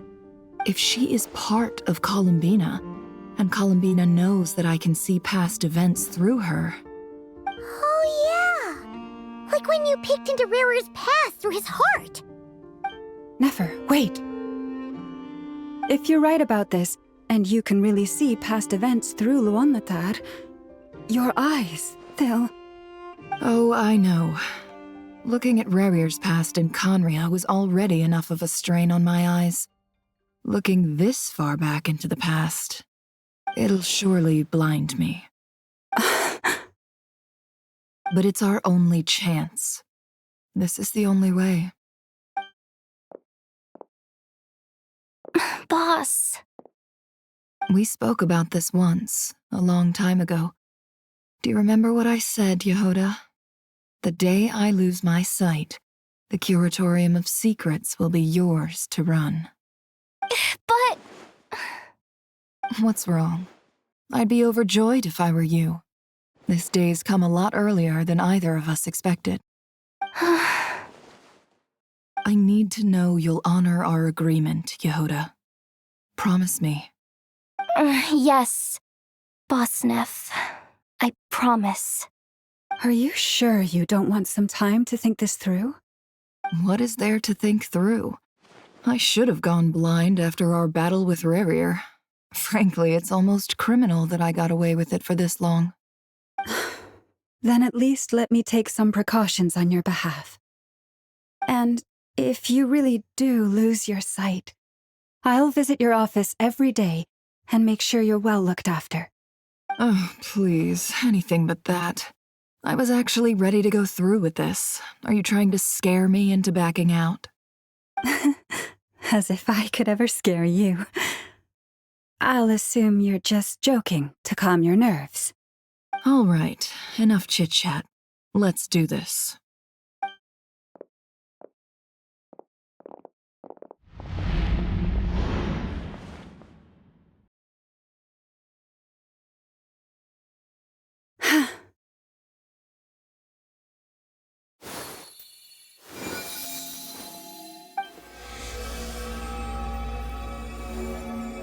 All done.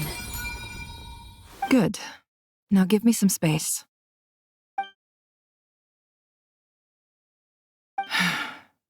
Come on then, little one. Show me what happened in the past.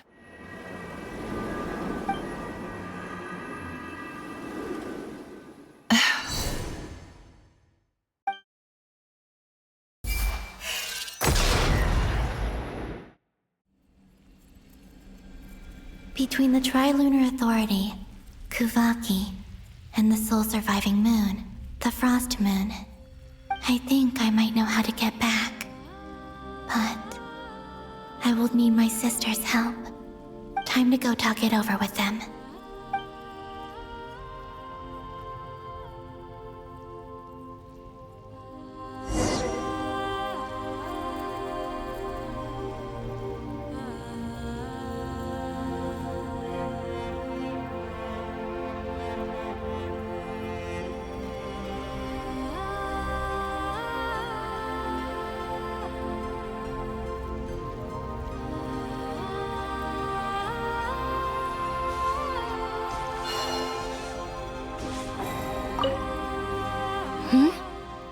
Have you decided what to do?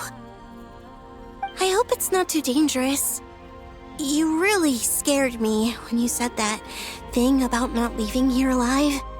Come on, let's go find the other two.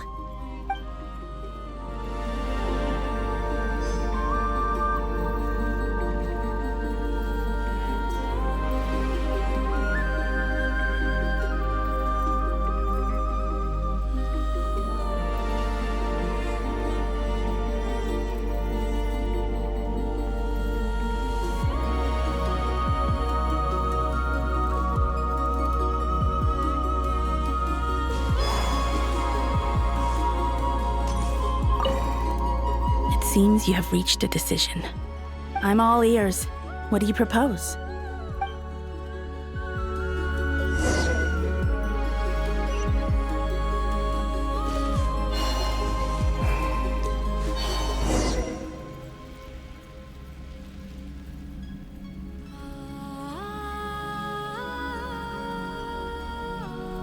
Have you figured it out, Columbina?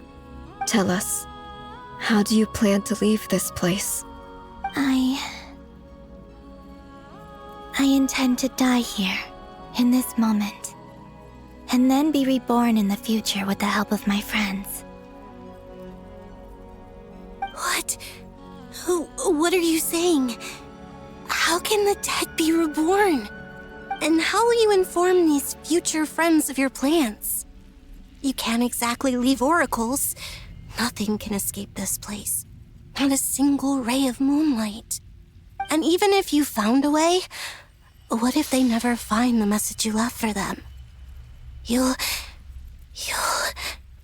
No, that won't happen. Come again? They will find my message. I'm sure of it. I'm not following. How exactly will you achieve this? It's quite simple, really. First, I will leave my soul here.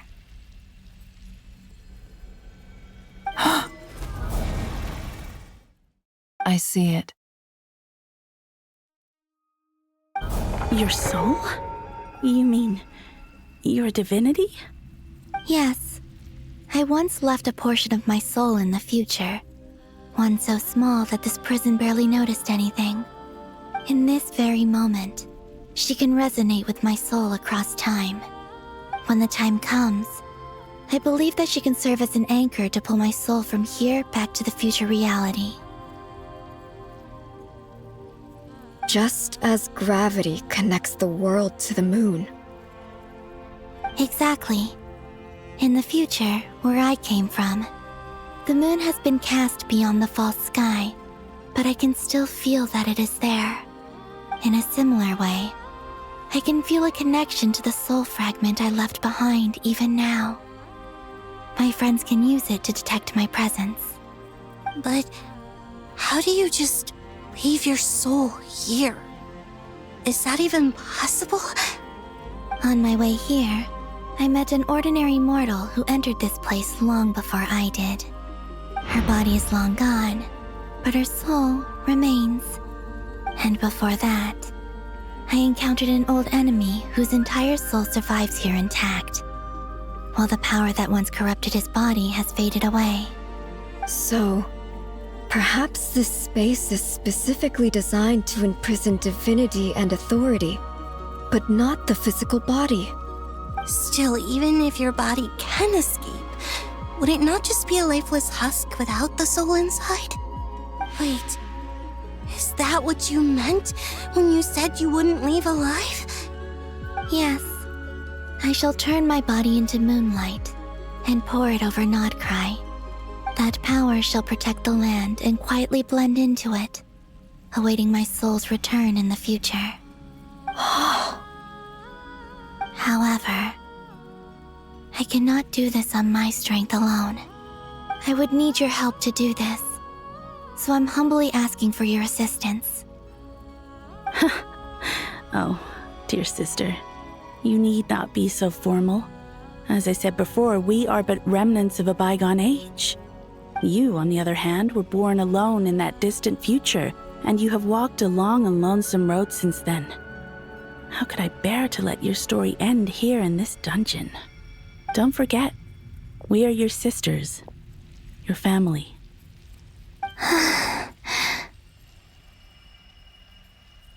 Arya's right. Actually, I've always wanted a little sister. Can you imagine how it's been for me? Getting nagged by two older sisters all the time. Now, I finally get to be the big sis. And not just that, but I get to help you return to your world, too. How could I say no to that?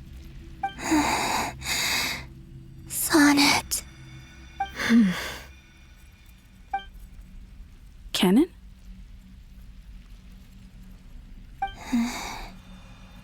I'm sorry. I know this is a bold request. The Frost Moon is rightfully yours, and it remains intact. Oh, no, please, don't misunderstand me, Columbina. I was just thinking back on the years that the three of us once spent together. You cannot imagine how happy I am to hear of the future world you describe. The Frost Moon Scions, your lovely, kindly friends. For the three of us, whose purpose in life was to maintain the peace in Teyvat. It is a great relief to know that the people of this world live in such an abundant future. If your plan can save them and save Nodcry, I will gladly give you all that I can. Besides, the three of us have been together since the day we were born. I could never abandon them to live on alone without them. Canon. Still, I do have one question I would like to ask you before we proceed. Certainly. What is it? Why do you cover your eyes?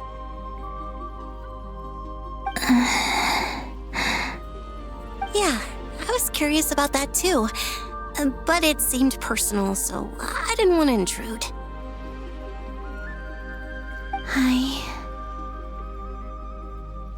There was a time when I refused to look upon the world. I believed it was full of nothing but lies and falsehoods. I wished to hide my feelings, seal my heart, until I could return to my true home. I see. Perhaps that decision saved you from ever having to see the false sky again. But at the same time, you likely missed out on many true and precious things, like the smiles on your friends' faces. Promise me this, Columbina. When you return to the future, open your eyes, take a look at the world around you, and see your friends. I'm sure that you know this already, given that you long to return. But that is your true home. Give me your hand, Columbina. Aria, Sonnet, you too. Okay. All right.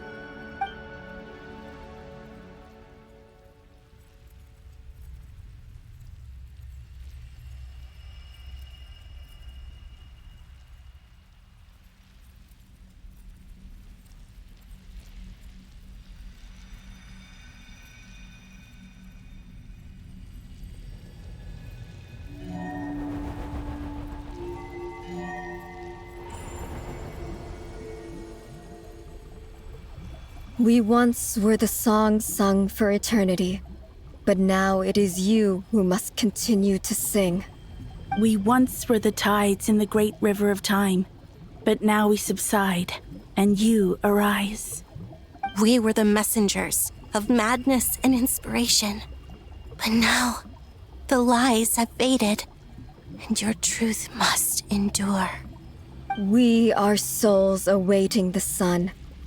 You must return to be with those who smile when they see your face.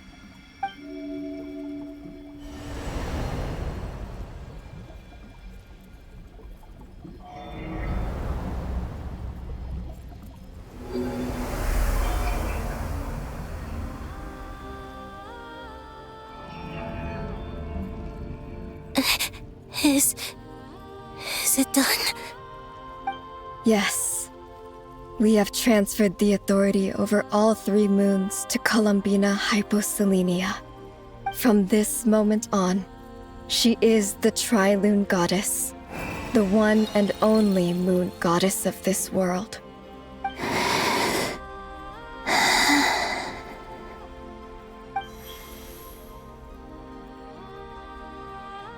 Thank you.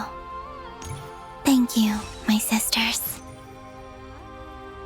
Now go, and do what you believe is right, Columbina Hyposelenia. Be aware that we cannot grant you the power of the 3 moons beyond these prison walls.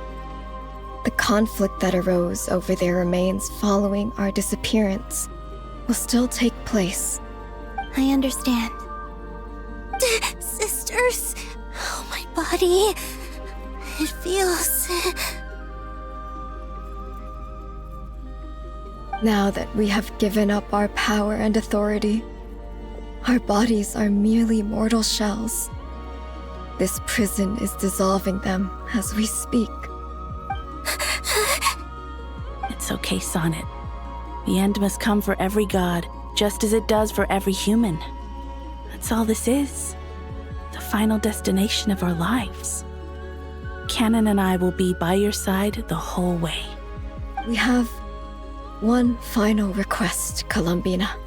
Could you use the 3 moons' power to send us back into the real world? Now that we have lost our powers, I doubt this space will seek to hold us further. It's just... we would like to spend our final moments together in the only place we ever called home. Of course. Gladly.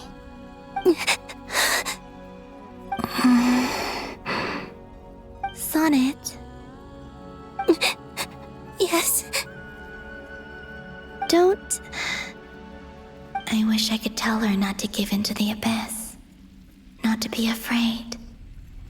But is this really what I should say at this moment? Don't forget, I'm so glad to have a big sister like you.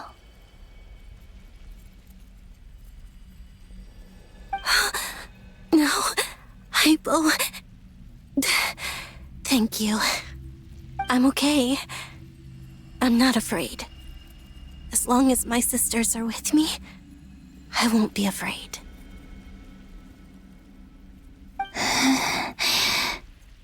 It looks like this is goodbye, sisters. Goodbye, Columbina. Take care of this world in our stead. I will.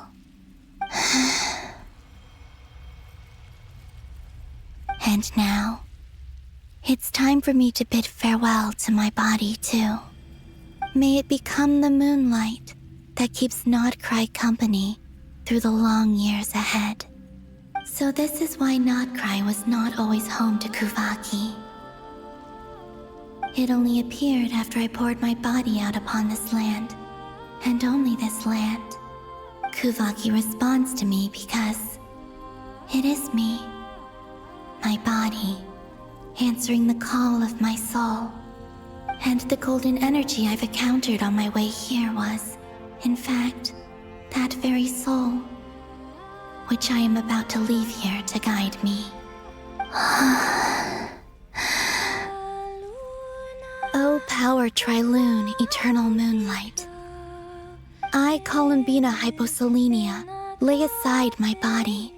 Let it be cast into the dark night to illuminate the future. May it be a companion to all who dwell beneath the moon.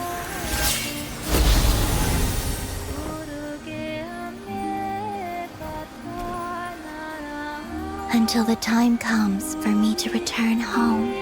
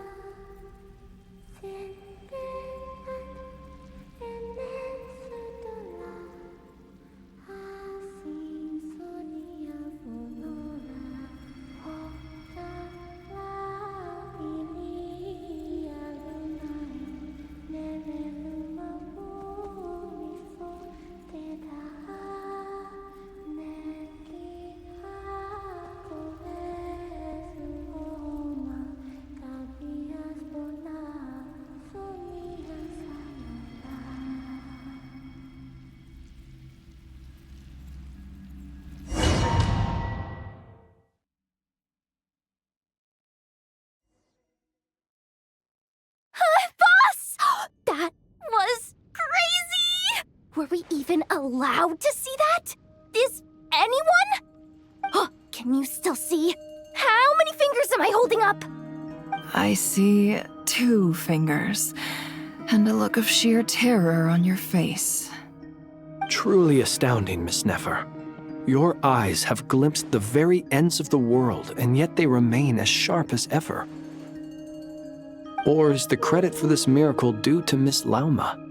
It seems that even time itself is no match for your medical skills. Surely you jest, Mr. Flins. I suspect we have Columbina to thank. She must have realized the immense toll that the ritual would take and purposely set aside some of her power in the past to protect Nefer's eyes when this moment arrived. There is always a great price to pay for witnessing the truth, but it seems that this time, Columbina has shouldered that burden on our behalf. She chose the perfect method of getting a message to us. Though her eyes were always shut, she was clearly so perceptive. She knows us well. She knew exactly how we would think and what we would try. Despite being separated by time and space, we're seeing the same possibilities and seizing the same opportunities. We still don't even know if she's okay right now. But as long as there's a chance we can do something, we'll fight to make it happen.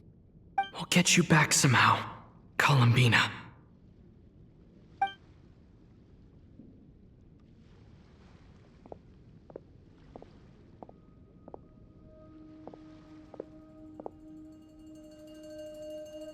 Well, based on the information we now have, let's figure out our next moves.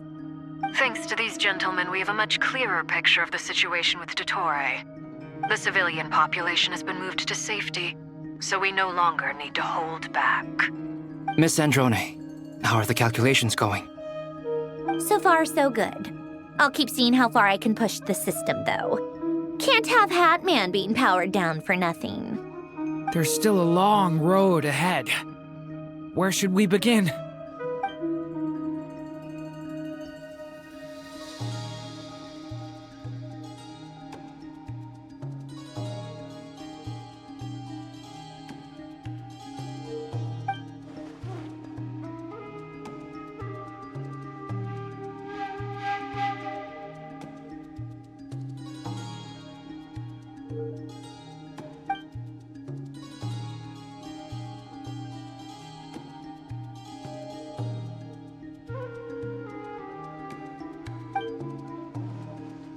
Our plan is clear. Time is short, so let's get moving. There's just never enough time, is there? Time is the bane of my existence. Ugh. Anyway, I'm gonna get back to work. All right, we'll do our part too. Yeah.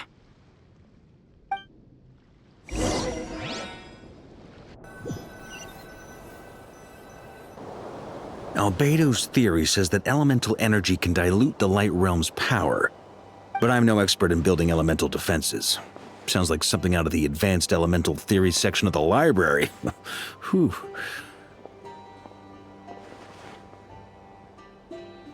You seem quite troubled.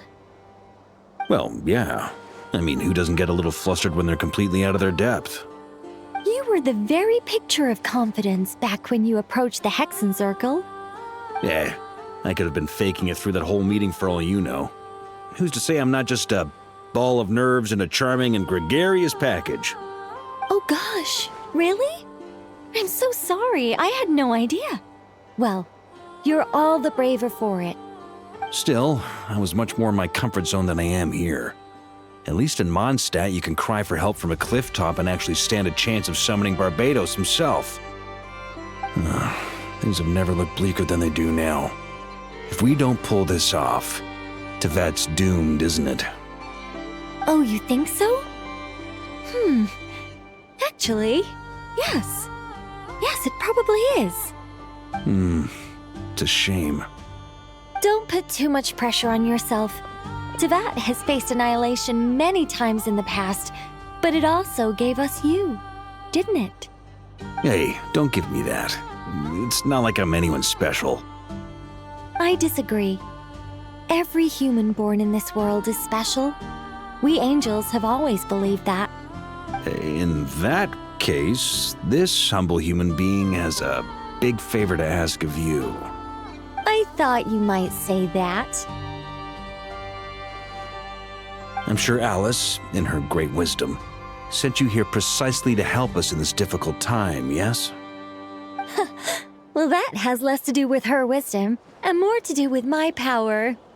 Of course, of course. Well, the thing is, these elemental defenses we're about to build, I don't think it's a question of if they'll fail, but when. Durin's findings from his patrols make it clear that Dottore is constantly expanding his territory. First it was his lab, then the design bureau, and now this. It's not realistic to completely stop him encroaching on the rest of Notcry. Rather, our goal should be to stall him for as long as possible. If Miss Sandroni's calculations are correct, well, they're the closest thing to certainty we have in this situation, so let's assume they are. Anyway, her calculations suggest that our best hope for victory lies in Miss Columbina's return. It's up to us to slow Dottore's advance and buy time for her to make a return. Are you asking me to help you with building the defenses? No. I'd like you to prepare for what comes next. When he eventually reaches us, we will have to fight him. You were an angel once and a mage now. I'm asking you to lend us your protection. Oh. Can I take it that you're triggering the terms you fought for during our three-way talks? Well, technically those terms were about protecting Mondstadt. But if you're happy to agree to the change in location, then yes, let's do that. You're cashing in on this much sooner than I'd imagined. Well, yeah. The way things are going, I might not get another chance. Very well. The mages have heard the knight's plea, and we will respond. To tell the truth, Alice and I had already discussed how we might help you all, so I didn't come empty-handed. I always like to be prepared.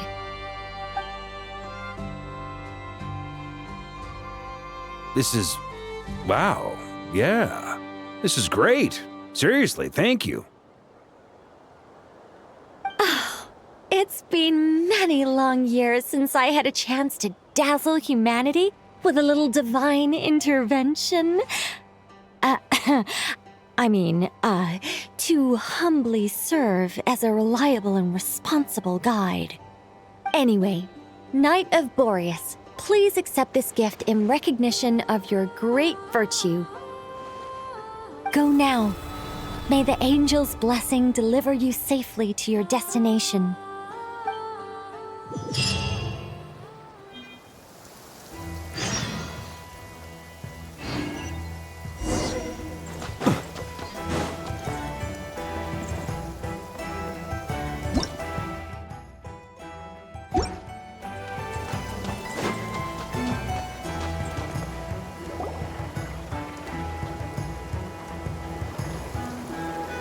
You're here.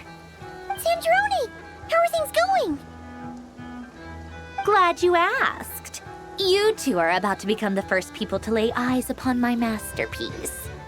Or should that be the first person and the first, specter? Hey! Whatever. Come, feast your eyes on this. Wow! We've never seen something like this before. This meter displays the progress of my formula. Currently, it's still making the most important connections. Once it's finished running, I'll deliver it right to your side. And then, we can finally bring Columbina back. What do you mean, deliver it? Can't you just tell us over the Dodo communication device? It'll just be some numbers, right? Ugh, you're such a greenhorn. This isn't the kind of formula you solve in math class. It's a highly complex algorithm capable of constructing a framework of rules. Ugh, whatever. We'll be here all day if I start trying to... I'll share the data with you. Nicole's agreed to let me use her information channel. So there. Now you can check in on my progress. Wow! Look at that! You're amazing, Sandrone. About time you recognized my genius. Took you long enough. Anyway, that's all from me. You should check on the others if you have time.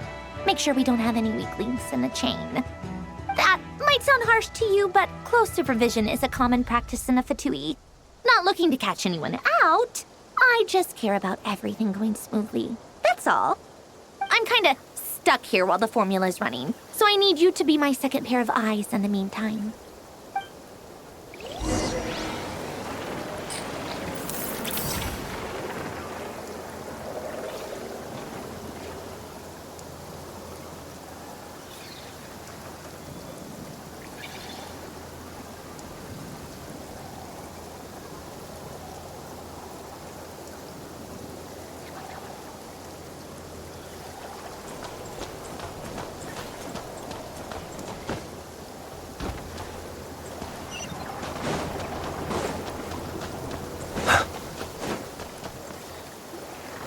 Yes, Miss Moonchanter? What are you staring at? You always address me in the strangest ways. Lady Moonchanter 1 minute, Miss Moonchanter the next. Yes, and? Are either of those incorrect? Not as such. It's just that I simply call you Nefer nowadays. Uh-huh. That's my name. What's your point? The point is I don't add any honorifics or titles. Meaning what? That maybe we're on friendlier terms now than we used to be. Is that how you see it? Then I thought I was the one with eye damage. Never! Wilma! Paimon, traveler. Just swinging by to check in on you. How are things going? Did you manage to get some rest? Don't worry about me. I won't slow us down. And I give my all to ensure our victory. Ah, yes. Allow me to give you two a quick checkup. All done. You're both in good shape. You're welcome. You'll have your work cut out for you in this battle against Dottore, so make sure to get some rest in first. Paimon will keep an eye on him, don't you worry. I'm glad to hear it.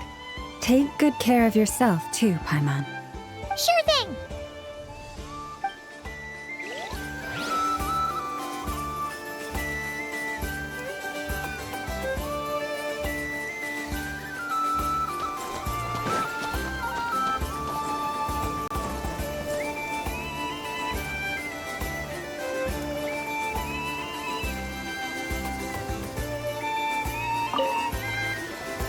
Traveler, Paimon, a pleasure to see you both. Friends! How's everything coming along? Fairly well, if I do say so myself. Personally, I am ready to confront Dottore head-on. Ooh, you sound much more serious than usual. To be honest, I am not usually fond of exercising my full strength. For one thing, it's hardly conducive to maintaining a low profile. Besides, I believe one should have the right to choose when to show their hand. I am conserving my strength until the moment of battle is upon us. Anything to boost our chances of victory. Seeing you get into the zone like this really puts Paimon at ease. Huh, Traveler?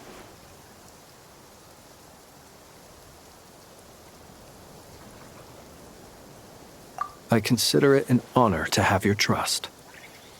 Rest well. I look forward to seeing you both in your element during the battle.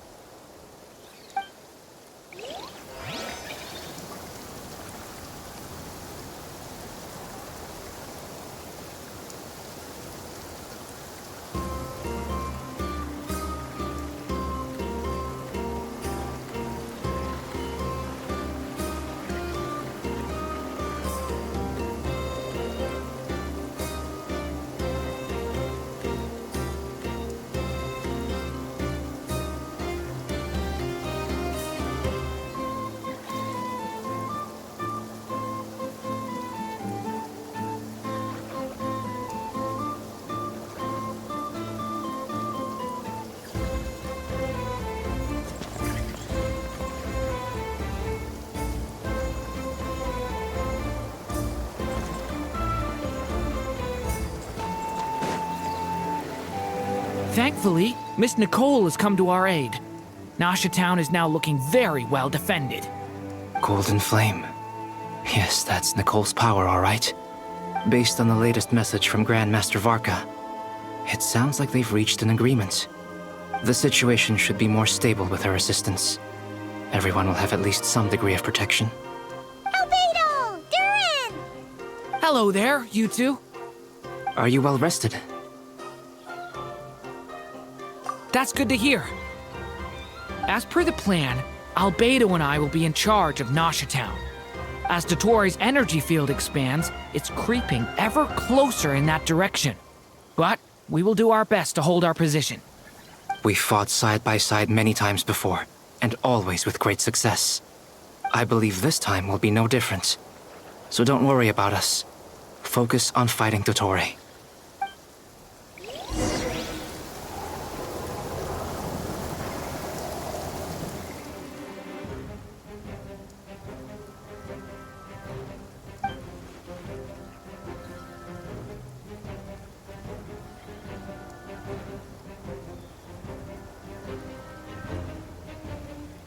Here they come. That's quite a horde. As we expected.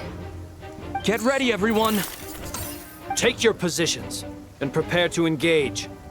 Let's begin. I'm at the ready.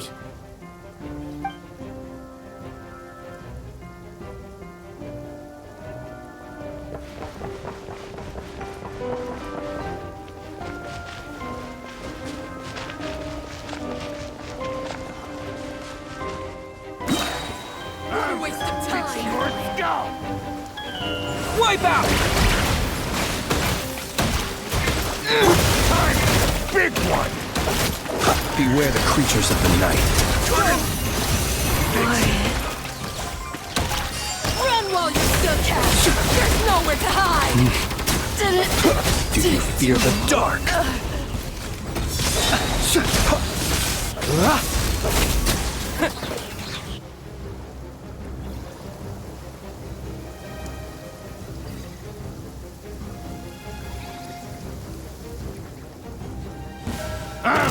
It's your skull! Leave this place for the everlasting forest. Big one! The mystery unravels. These creatures cannot stand against us. Oh, fighting talk. Just don't let your guard down.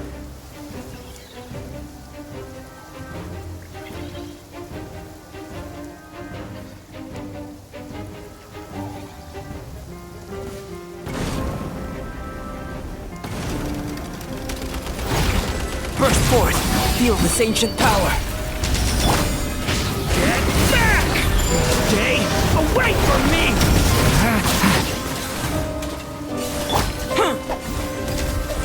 That was easier than I thought. Naturally. What do you mean? Is it because as created beings go, we're of a high...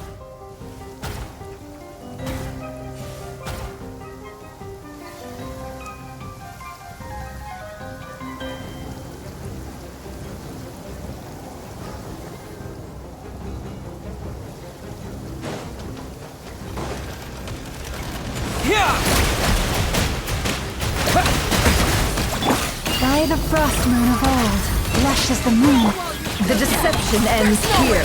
Be silent. Night falls. People have always used fire to drive away wild beasts. Wouldn't a lantern work just as well? You read my mind, my dear friend.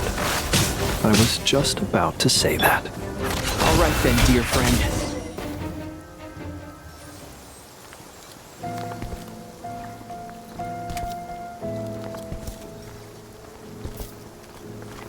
You're looking well. I trust you've had a good couple of days. Dottore. It's actually a good thing, in my view. If the subjects of my experiment were to die prematurely, it would throw quite a wrench in the works. And so, I must thank you all for your resilience. We are no longer on the same level, but you are nonetheless worthy of my respect. A creator god should be merciful and gracious after all.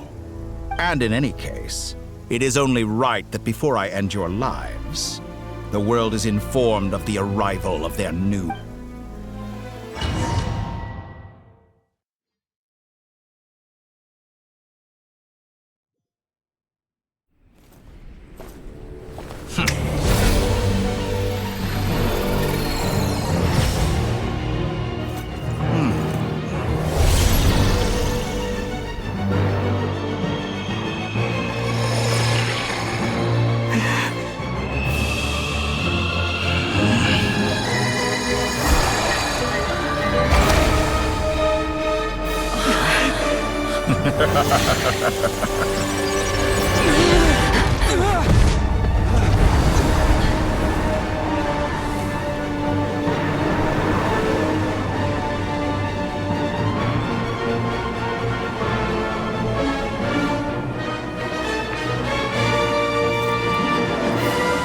The experiment begins.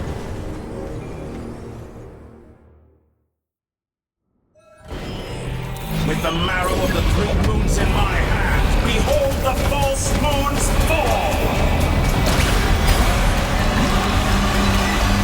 Go!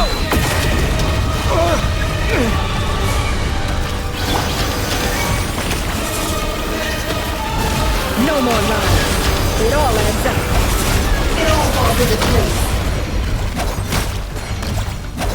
How dull!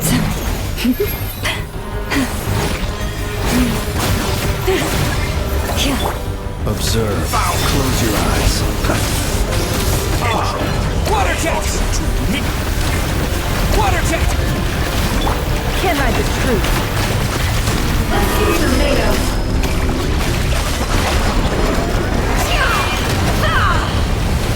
Did No you more honestly lies. think that would get good? Keep it up. What a joke. Moon's Water jet! remnants! Receive my Be silent. Leaving... Observe. Like an ant in my palm! I've been moved inside another space, and it's sealed off. Looking at the structure of it, it seems like Dottore intends to trap us here. There's no exit. Our endurance is about to be put to the test.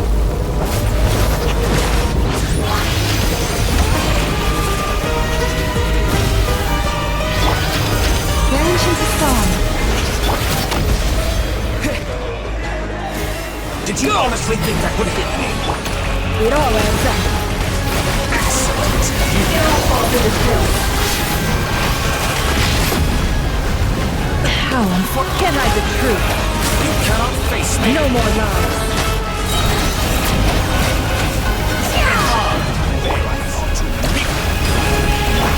Lush as the moon. It all falls to the truth. Good. Keep it up. I'm still collecting the data. Go! Behold the false-born's fall! Go!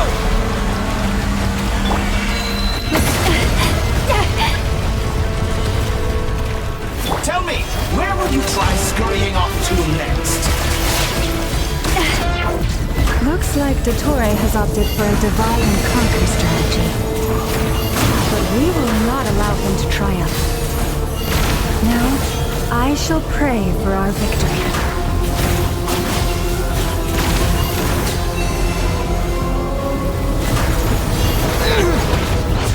Entropy bends to me! Leaving opening, that's more like it. Some results of that. Absurd. Can I the truth? Seek within. It all adds up. Be sharp to the truth. Can I the truth?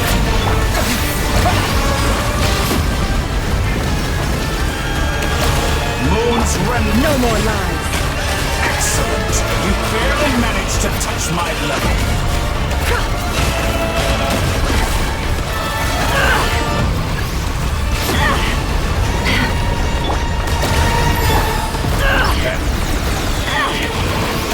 Can I the truth? Be annihilated. That's It all what you adds cannot up. stand against me. What's this about? There really is no way out. We'll see about that, Dottore. Can I the truth?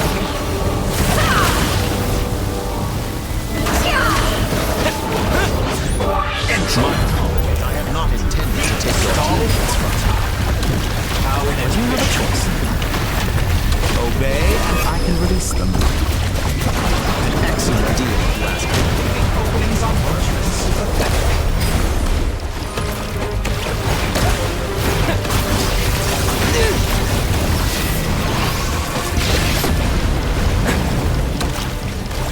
Did you honestly think that would hit me?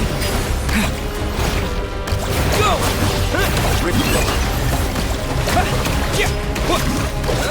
Go! Bombs away!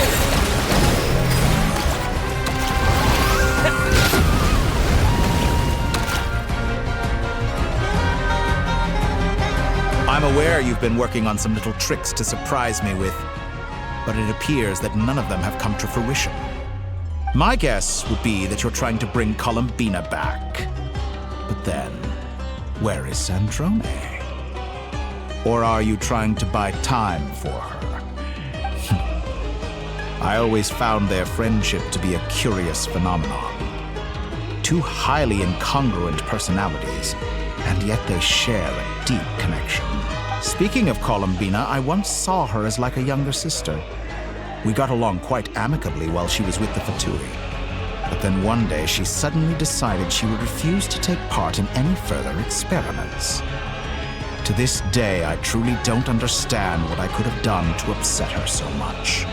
It's such a pity. I could have had a sister, a family.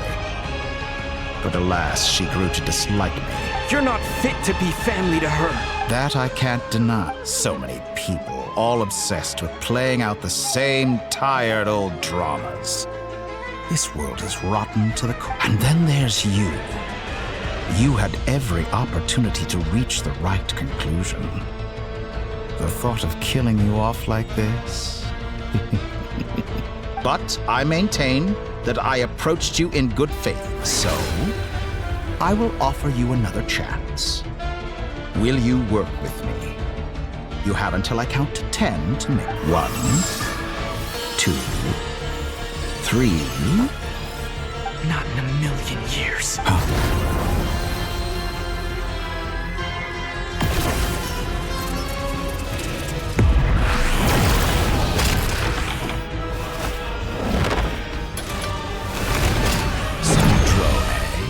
What a pleasant surprise. I didn't think you'd join us all the way up here. You're as sick and twisted as ever. Don't fool yourself into thinking anyone's grateful for the chances you're offering them. Sandrone? But the formula hasn't finished running yet. Funnily enough, I was just discussing a collaboration opportunity with the Traveler, and then I see you, who I must say is a good example of an opportunity gone to waste. Gone to waste?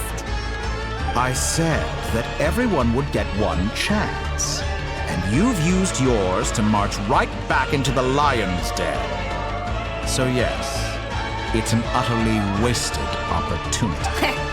And what makes you think I believe a word that comes out of your mouth? I was planning on disposing of your little formula after wrapping up more urgent business here. Since you've taken the trouble of serving it to me on a silver platter,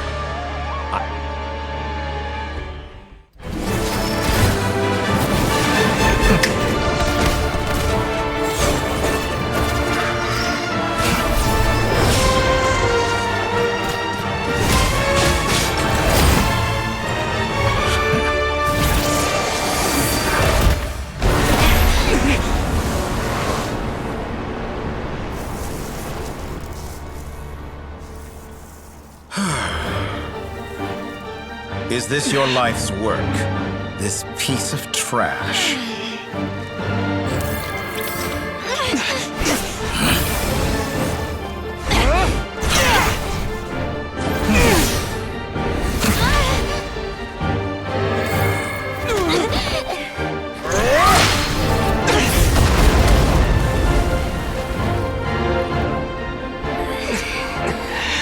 Your formula runs too slowly, Sandrone. You put your hope for success on others instead of fighting dirty. That is why you have failed. Now, whom should I slay first? Any volunteers? No one? How nice of you to leave the decision to me.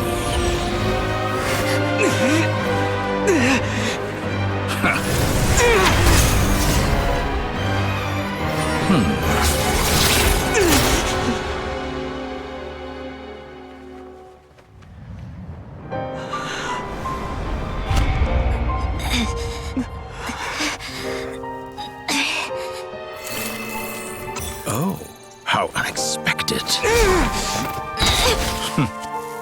Sandrone, any last words for me, comrade?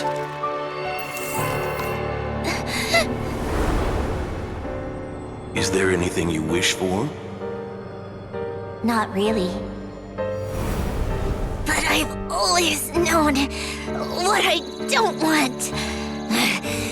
Go to hell, Dottore.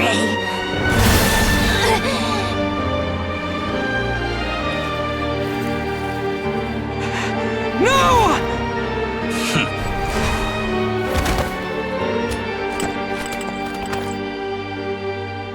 And now, you have failed.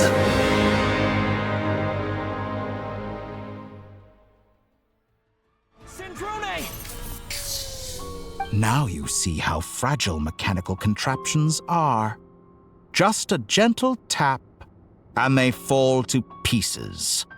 However keen of an inventor Sandrone may have been, her death spells the end of the formula that was running inside her body. Of course, I have to commend her for making it this far. As her colleague, I have to admire her stubborn tenacity. Now, it is time for you to take your place by my side. My count was interrupted, but the second chance I extended to you still stands. Once again, you are welcome to join me. By now, I'm sure you have gained a greater appreciation for the power and authority I wield. What is stopping you from embracing a new world of endless possibilities? Not in the mood to talk? As you wish. You seem less talkative than usual today. I'll change the topic to something more apropos. So, objectively speaking, she had her strengths. It is remarkable how she extracted and even optimized the world formula from so much data. But her inability to trust was her undoing. Had she allowed someone else to monitor or run the formula for her, you might still have a chance at victory even now. But regrettably, she was a stubborn fool. As much as it pains me, she had to go. Dottore, maybe this is news to you, but people can change. Columbina... Change? You can twist the truth however you want, but I see it clear as day. You're the one who can't trust other people. Is that how you see me? By this point, what can you hope to do about it?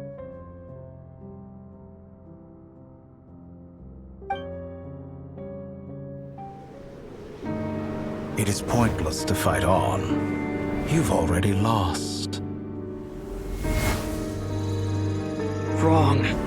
You can't win this, Dottore.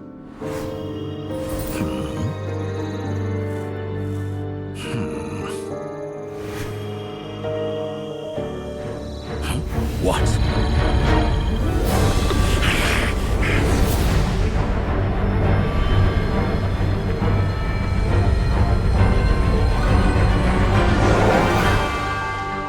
My formula can get us 90% of the way.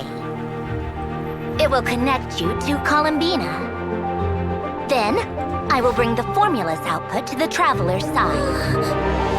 For the last 10%, do whatever it takes. Just bring the moon down.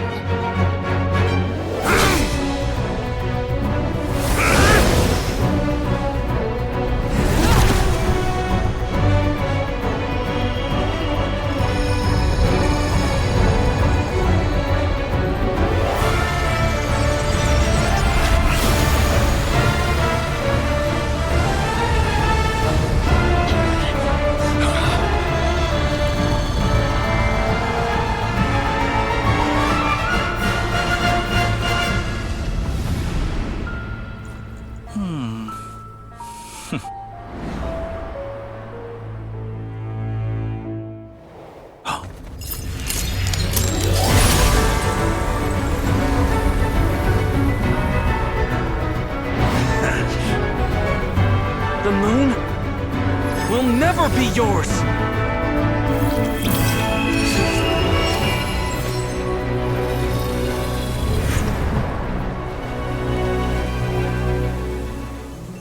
I turn my body into moonlight and pour it over Nodcry. My soul I leave here to inform my future friends. Lastly, I will hide the Trilune Authority within the Frost Moon. And when my body, soul, and authority are reunited, finally... Columbina!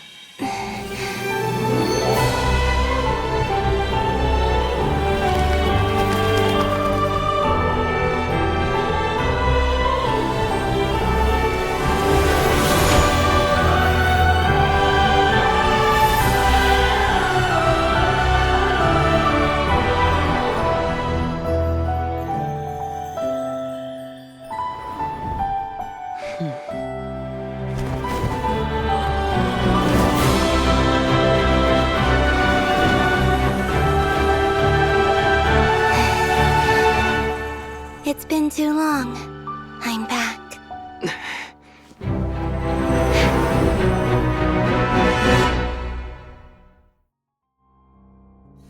Stay focused on the battle, Traveler. What a touching reunion. Though I personally find myself repulsed by the sight of weaklings huddled together for war. Now, you're quite finished patting yourselves on the back. Show me how long you can struggle before you drown. Watch out, Columbina! It manipulates space itself! I know. Wait for the right moment. We'll slip together.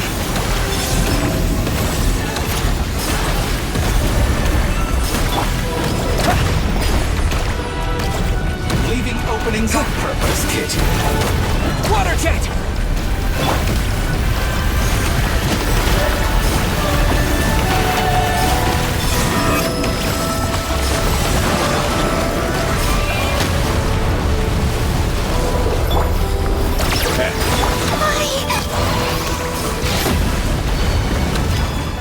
Pathetic.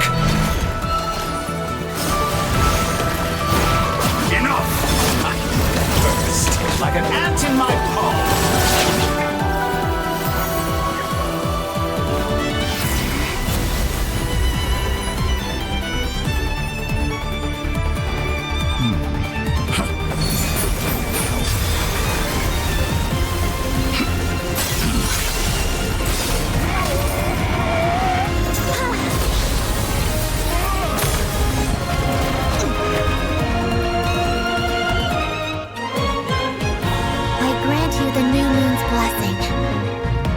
The new moon shines upon you. I am growing weary of your stubborn resistance.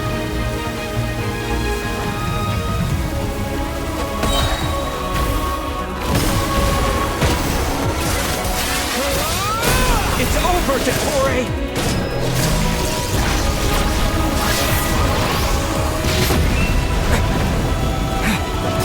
No longer must the world cower in the cold night. Time to pay for your heinous crimes! Let the moonlight dispel the darkness. Our future is not yours to command!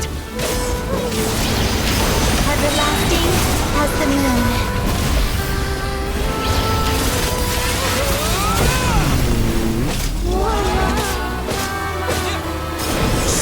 Rather wallow in this rotten, decaying world!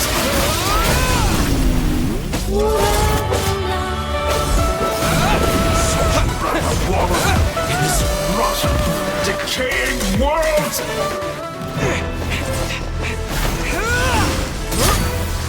Willfully blind. How can you be so satisfied with your fate?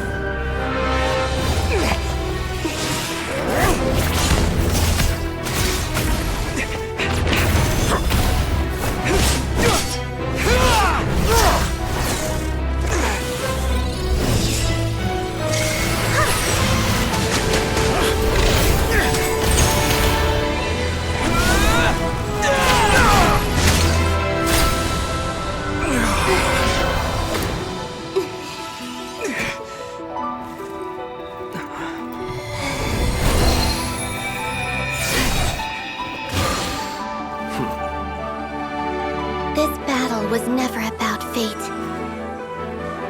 It's about friends, family, and the home you stole from them. So dull. Only the weak rely on each other for comfort. You shall see. Once I transcend fate, you will be nothing but fodder for my grand experiment! That will never happen.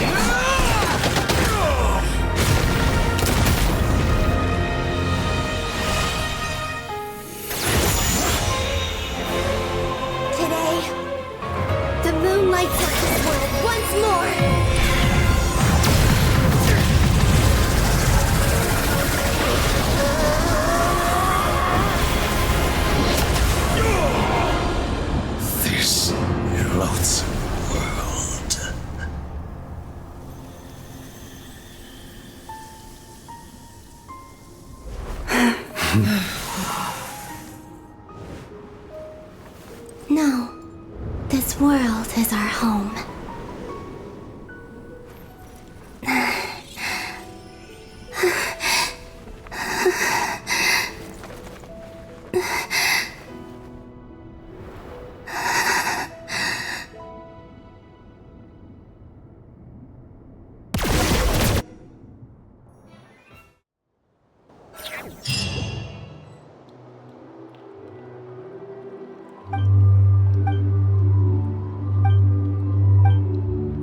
Doing it wrong. The moon looks like this now. What are you trying, children? The new moon, Mom. It looks different than before, doesn't it? Also... Can I go buy a sugar sculpture today?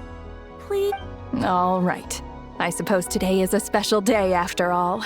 Almost like a festival. Extra, extra! Get the latest Nasha Express here! Post-disaster report! Nasha Town reborn beneath a new moon! The voyage begins today! The future looks bright thanks to the... I knew things would be different. But I didn't think that would include the moon. They say a new moon goddess has been born. A new moon goddess? Who's saying that? The Frost Moon Scions? I guess so. I'm not too clued up on the details. As far as I'm concerned, the moon's still in the sky and it's business as usual. Hey, since we've come all this way, shall we grab ourselves a free meal while we're here? Are you a convert now? Or are you just here for the free lunch? Oh, come on. What does it matter? After everything we've all just been through? That smells good. All right, that's it. I'm hungry. Time to eat. Come on! We gotta get there early, or there won't be any good spots left! Shh, keep it down. This is a residential area. What if people are still sleeping?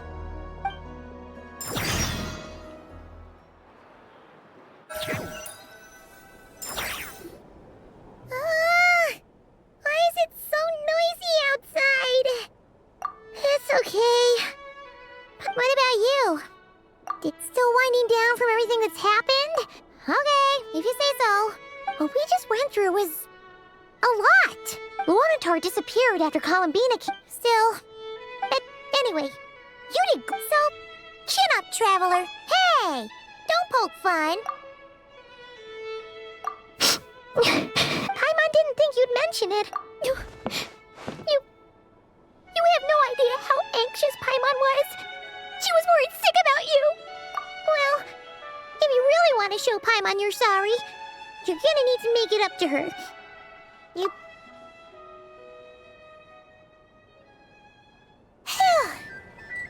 Okay. Paimon's full now. Huh? Hey there, Traveler and Paimon. Good morning. Morning, Yehuda. Here for some breakfast? Oh, I've already eaten. Just need some water. Careful there, Paimon. Too much food will make you drowsy. You should probably be saying that to Aino. True. Well, nothing like a region-wide calamity. Try telling Boss Neff that. She's not exactly... Really? But if she's so pessimistic about it... Probably 'cause... even though Unity sounds like a pretty far-fetched idea, the benefits it would bring make it worth a shot. I think things will work out, though. I swear, Nodcry feels like one big family now with everything that's happened. More than it used to, anyway. Paimon's with you on that one. And it seems like plenty of other people agree, too. Just listen to the bustling streets! All right. Everyone's been rebuilding these last 2 weeks, and the evacuees have been coming back in droves. Life's slowly returning back to normal. Which means my workload's probably gonna shoot back up. Were you about to head out? There's still some time before the ceremony begins, you know. Yeah, we were gonna take a stroll around the square and say hi to some friends first. Sounds good. See you later then.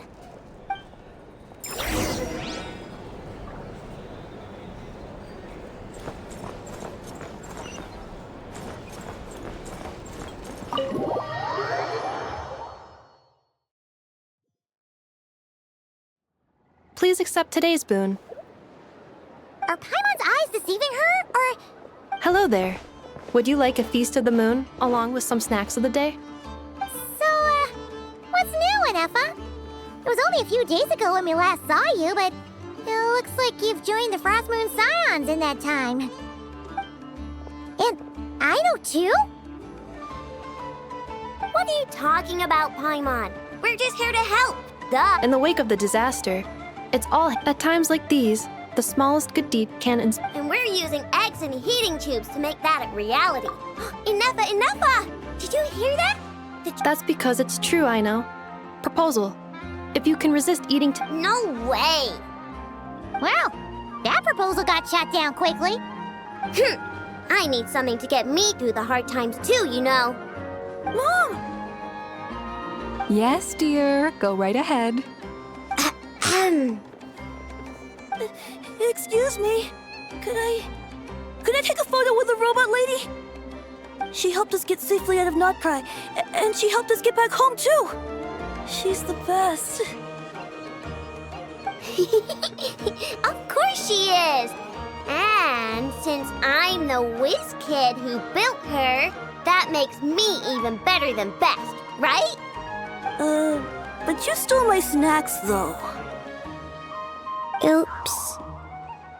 Shall we move to the open space near the... Thank you! Aren't you the better pick for this job, Flint? You underestimate yourself yet? Not at all. I rarely come by Nasha Town. I don't know any of the big shots here. All in good time. So, but you're much further ahead on that road, aren't you? You're not seeing the full picture. There is no question about it. You say it like you wouldn't make the... I am most flattered that you think I would. Sigh a little less, Master Ilua, and have more faith in yourself.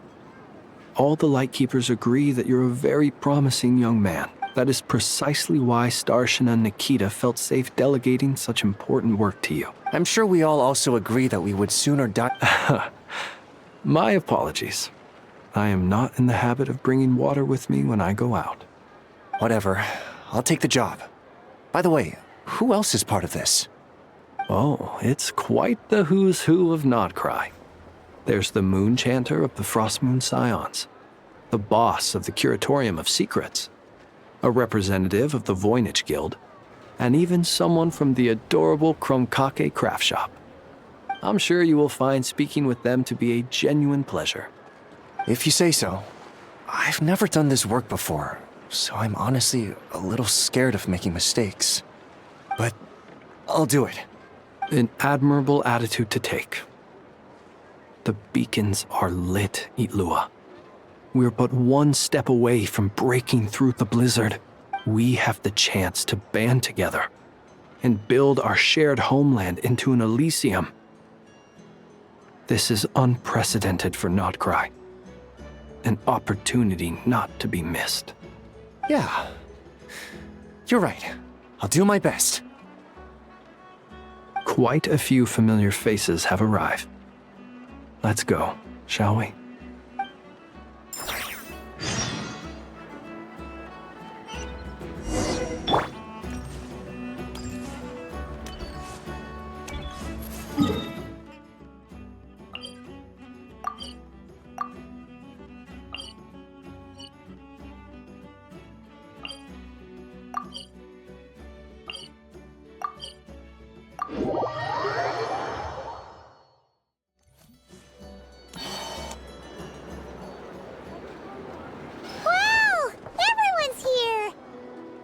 You seem well rested. I know no one's asked, but I'm sure you all want to know, so let me just say, we're doing great. Thanks. Well, great, but not perfect. Starting to lose my mind from boredom. Can't drink a drop of alcohol while I'm waiting for my wounds to heal. I'm sure you had a sneaky swig or two. Wait, how'd you find out? I'm sure you must be missing Mondstadt. Yeah, you could say that again. Every time I get news from Mondstadt, it makes me want to go back and see the place for myself. Honestly, once things are wrapped up here, I think it'll be time to head back home. Hey, looks like someone's taking the stage. Can everyone see okay? Anyone need a boost? I'll just listen from the back. It's fine. You're taking this pretty seriously, huh, Durin? Well, it's not every day that I get the chance to see how people speak in official settings. Soak it up like a sponge. I'll make sure you get a chance to practice for yourself later down the line. Actually, I know just the thing. You can debrief the Knights of Favonius for me. Mr. Varka, are you forgetting that I'm not a Knight of Favonius? I can knight you. Is he joking? I really can't tell. You'll have to figure this one out for yourself. It'll be a good learning experience. It is my honor to host the opening ceremony for the League, and to have this opportunity to speak to you all in my capacity as Voynich Guild representative. Could this person also have been pushed onto the big stage by the real big shots? Guess I'm not the only one then. We come here today, having weathered— All right, here we go. Uh-oh, looks like Aino's off in Dreamland already. Wait, Boss is looking kinda drowsy too. What's up with her? Come on, get this speech over with already. Notcry is our home, the land we rely on for survival. And as we chart a course for the future, may we persevere—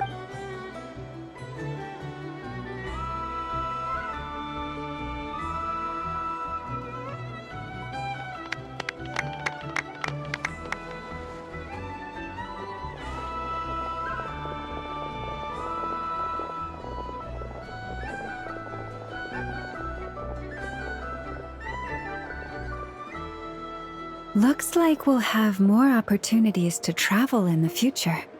I'm sure you'll cope, Lady Moonchanter, given how fleet of foot you are.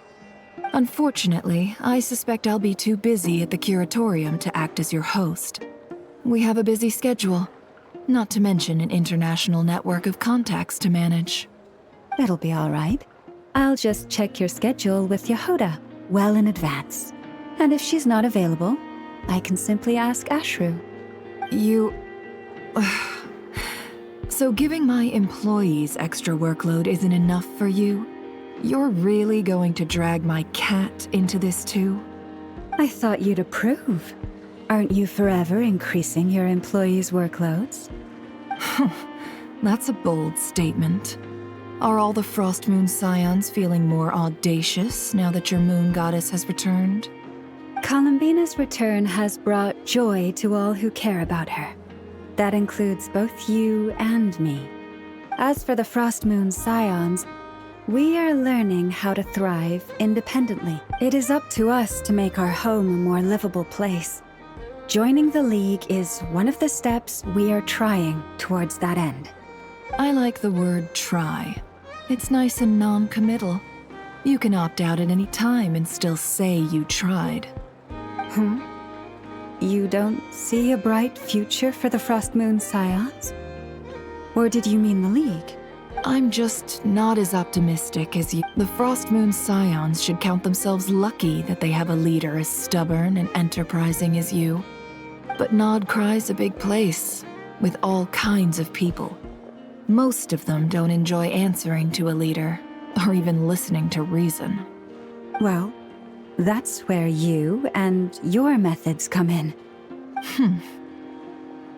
Unless the Curatorium of Secrets is only here for appearances. For now, yes. And that won't change until this venture becomes worth my while. What would make it worth your while? Getting out more than I put in. Right now, I'd barely break even, but I'll grant that it's a good start for Nodcry. Then maybe it's worth a try. All right, you can stop now. Or do I have to join the Frostmoon Scions before you'll get off my back? You'd be very welcome to join us. Hey, you two! Congrats on all your hard work! What are you chatting about? Nefer was trying to dissuade me from adding to her employees' workload. Also, she's considering joining the Frostmoon Scions. Sorry, what? Your conversations are always the most interesting.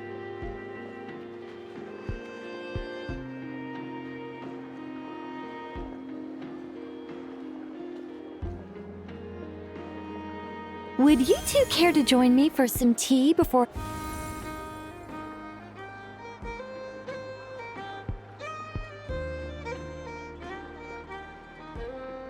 Nicole? Wait, where are you? Aren't you gonna show up today? Sadly not. I'm otherwise occupied right now. I'm sorry, Paimon. I can hear how disappointed you are. If it's any consolation, let me say that how things appear on the surface is a far cry from what they are at their core. Perhaps you'll feel better if you focus on the fact you have a special line of communication with the great mage herself. Okay? Has something happened?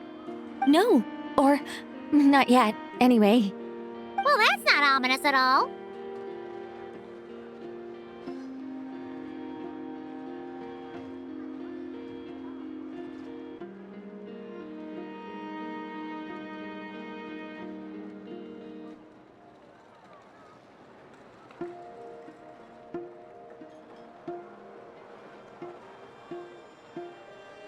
Not for the time being. Just think of this as a general check-in to make sure this communication system is still running smoothly. Besides, it's good to chat once in a while if we want to maintain our friendship. You could have just said so. Paimon got all worked up for nothing. Still, the best friendships are built through face-to-face interaction, you know. It's never gonna stop being weird having tea with you when you're not there and just talking to thin air. All right, fair point. I'll bear that in mind for next time.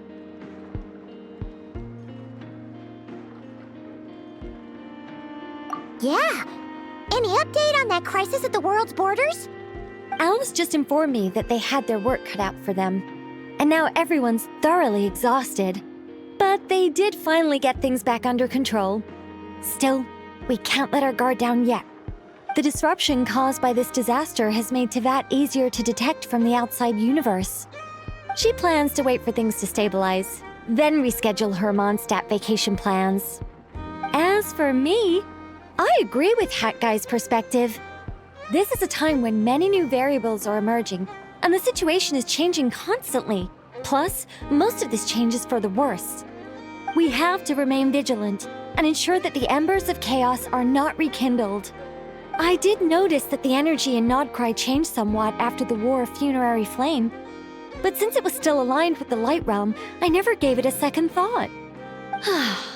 It looks like I'll have to examine the connections between phenomena I observe more closely in the future. Just doing my duty. It's more or less second nature by now. Of course.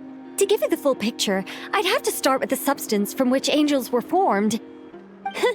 Never mind. Paimon's right. Showing off my knowledge would be much more satisfying in person. By the way, you did receive the gifts from the Hexen Circle, yes? They're quite similar to the protective talisman that Alice gave Dory, but with some very special enhancements. Oh! So that's what kept our friends safe when Dotori trapped them. Indeed. We went to great lengths to make sure they were invisible to his eyes. I'm so happy they came in handy. Still, not fishing for gratitude, by the way. I just want you to be aware that sometimes your friends may be protecting you in ways you cannot perceive. Anyway, I'll contact you if anything else crops up. If not, you know what they say, no news is good news. Oh, my angelic instincts are tingling. They say you should head to the docks next. Your friends are about to board their ship home.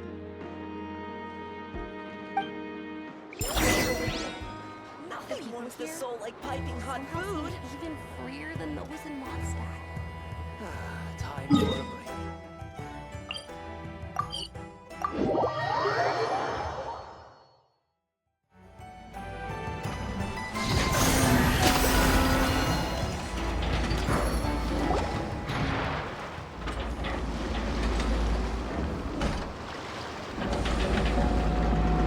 You're here.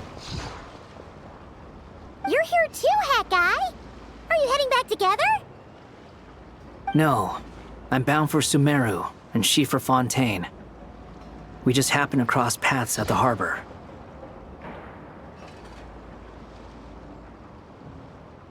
Everything seems fine.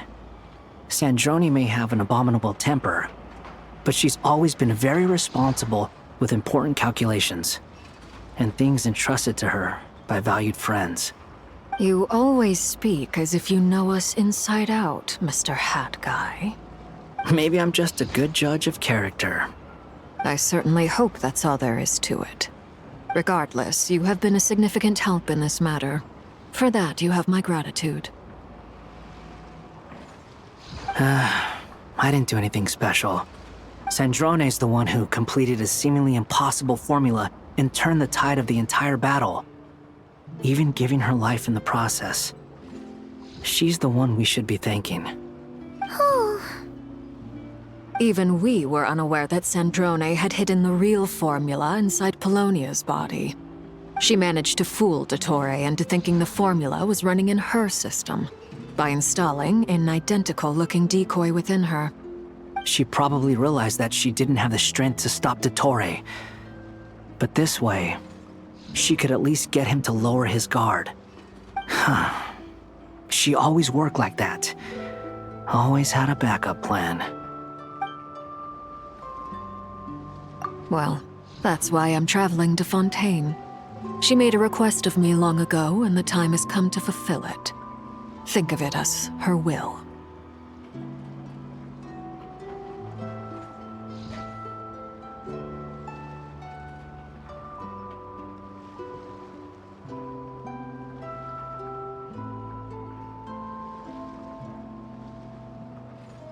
She said that should she ever fail in a mission, she'd like me to deliver her core and Polonia's to the Fontaine Research Institute. She also mentioned that she had made arrangements for people there to set her affairs in order. Some of her personal effects, such as her notes, were left to me. I've decided to take them back to the House of the Hearth, for safekeeping primarily, but also as mementos, I suppose. However, there is one book among them that I'd like to leave in your care. I'll have someone deliver it to your residence at the flagship at a later date.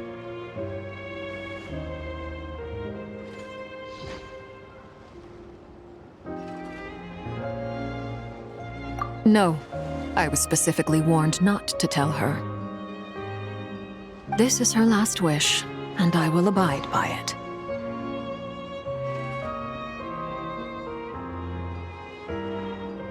I can only hope so, but none of us here can know for certain. I bade farewell to Columbina earlier today. As promised, she turned the iridescent moon's marrow over to me. She spent a long time with Sandrone's body, saying her goodbyes. Oh, is she alright? Sandrone's passing has left a great wound in all of our hearts. It will take time to heal, but Columbina surprised me. She offered me some words of comfort before I departed. Despite being grief-stricken herself, she showed an awareness of the feelings of others around her. She never used to act like this. Clearly, she has grown. And I suspect that we have you to thank for much of the change we are seeing in her.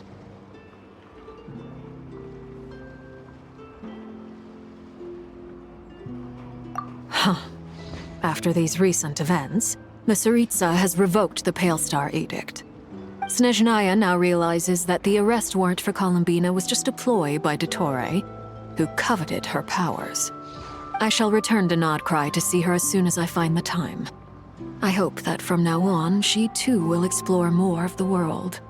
Columbina Hyposelenia's journey is only beginning. My ship is here. Traveler, Paimon, we shall meet again. You too, Hat Guy. What are you still bumming around for? Isn't Columbina waiting for you? I thought today was the day you'd agreed with her to go find out the truth about your sibling. You're afraid you won't like the truth when you see... Don't say that! Fair point. They say Bloods, no matter what the truth, finding the truth is important. At least, that's the life What? Now that Dottore... Maybe I regret not... Either way, I'm going back to Sumeru. You should continue with your journey, as you've always done. So, what should we do now? If you want to explore a bit more to steady those nerves, Paimon's... After all, when Columbina said she knew where your ship was hidden, Paimon promised to give you... It hasn't been all that long since we were last apart, sure, but with Columbina there, Paimon's sure things will be just dandy. Ain't no biggie. Paimon might be all about that food and fun, but she knows how to do right by people. Paimon's sure you'd prefer to digest the news about your sister in peace. But, no matter what you see, just know you can share it with Paimon. Of course, as long as it's not super private. If you can't make sense of something, let's give it some thought together. And even if we both can't figure it out, Paimon can at least treat you to a nice meal. Glad to hear it. Feel better now?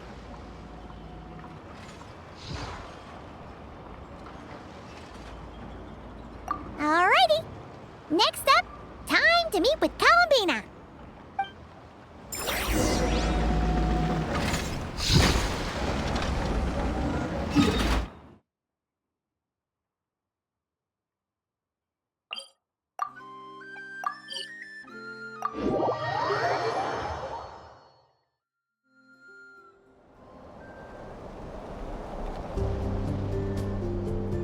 Columbina, we're here!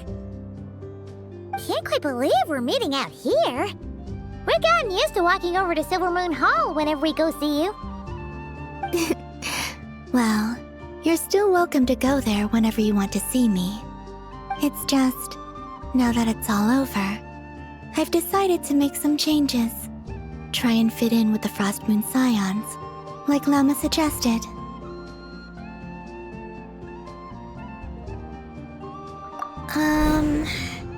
The older generation are still timid around me. They don't dare get too close, and they bow their heads when I walk by. But things are much better with the children.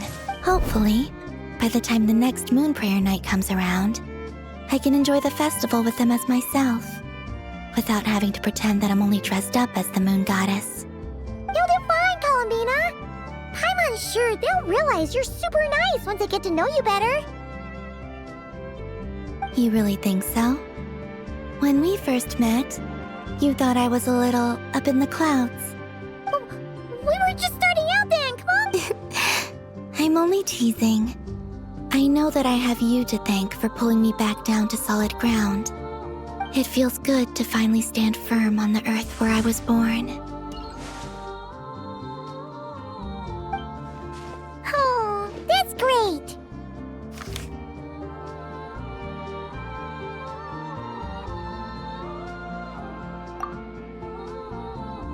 Thank you. I'll make sure not to lose it this time. Well then, are you ready? Lumine, what happened to our spaceship back then? Why did you leave? It's time to learn the truth at last. Ready as— Good. Then let me open the way for you.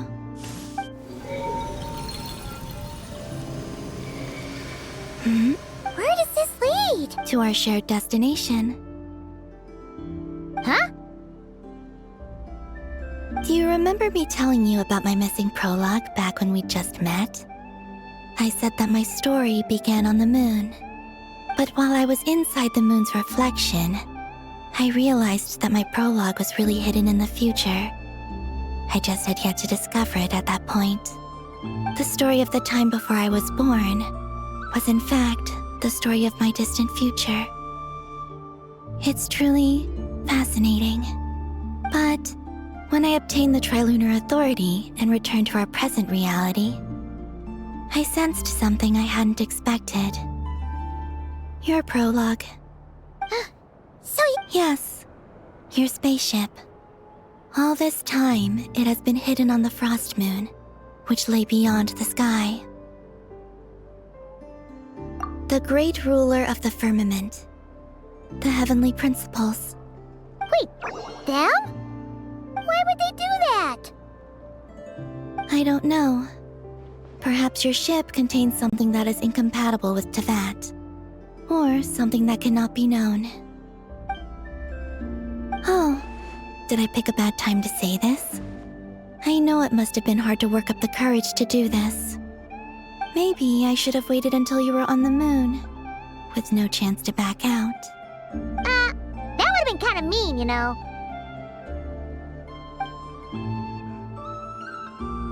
Take me there. Oh? Whatever is hiding in that ship, it belongs to me and Lumine. Those memories belong to us. No one else has the right to decide whether I should or shouldn't know about it.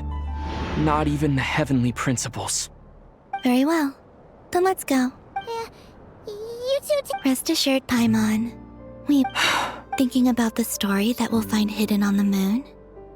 Yes. And hoping that it has a happy ending. Stories like that don't exist, you know? You don't believe in happy endings? I don't believe in endings.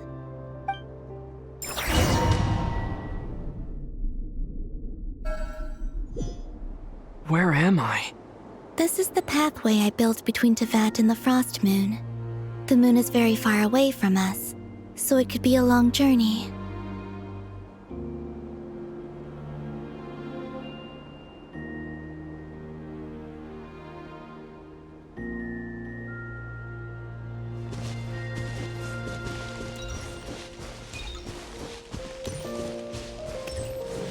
After I obtained the Trilunar Authority, I unwittingly saw past events from many of my friends' lives. One was Lauma. She was so young when they chose her to be the Moon Chanter. From then on, the Frost Moon Scions looked to her to bring messages from their goddess.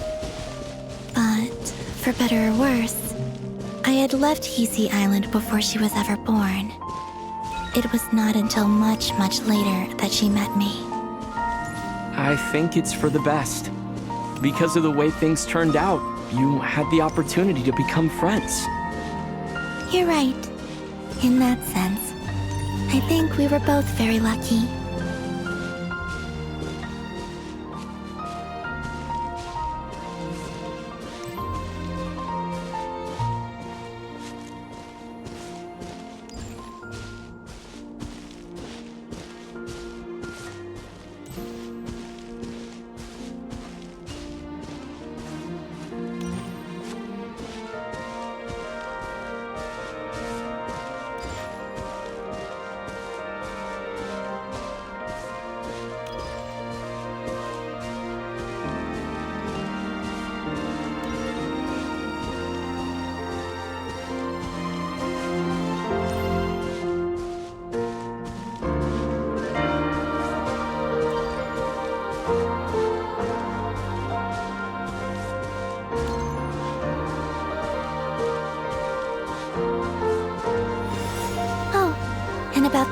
message. Nicole.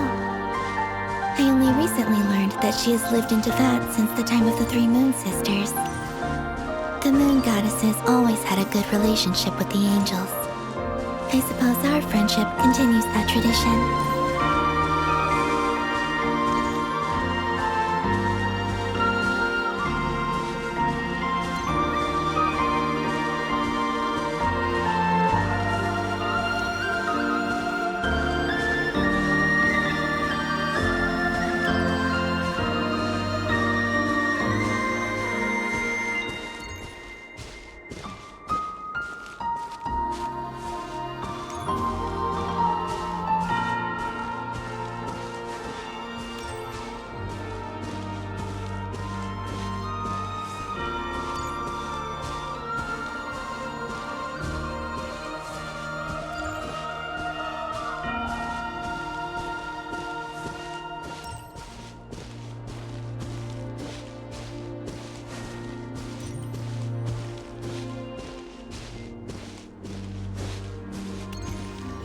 And then, there's Sandrone.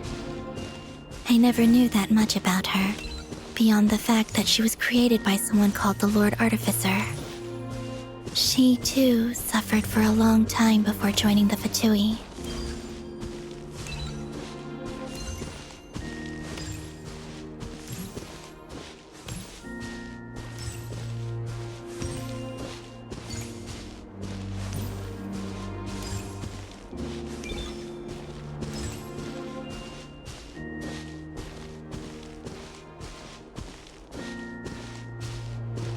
How I wish I could talk to her again, even if only to hear her say nasty things to me.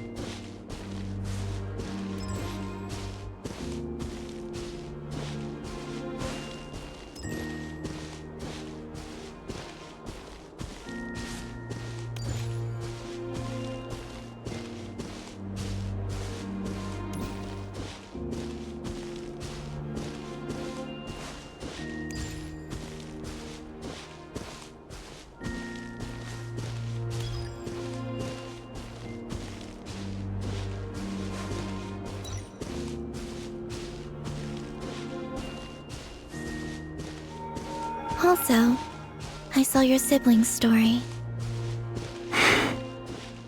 I'm afraid I didn't see much. It seems that she rarely came to the surface, where the moonlight shines.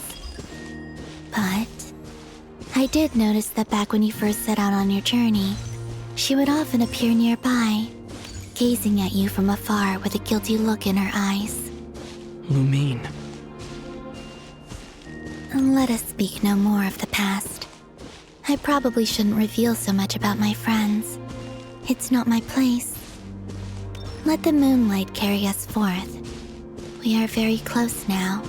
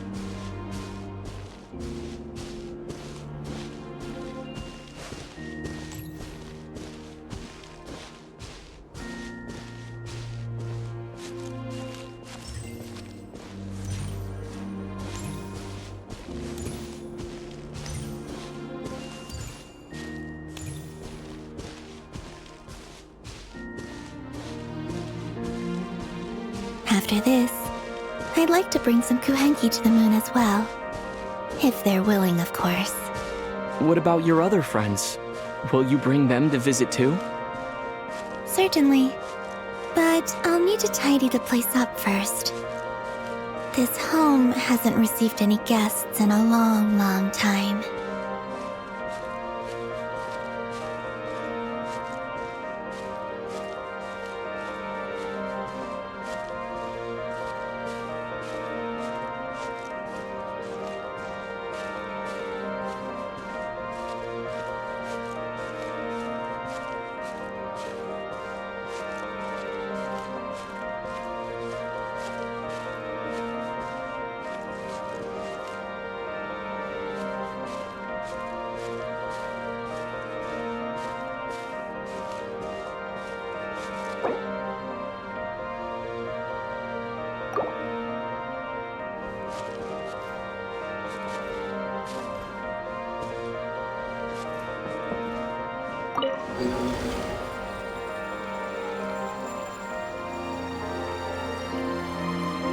I remember writing something similar with you on Moon Prayer Night. I believe it was called... Dodoko's Whirly Gig. Yes, that was it. You asked me if I was afraid to return to the moon, and I said that I was. The idea that I had gained something precious, only to lose it so quickly. That frightened me. But I'm not afraid anymore. Besides, this time, we're traveling together.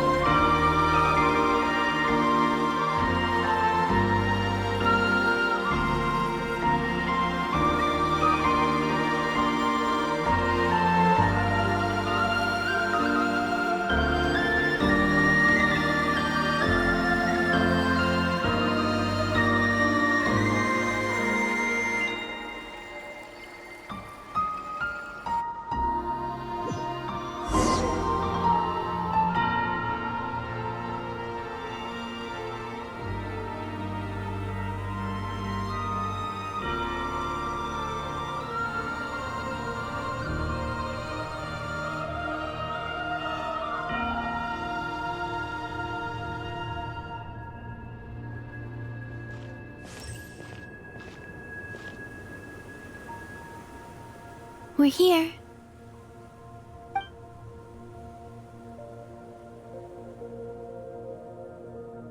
Over there.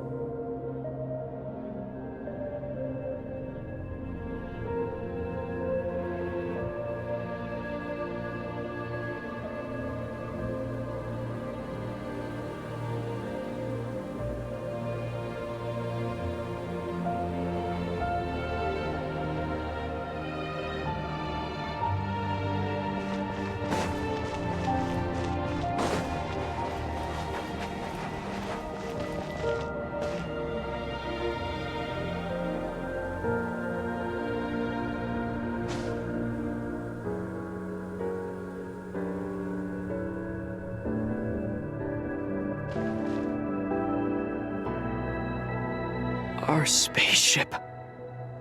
It's huge. I suppose that the moon is the only place one could hide it. It'll be all right. Huh? The way you feel in this moment. Solitude for me once meant living a life, but that night, solitude meant throwing away the life I had gained after meeting all of you. Columbina. Go. Retrieve the part of your life that was once lost. Trust me, you will lose nothing by doing so. Look, Teyvat is right there. All of our friends are down there, waiting for us. You're right. Thanks, Columbina.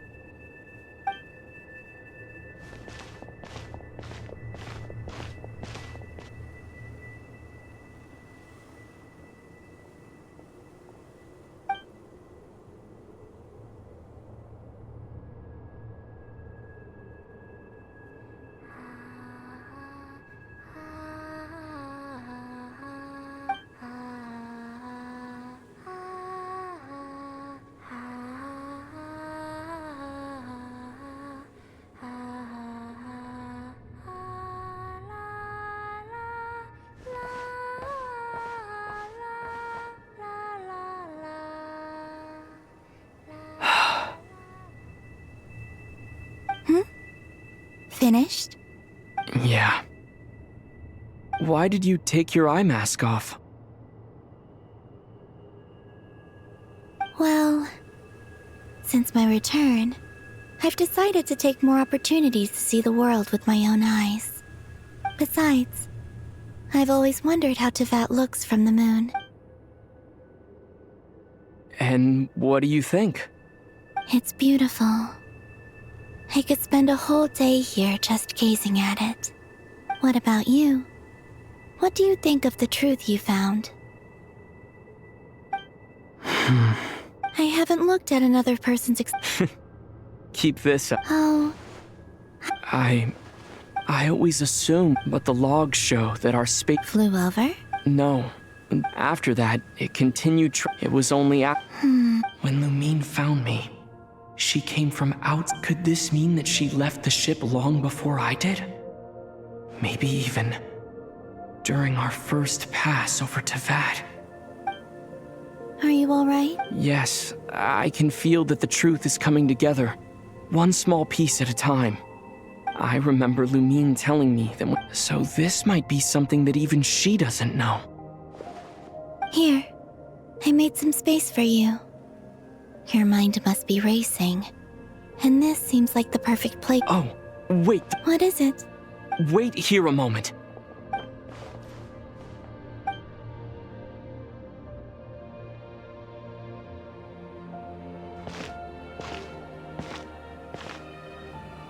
Hey, Columbina.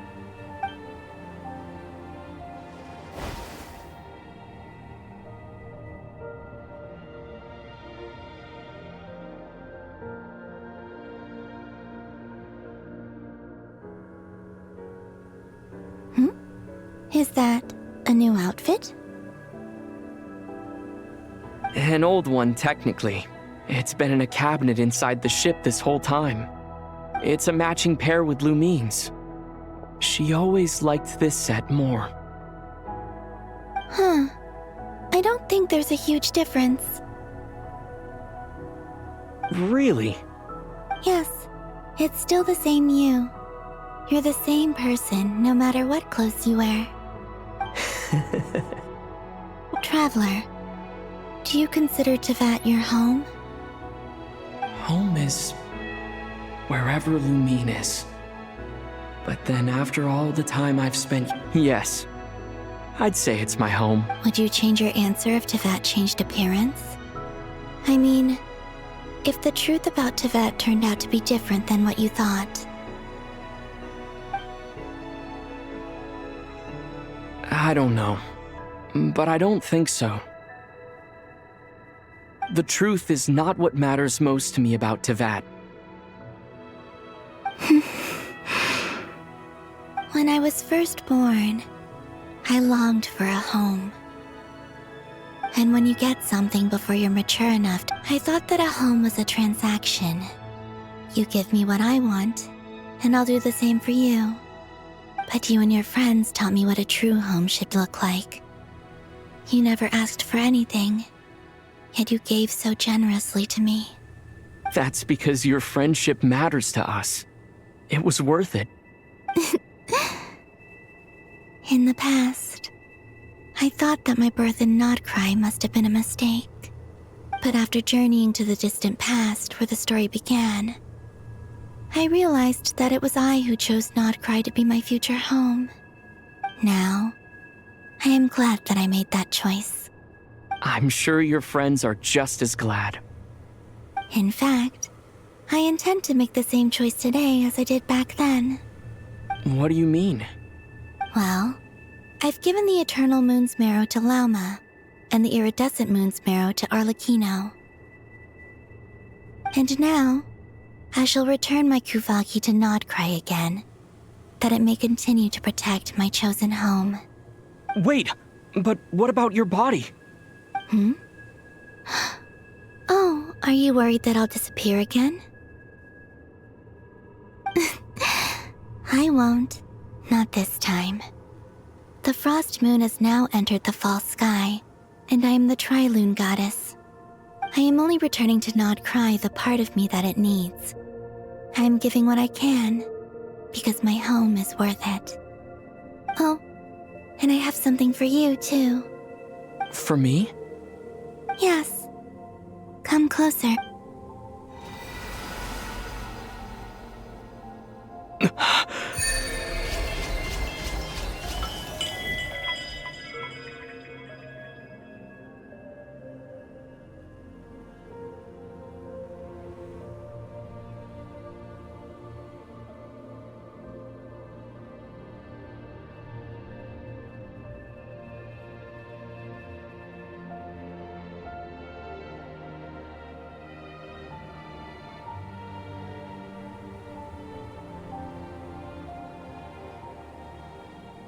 What was that?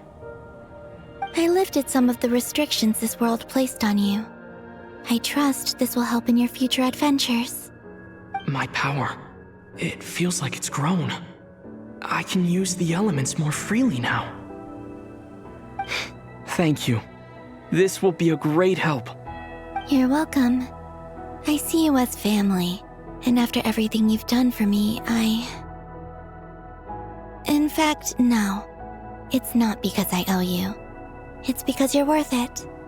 Here, this flower is for you.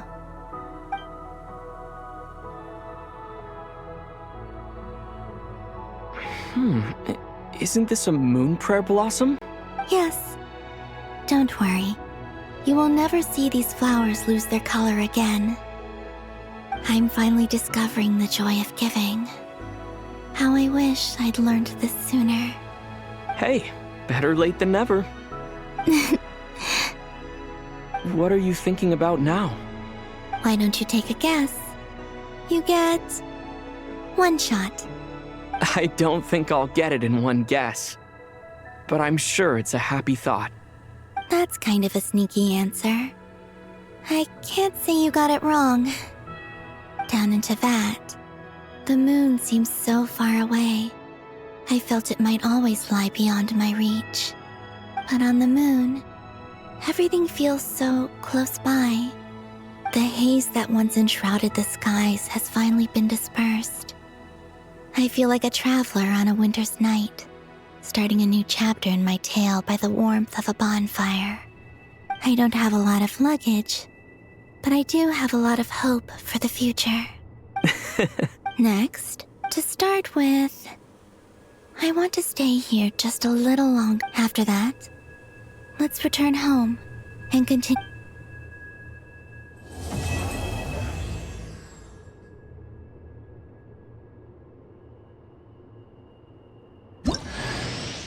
These clothes bring back so many memories.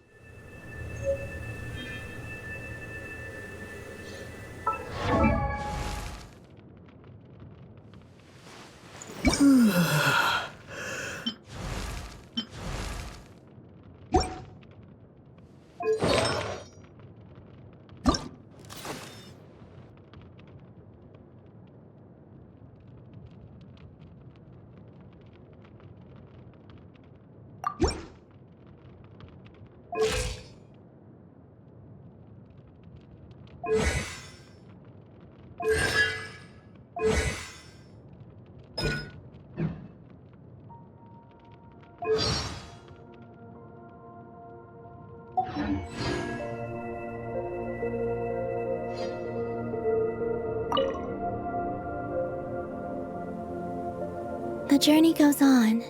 Like I said, this is not the end. I don't believe there has to be an ending. Oh,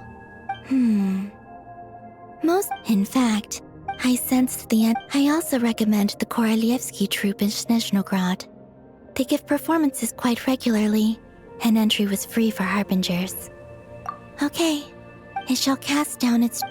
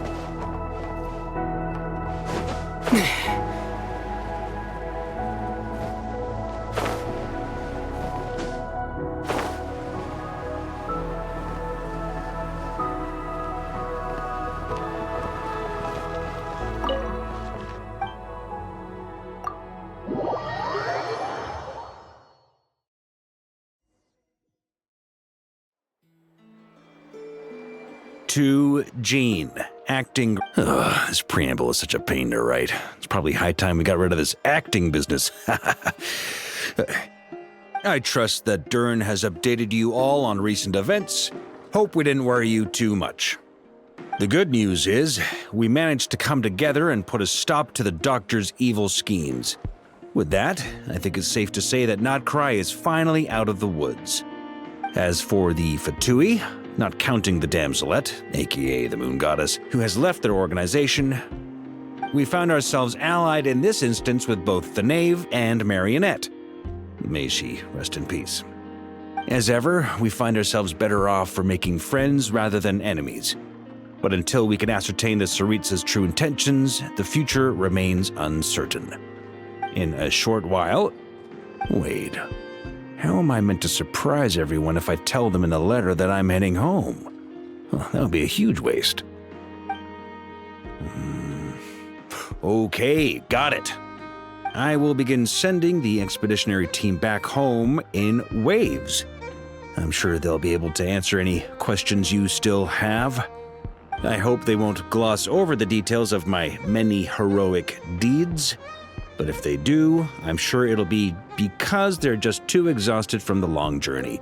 I think of Mondstadt daily. Please give everyone my best regards. P.S. The honorary knight went above and beyond this time. Are there any other honors we can give him? I'll leave it with you. P.P.S. Please be extra nice to Klee for the foreseeable future. I cashed in on the last favor that the Hexen Circle owed us, so we need to earn some more goodwill. If there's any serious problems, feel free to stick me in solitary confinement when I get back. I'll do the time for her. Whew. And that, as they say, is all she wrote. End of an era. And with the moon shining down brighter than ever, I think everyone is going to sleep well tonight.